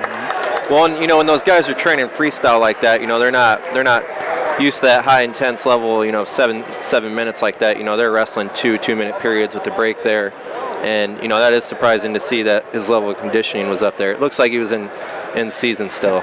Yeah, exactly. Well, I think it takes a while to fall out of season if you're a Hawkeye. We saw Montel Marion come in as a number 1 seed, and he's a year out of it. Well, Montel Marion he did get defeated in a terrific battle, but he held himself to a high accounting. Right. I mean, now at Nebraska, as part of the training coaching staff over there, you're going to look for good things out of Montel Marion. Look for what Nebraska will accomplish, just like they did with Jordan Burroughs. Watch what they do with this young man.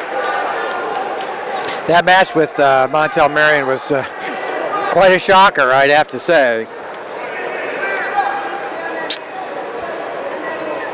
And has he been out here for a match yet in the Consolations? I haven't seen him. He should be coming up here soon, though, because it does look like they are on 141. Still a couple of 33-pounders out there on the mat right now. Had an opportunity to hold the very first trophy ever given out at the Midlands. It was some 50 years ago, and it was the 123-pound second-place trophy given to David Kreider, Jeff's uncle. No kidding. Yeah. And from day one, it's been about how to keep people wrestling and keep people local. Why would you want to spend 12 hours traveling each way just so you could go wrestle in a tournament and then risk your life on the way home on the AC roads back then?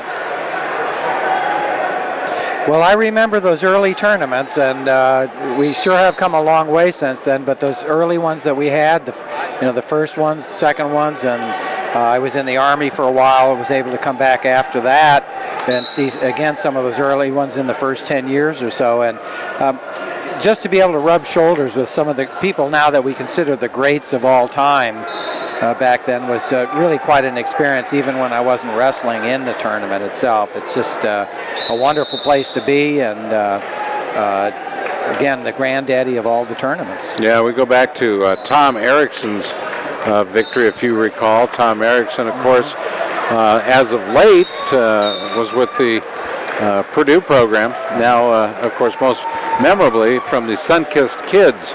And he was wrestling as a heavyweight here in the Midlands. He's the holder of record of the fastest fall at 8 seconds, and he did that back in 1991. Wow. Tom Erickson. Yeah. Now I mentioned another heavyweight name that you might or might not remember in the very first Midlands tournament, Larry Christoph.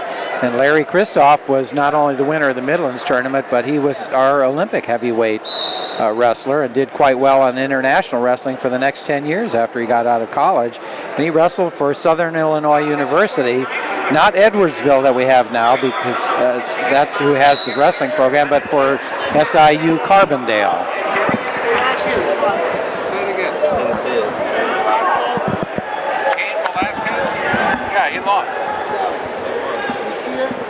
No. Okay, we're having a little repartee here between Scott Casber and Mark Perry, and they're kind of joking around a little bit. So again, this is Greg Zafros, and you're listening to Takedown Wrestling Radio. I want to apologize to Sarah Mitchell, who we haven't been able to have the time to get back and try to do some requests and follow some of your favorite wrestlers. We were able to do that in the earlier rounds, but now that we get down to these matches, like the semifinals and the finals tonight, we're not always able to do that. But we will check on your favorite wrestler, Thompson. That's Eric Thompson, I believe, and we'll just check the record books and see how he's doing and try to get back to you. But you'll probably be able to see that by getting onto the bracket sheets, which you can get either through NU Sports or by going to gregzafros.com.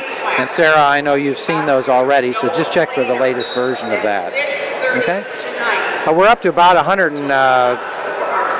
well, Tyler Graff is out there, so I'd say we're up to about 149 pounds in this consolation round. And actually the 7th and 8th place winners are going to be determined in this round before we go to the finals tonight.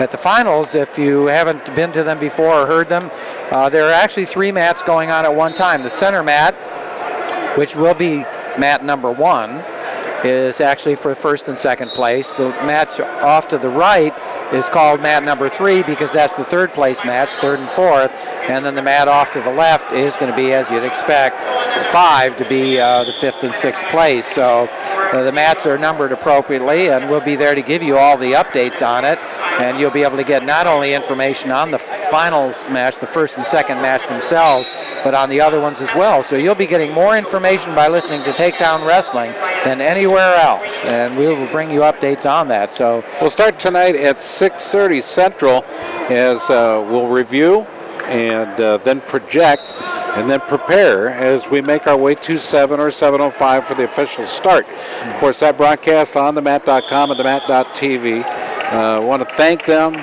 They've been absolutely terrific. Chris Moen, Meredith Wilson, Gary Abbott, Craig Sesker, Rich Bender, Mitch Hall.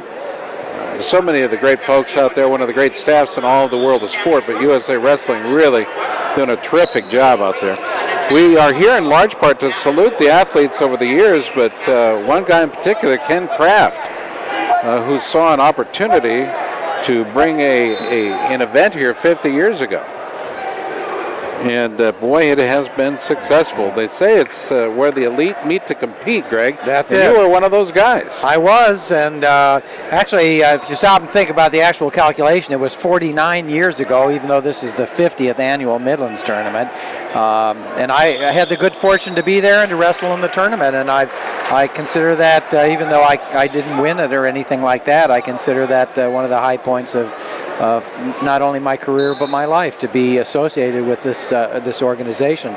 But to give you a little bit of information on the genesis of this tournament, what it was is that there were so many good wrestlers in the Chicagoland area at the time. A good portion of the Olympic team came from there. A good portion of the wrestlers from all the Big Ten schools came from this area.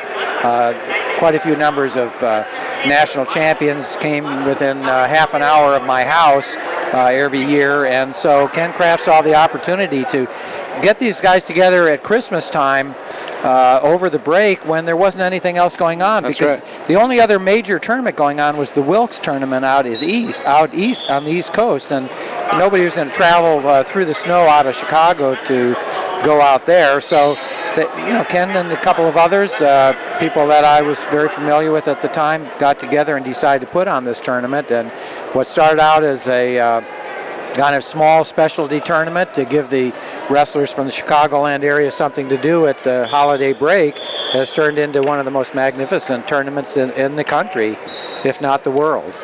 Well, it truly has, and great observations there. And by the way, this portion of our program, as it always is, brought to you by Fight Now, the television network. Get Fight Now TV on ATT Uverse.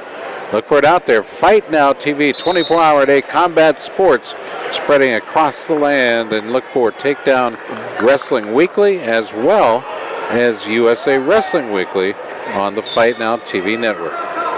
I don't know if you know this. We're also on in Europe. Those two shows are on in Europe on Fight Box, which is about 41 million homes throughout Eastern Europe, from Moscow, Russia, throughout Krakow, Poland, throughout Czechoslovakia, and all the Eastern Bloc countries carry Fight Box. Oh, okay. Well, I'll have to see if my relatives in Athens can pick it up. I don't know if they very well it goes might. that far. By the way, you want to check it out. Wildcat Wrestling, Chicago's Big Ten team. The home duels schedule is up online. Check out the tickets. 888 Go Purple. That's the number. 888 Go Purple. Watch Jason Welch, Midlands champion and All-American for the Northwestern Wildcats. We've had a good attendance at this tournament this year. We did as well last year. One of the things about this Midlands tournament, it's got to pay its way. It's not being sponsored by the school itself. It's a separate organization. So ticket sales are important. They have a lot of expenses with this and a lot of volunteer work to really help out.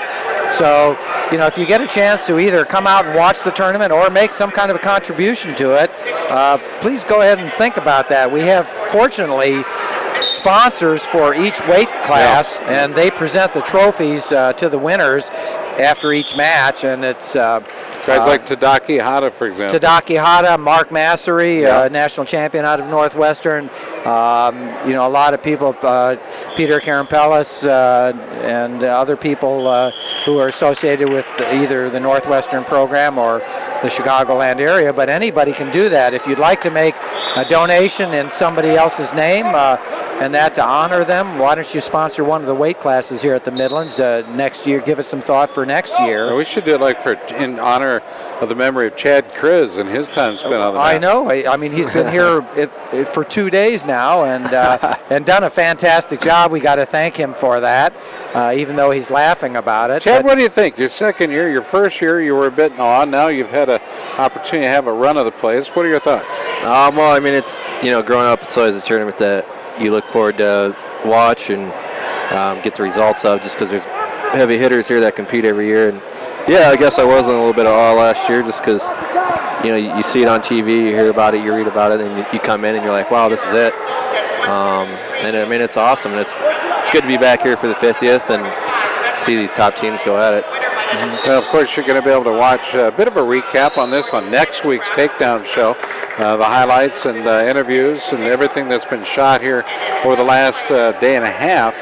Anyway, yesterday being that 13-hour day, today will surely be less, but we'll be able to try or do our best to squeeze it into about a 22-minute episode of Takedown Wrestling. That'll be on 43 million homes around the country on various cable systems like Long Lines and Time Warner Sports, Fight Now, Fight Box, Cox Cable, TV 31 in Ohio, Sports Time, Midcoast Sportsnet, MediaCom, Sports Time Ohio, I said that one, also now on Cox Cable On Demand.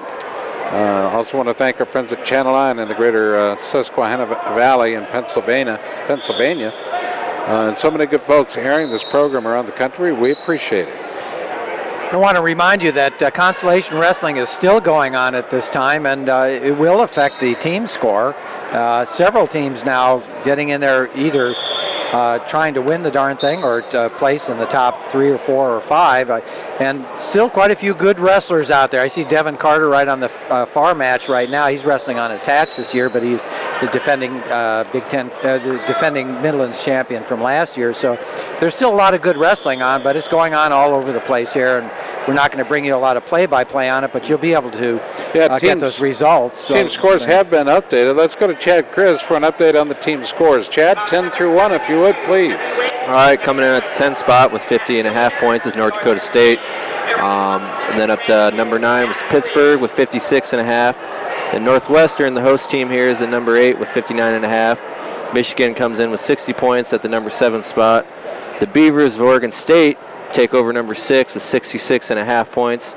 Oklahoma is in 5th place there with 71 points. Half a point ahead of them with 71.5 is Central Michigan at number 4. Lehigh is up at 74 points in the 3rd spot. And then number 2 is Virginia Tech with 82 points. And 11-point lead over them at 93 points, Illinois. How do the champions rounds and consies, what kind of a potential effect can those have on your top 3 guys? 74 has Lehigh, Virginia Tech with 82, and 10 or 11 points ahead, as Chad was just saying, is Illinois. How can the championships and consies affect? Can anybody overtake Illinois at this time? Greg, your thoughts, mathematically speaking, what are they? Generally, I don't think so, because right now in this round of consolations, the highest you can get, we're actually doing the 7th and 8th place bouts at the very end of this, and those don't provide a lot of team points.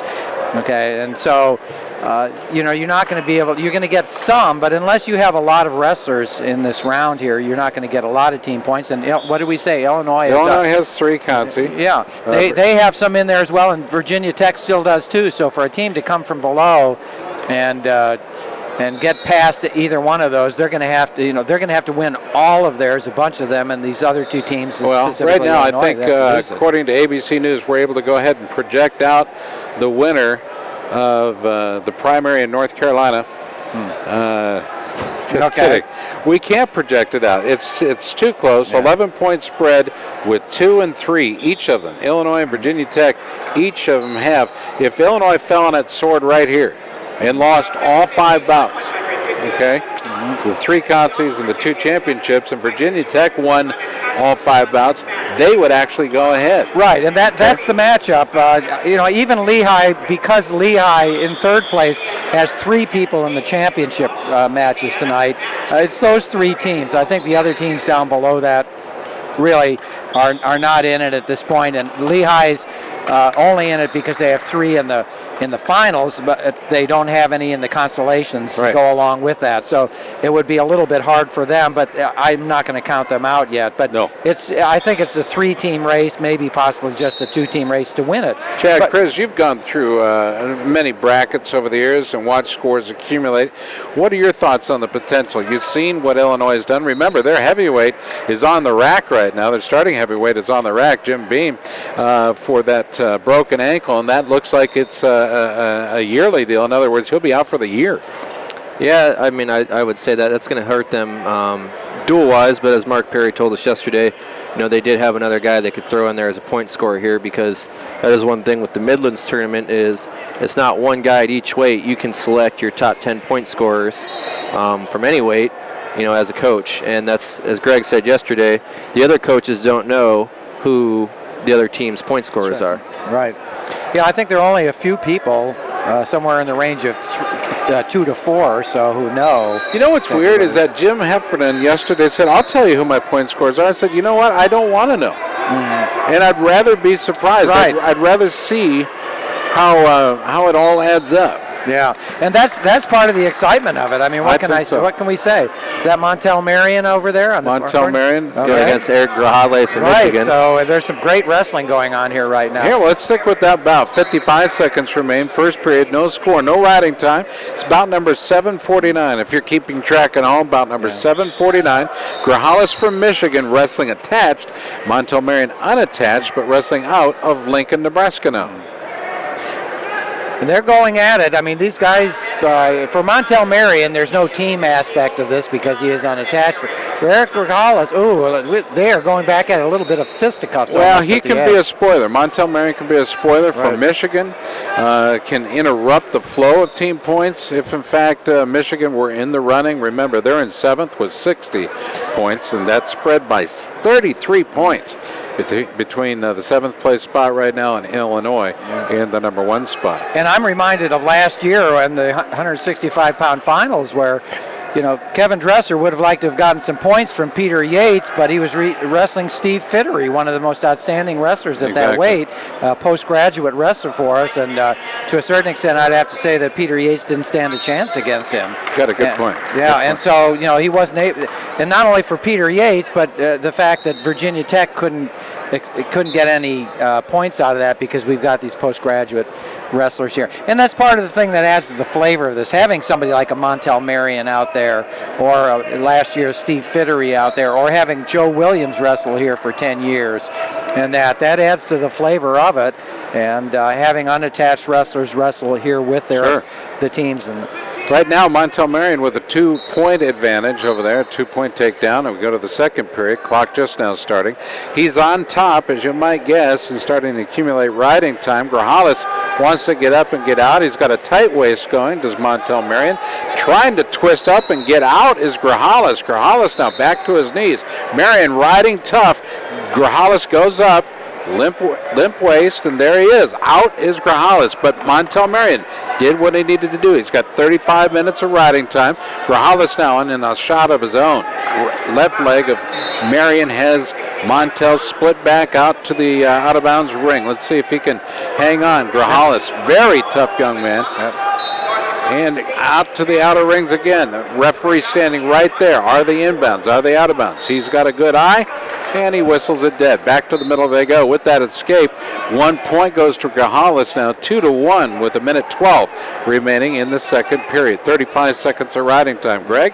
Well, you have to remember that Eric Grigales was one of the most highly recruited high school wrestlers in the nation a couple of years ago, and he did go to Michigan, and he's building up his repertoire and his on wrestling, and he's getting better and better every year. Still has a couple years to go at Michigan, and he's going to be the leader of this team by next year probably. And very, very short, stocky wrestler out of the state of Florida. Long arms. Yeah, and he's just he's going to be doing better next year even than now. He's better now than he was last year, and he's going to be better next year. He just keeps improving, and he just has to convince himself that he can be a national champion. Well, I think it's hard not to get better when you have Donnie Pritzloff, Sean Bormet, Joe McFarland, all these guys in your room, and including the Chirellas. There we go on a 2-point reversal for Montel Marion. Marion now with a 4-1 advantage deep into the second period. 13 seconds remain is all. His riding time continues to accumulate. He may hit 58 seconds by the time clock runs out on this one. Montel Marion with the advantage. Montel Marion has lost his ear guards, and they referee, time runs out. Yeah, referee held it in this case because there wasn't much time left in the period. So we're going into the third period. Montel Marion, the 4-1 lead, but not quite. What is he? 4 seconds off. 4 seconds on the riding time. I actually thought it would end up at 58. My mathematical skills not sharp. That's educational system in Iowa. What can I say? It's true. Montel's going to pick down to choose the third period. And that is, let's go to Chad Kriz on that. Chad, is that a wise decision, knowing Montel's style? What do you think? I mean, he's not the strongest on bottom, but Grigales hasn't really shown anything to be tough on top. Now they're on their feet here, and it looks like Montel's going to get some separation. They're on their feet. Church and state going on. 5-1. We had a somersault in there by Montel Marion. They rolled around a little bit, and they both came standing straight up. And then we got a body lock in there by Montel Marion, and then he pushed out and broke himself out for the 1 point. Interestingly enough, they both took a pause there after that scramble to catch their breath. Yep. Okay, that means that was very physical, emotional, and it could have been a little bit mental as well because of the action of the body lock instead of the return to the mat. Yeah.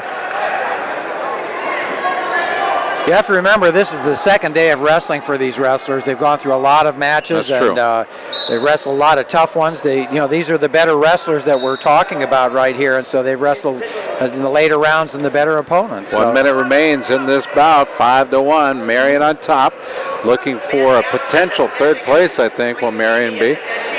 Real quick, over to mat number 3. It's Big Thompson for Grandview. You remember he had an incredible future going for him at the Iowa State University.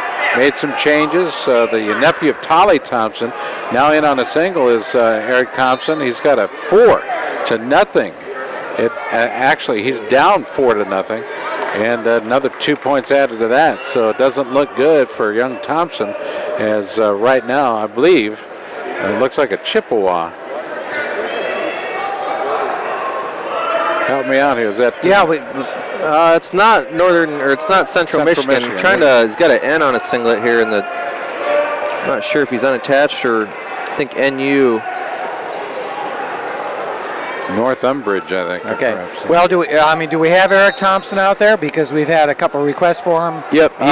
He is trailing 6-0 here. Okay. 30 seconds left on the clock in the third period. So Sarah Mitchell. Okay, and we have a win over there for Montel Marion. The final score is 5-1 on that. A pretty good match by both wrestlers, even though the score was kind of wide apart. All right, sorry about that. Let's go back to mat number 3. Thompson down 6-0. Okay, and Sarah Mitchell has wanted to keep up to date on how Eric was doing, and so we're going to bring you the play-by-play on that. There's actually only 19 seconds left on this, and Eric is down 6-1 and has a riding time against him, but he is game, and he's doing the best that he can. And this is about 7-7-2. Thompson did get an escape here, and he's in on a shot. Thompson comes in and gets the escape and gets the takedown. Now he's trailing 3-6. And he runs out of time, but a nice finish on that.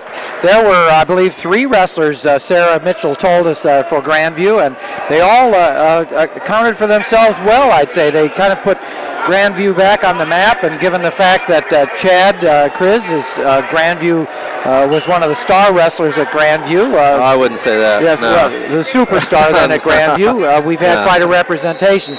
A nice job for Eric Thompson to get this far in this prestigious tournament, and we want to thank Sarah Mitchell also for bringing to our attention the wrestlers from Grandview. Yep, I believe that'd be head coach Nick Mitchell's sister.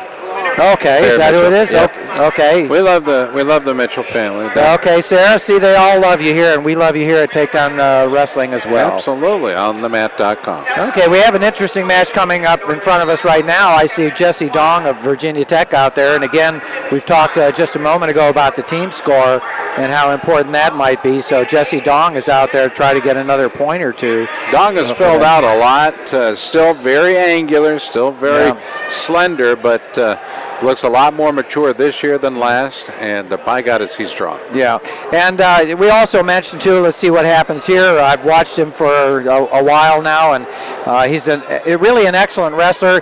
His downfall is that he tends to get too high, doesn't have any hooks or anything like that to keep him, and he on various occasions gets thrown over the top, and sometimes for a big move like a 2-point reversal and back points or whatever. And if there's a downfall to him, that's it, and that did catch him kind of in the earlier rounds and put him into the consolations. But other than that, he's very good and he's very aggressive. He's a major part of the Virginia Tech team, and he's out there right now to try to get some extra points for them. It looks like he's going against Wisconsin red shirt. Trying to think. I wonder if that's a Jordan.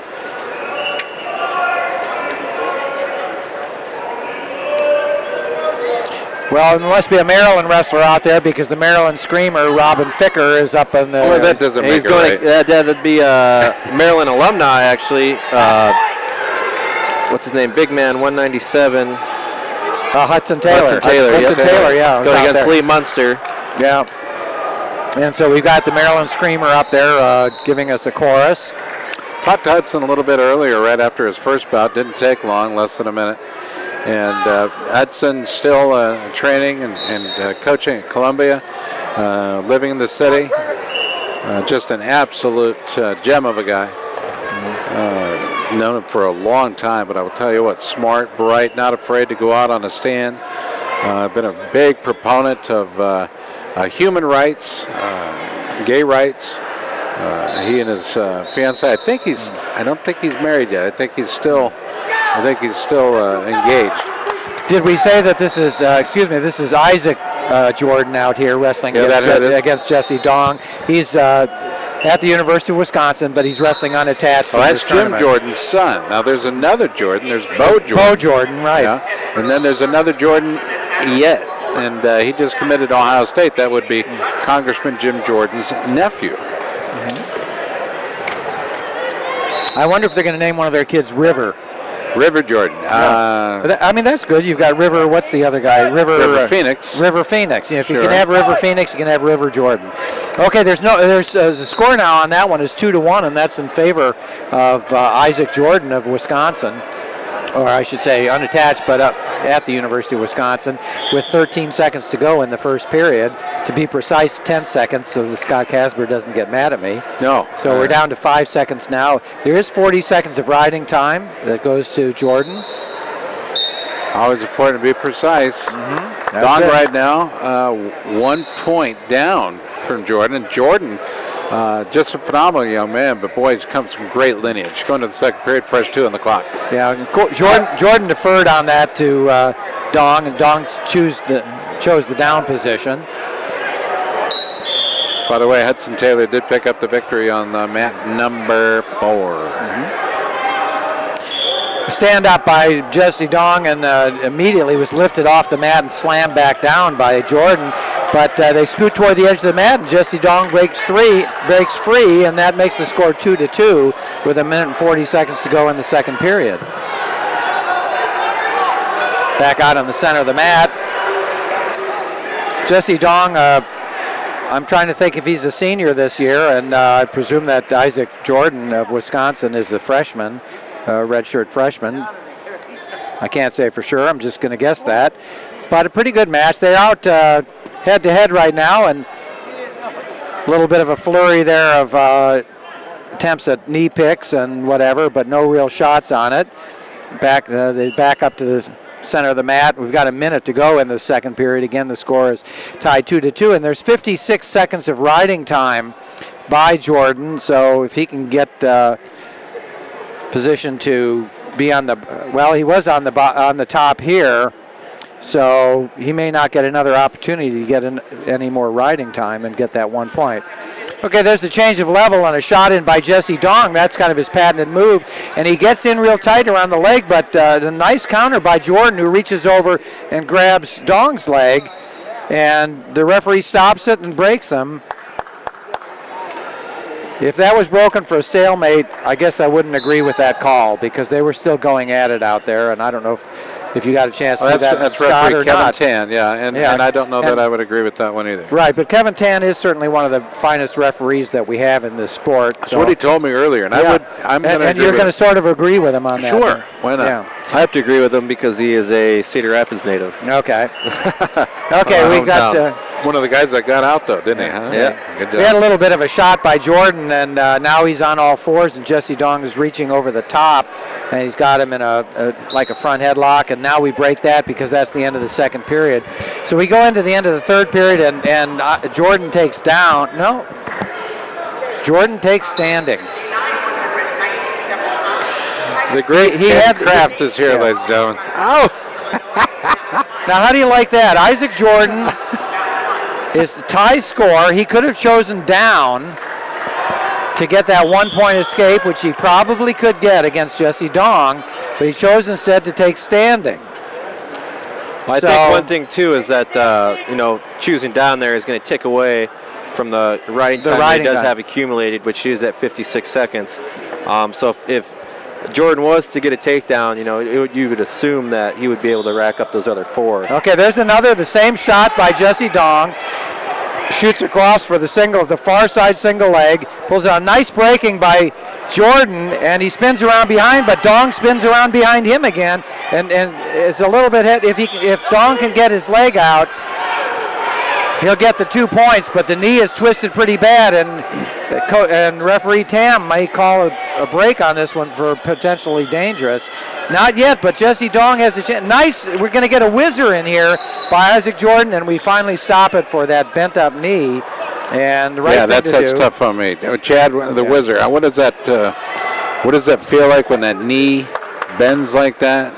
Well, I can tell you it doesn't feel good. I've torn my ACL twice, and that's not a pretty situation to be in. Well, let's, just to tell you from my experience, that ended my wrestling career. Well. And back in the old days, they didn't know what to do with it. Now they do a little orthoscopic surgery, and 3 weeks later, you're back on the mat wrestling. But isn't it amazing how far we've come? I know. You know, I've got a 9-inch scar on my knee. And that took me a year and a half to make a comeback on. It wasn't until after I graduated could start wrestling when I was in the Army a couple years later. And to think now it's like a little pinprick hole. Yeah, right. And it's outpatient surgery in some cases. Most people do it over the lunch hour. Right. And again, we mentioned that they start in the standing position, and right now, we have another potentially dangerous. They were ankle on ankle with each other. And Kevin Tan on the call. Good job there. Yep. Well, the most important thing here, after wrecking my career, I refereed for years, and I didn't care if the whole crowd in the arena booed me for stopping something potentially dangerous. And you know what? To your credit, you didn't care. You really didn't. I didn't. Not one bit. They booed a lot, and I heard you up there. I was trying desperately to keep it down. Yeah. So. But to your credit, again, you didn't let it bother you. The whole hearing issues worked to your advantage, though, I think. Yeah. Yeah, well, being a referee, it really does help to be deaf. Of course, the big problem I have is being colorblind, telling the red from the green wrestler. Is that what it is? Not real easy. It's kind of like dark and not quite so dark, but whatever. So we're going, and we got 45 seconds. We had a tie score, and we are in the overtime. This is the fourth period. 2-2. Jesse Dong going against Isaac Jordan. Unattached for Wisconsin, Jesse Dong, of course, for Virginia Tech. We mentioned that already. Collar and elbow tie-up. Yeah, that is an impressive showing by Jordan, the true freshman there, going against Dong, who is you like this. You like this freshman, don't you? I mean, this is a great young man at this age to be this dominant this late. Well, and we also have Thelke. I mean, there are like 4 or 5 unattached Wisconsin wrestlers who have done fantastic.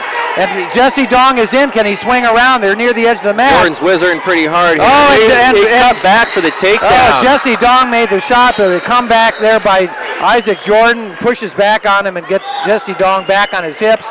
Falls back, and Jordan gets the win over Jesse Dong. Amazing. I mean, that's what you're looking for, too, out of an 18, 19-year-old kid there. Hit a nice cut back. Yep. Sees the moment. A lot of kids, they kind of pause in those situations, but he was able to react pretty nicely. Yep. And not a good match for Virginia Tech, where every point counts. Looks like we're going to get Lee Munster back out here for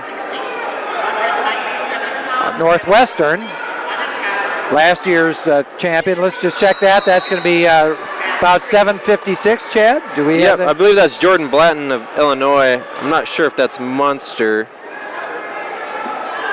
Let's see, who would that be? Northwestern didn't have that many. That would be Lee Munster there. Yeah, Lee Munster. So in-state rivalry here. And these guys will have and will continue to wrestle each other quite frequently. I think by the time their careers are over, they'll have wrestled each other about 30 times. And by the time you get to the 27th time, things pretty well even up. I do believe both these guys are from, the greater Chicagoland area as well, too. So. Right. And I'm almost thinking that they wrestled each other in the finals last year. They might have. Lee Munster was the winner on that. Yep.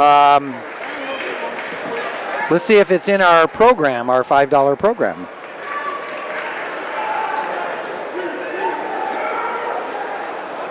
If you're interested, they do happen to have the Midlands results going back to 1963 on the internet. There's a shot in there by Jordan Blanton and a nice counter by Lee Munster of Northwestern. They're both standing on the feet here now, double collar tie. Yeah.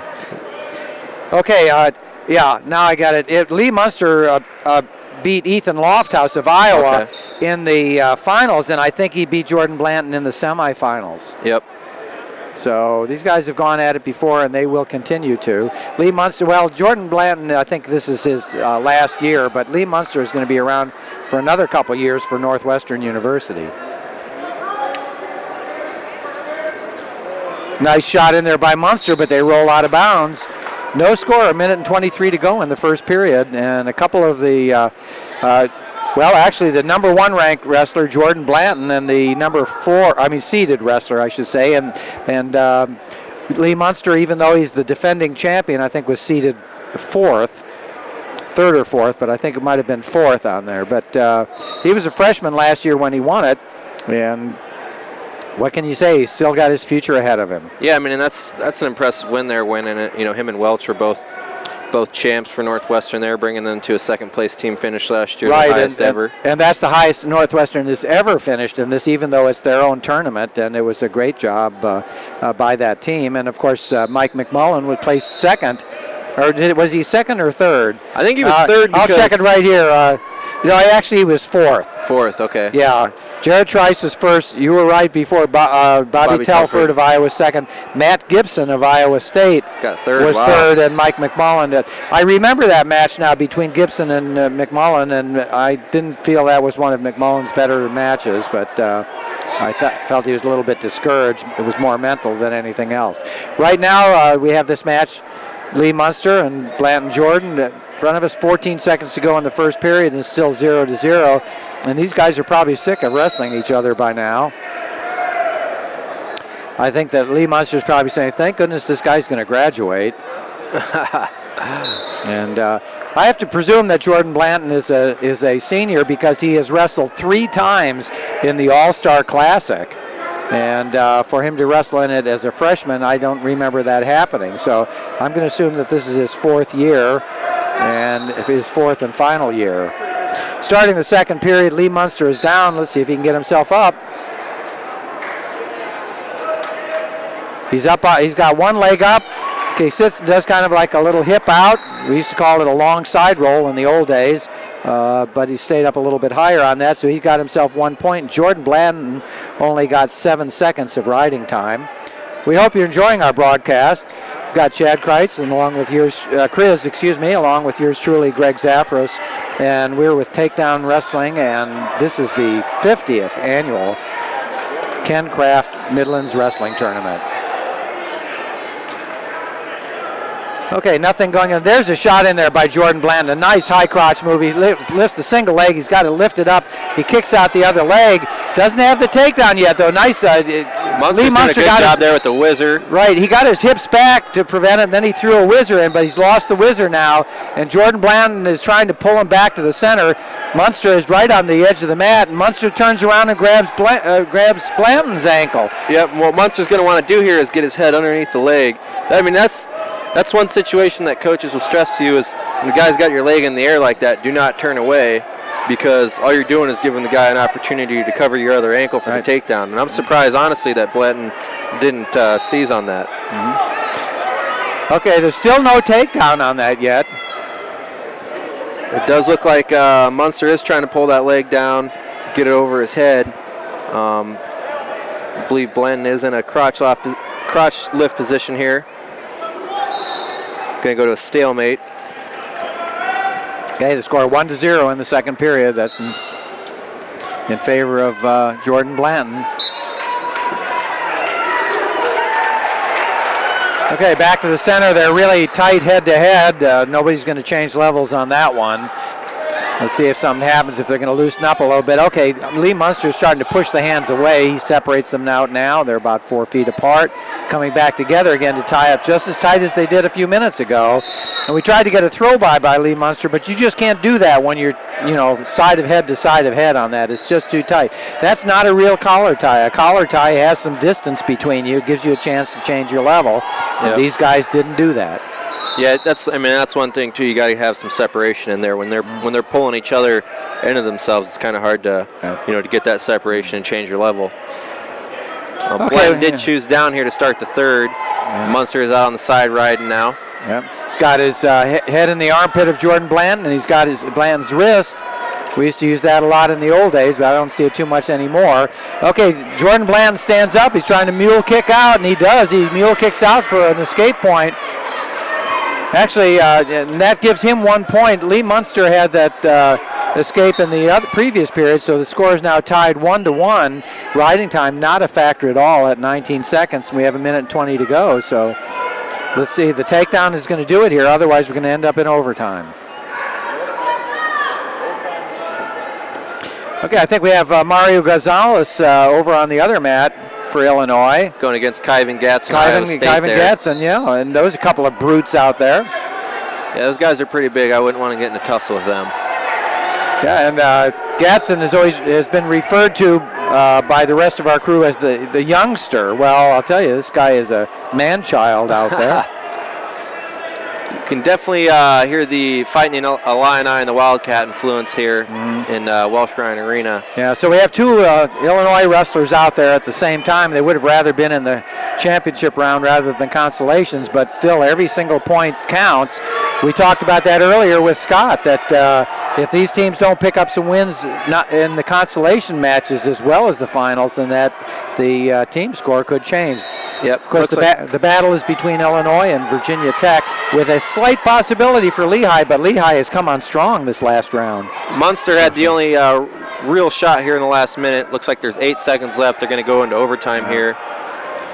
Nobody was really making too many attempts here to get that takedown, put the match away. So yeah, we are going to go into overtime here, tied at 1 between Lee Munster and Jordan Blanton.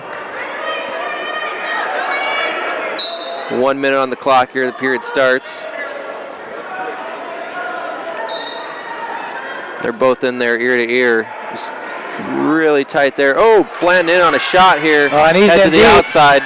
Munster's scooting. He's getting some separation here. And like we said earlier, Blanton's got to get that far ankle. If he can just grab that ankle. Now Munster turns out nice, but Blanton's going to get this one. He does get that far ankle now, and he's going to get it. That's 2. Okay. If you're down like that and you got that one ankle, you got to reach across your opponent, get that other ankle, and he does. He does it in overtime. Sudden victory, and Jordan Blanton of the University of Illinois wins that one over Lee Munster, and Lee Munster is not a happy camper at this point as he goes off the mat with his coach, Drew Pariano. Yeah, and that is that position we did talk about earlier. You were saying that Jordan needs to reach and get that elbow, and as we said, the ankle. Yeah, that ankle, and Lee should not turn away because then it brings his ankle closer to Jordan. To you, yeah. That's exactly what happened there. Yeah. So, it's one of those things. It was a nice move. That opportunity appeared a couple of other times in this match, and it wasn't seized, but Jordan Blanton did it just at the right time. We got Oregon State out here. Who are we talking about here, Chad? Do we know? Is this 197? They seem like big guys here. I would guess either 184 or 97. Okay, this is about 760. Okay, this is third place at 197, or the semifinals for third place at 197. That's Oregon State out there. So let's see who the Oregon State wrestler is. I forgotten the name right at the moment, but.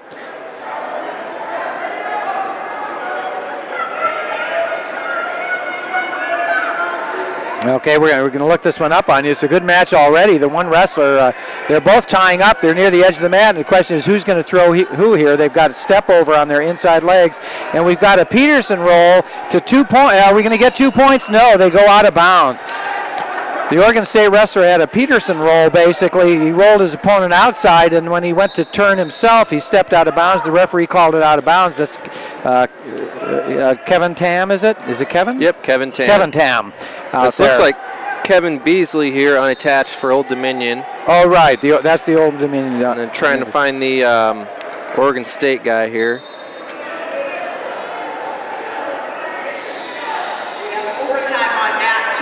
Okay, we're going to search that out. Good match so far. We got a shot in there by the Old Dominion wrestler. Nice shot there over at the edge, and they're still in. There's 1 foot in, now 2 feet in by the Oregon State wrestler, and Kevin Tam now calls him out of bounds. Looks like we have the 6th seed there of Taylor Meeks from Oregon State. Okay, Meeks, that's right. We had watched his match earlier. So that was Meeks of Oregon State and the Old Dominion wrestler. Okay, we're going to check that out. Good match. These guys are really going at it. Okay, and that's Beasley from Old Dominion, and wrestling unattached. There are 2 or 3 Old Dominion wrestlers here. wrestling unattached. And a good match. Meeks getting that takedown. He now leads 2-0 with 1:18 to go. He's rolling up some riding time. Both these guys were going at it on their feet. Right now, Meeks has Beasley tied up pretty tight. He's reached across in front of Beasley's face. He's trying to get like a cross-face cradle on it, and I have to say Beasley has given him the knee to reach for it. So right now Meeks is pushing to try to get that cross-face cradle. We haven't really seen a lot of cross-face cradles in this tournament here. And now I have to say Beasley is kind of stretching out again, so that we aren't going to get that, but Meeks is trying to crank him over. Remember, there's 40 seconds to go in the first period, and the only scoring is that 2-point takedown by Meeks, but he's kind of ramming Beasley's head into the mat. Now he's trying that cradle again, and he's pulling him back. He's going to get back points right there, and he may get the pin. He's got that cradle locked up tight. There's 24 seconds to go, and there's the pin call by referee Kevin Tam, and a nice pinning victory by Meeks of Oregon State University over Beasley of Old Dominion University. Over on the far side, we still have that match going. We have 22 seconds in the second period between Kyvan Gadsden of Iowa State and Mario Gonzalez of the University of Illinois. And, of course, Illinois wants to win every single match they can. They have 3 guys in the Consolation. I don't know how they've done so far. But right now, let's see what the score is. It looks like Gadsden is leading this one after the end of the second period, which just ended now, by a score of 3-1.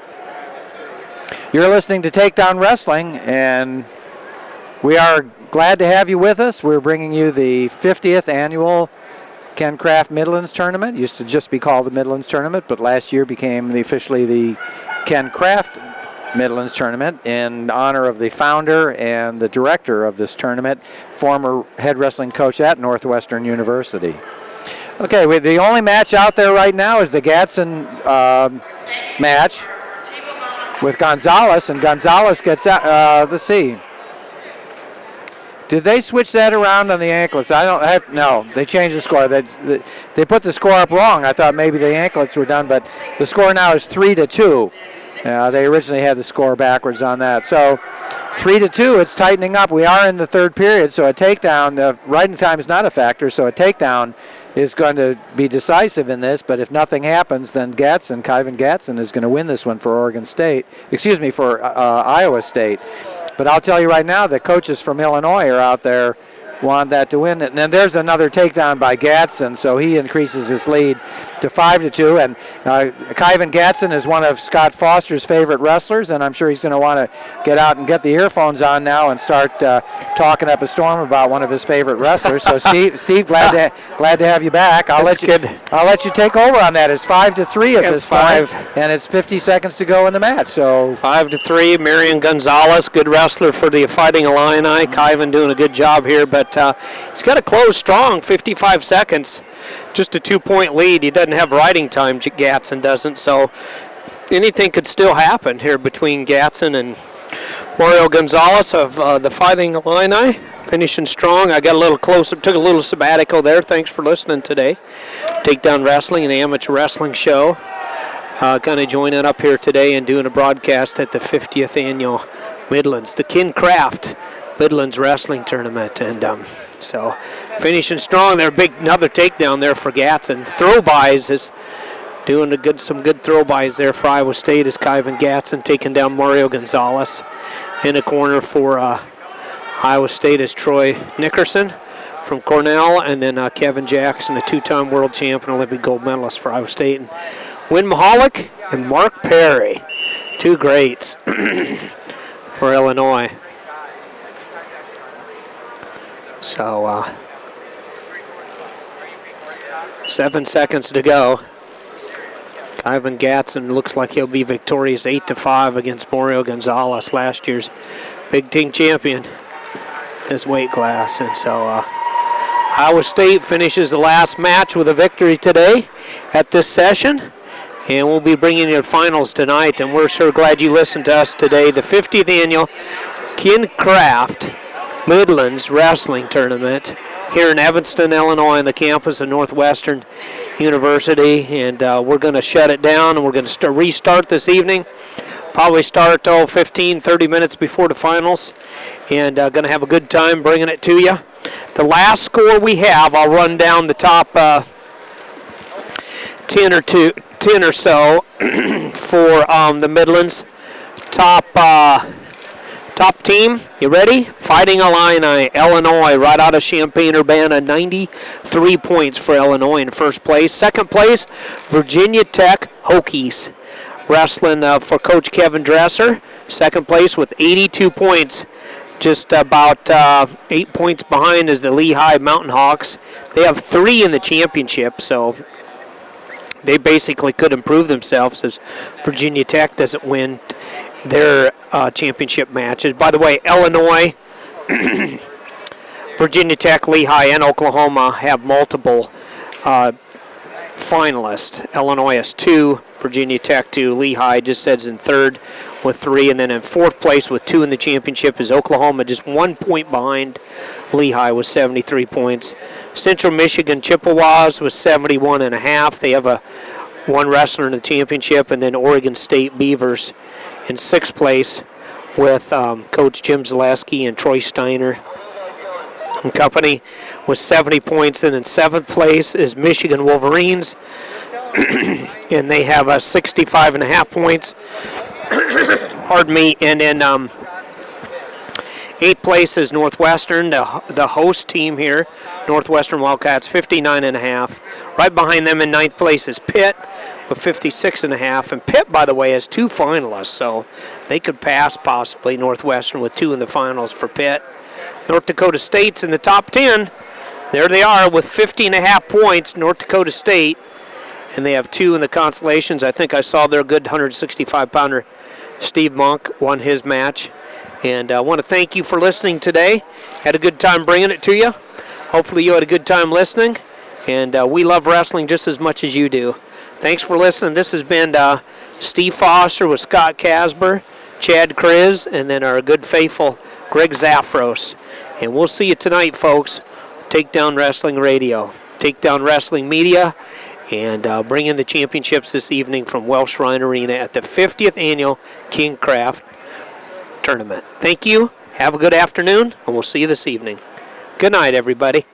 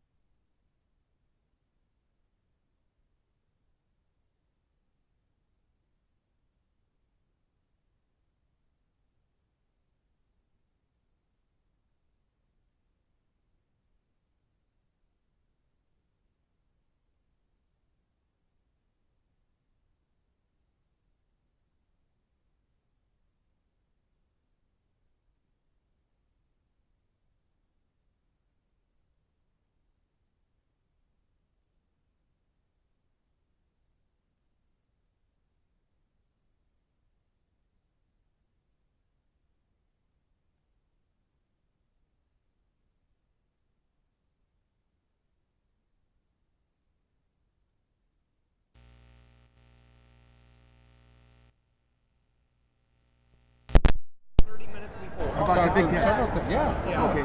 But he's focusing on this right now, winning his championship. the best wrestler of all time because he wanted me to there's two of you guys. One is Gary, Roger rather, who's always here at this event as well. And he throws something at you?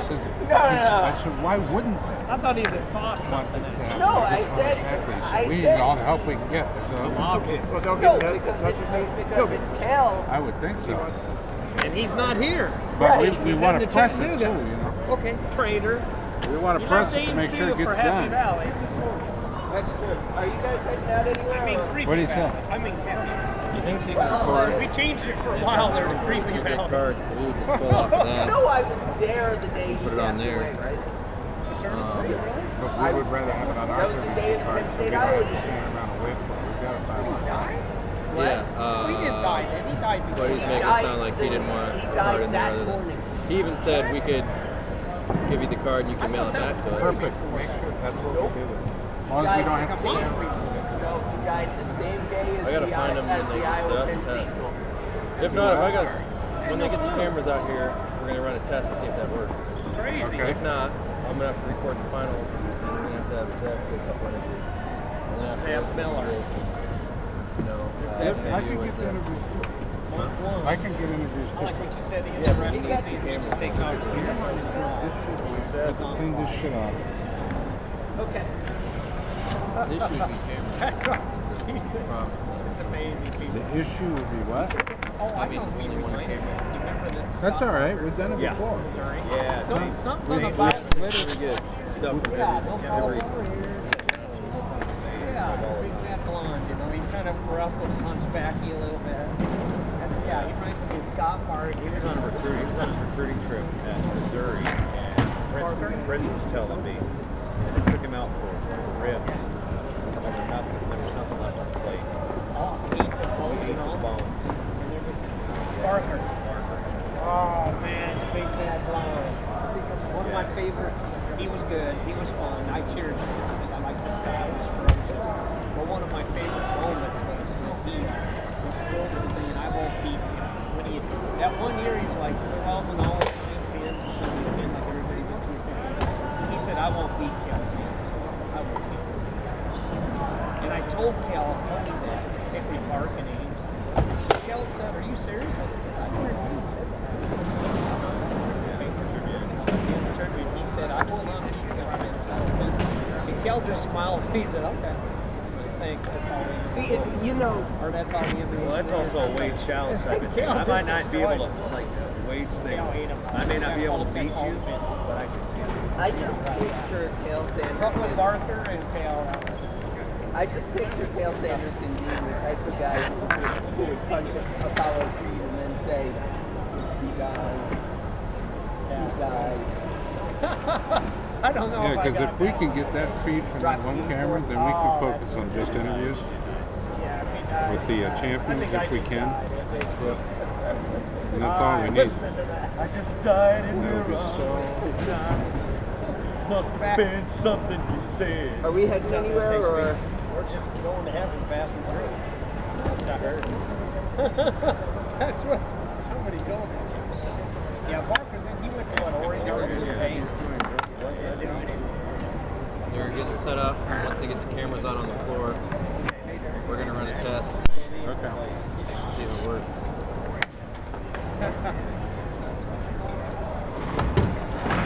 You know, SHP gave me a walkie-talkie.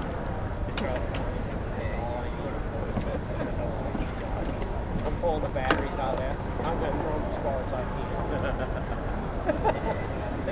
And they're going right towards your direction. Oh, you're exhausted. Yesterday was. Oh, yesterday was. I made the wrong underwear selection. I had some serious chafing. I was like, no, that's the thing, they weren't. Snuggy after about 12 hours in that chair. Hey, at least after this tournament, you're done. Because then I'm going to sit in the car for 7 hours. And then on the 5th, I'm going to drive 22 hours back to Virginia with a 6-month-old. got to spend some week with the family for Christmas then in Virginia Beach.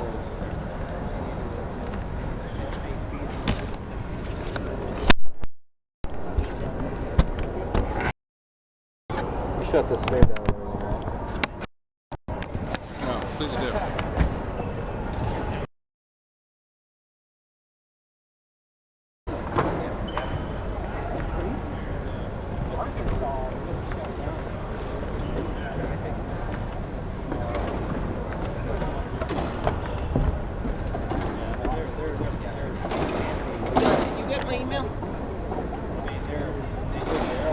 Did you get my email? Past matchups of finalists? The email about what? Past matchups between the finalists. No. Okay. No, I have not.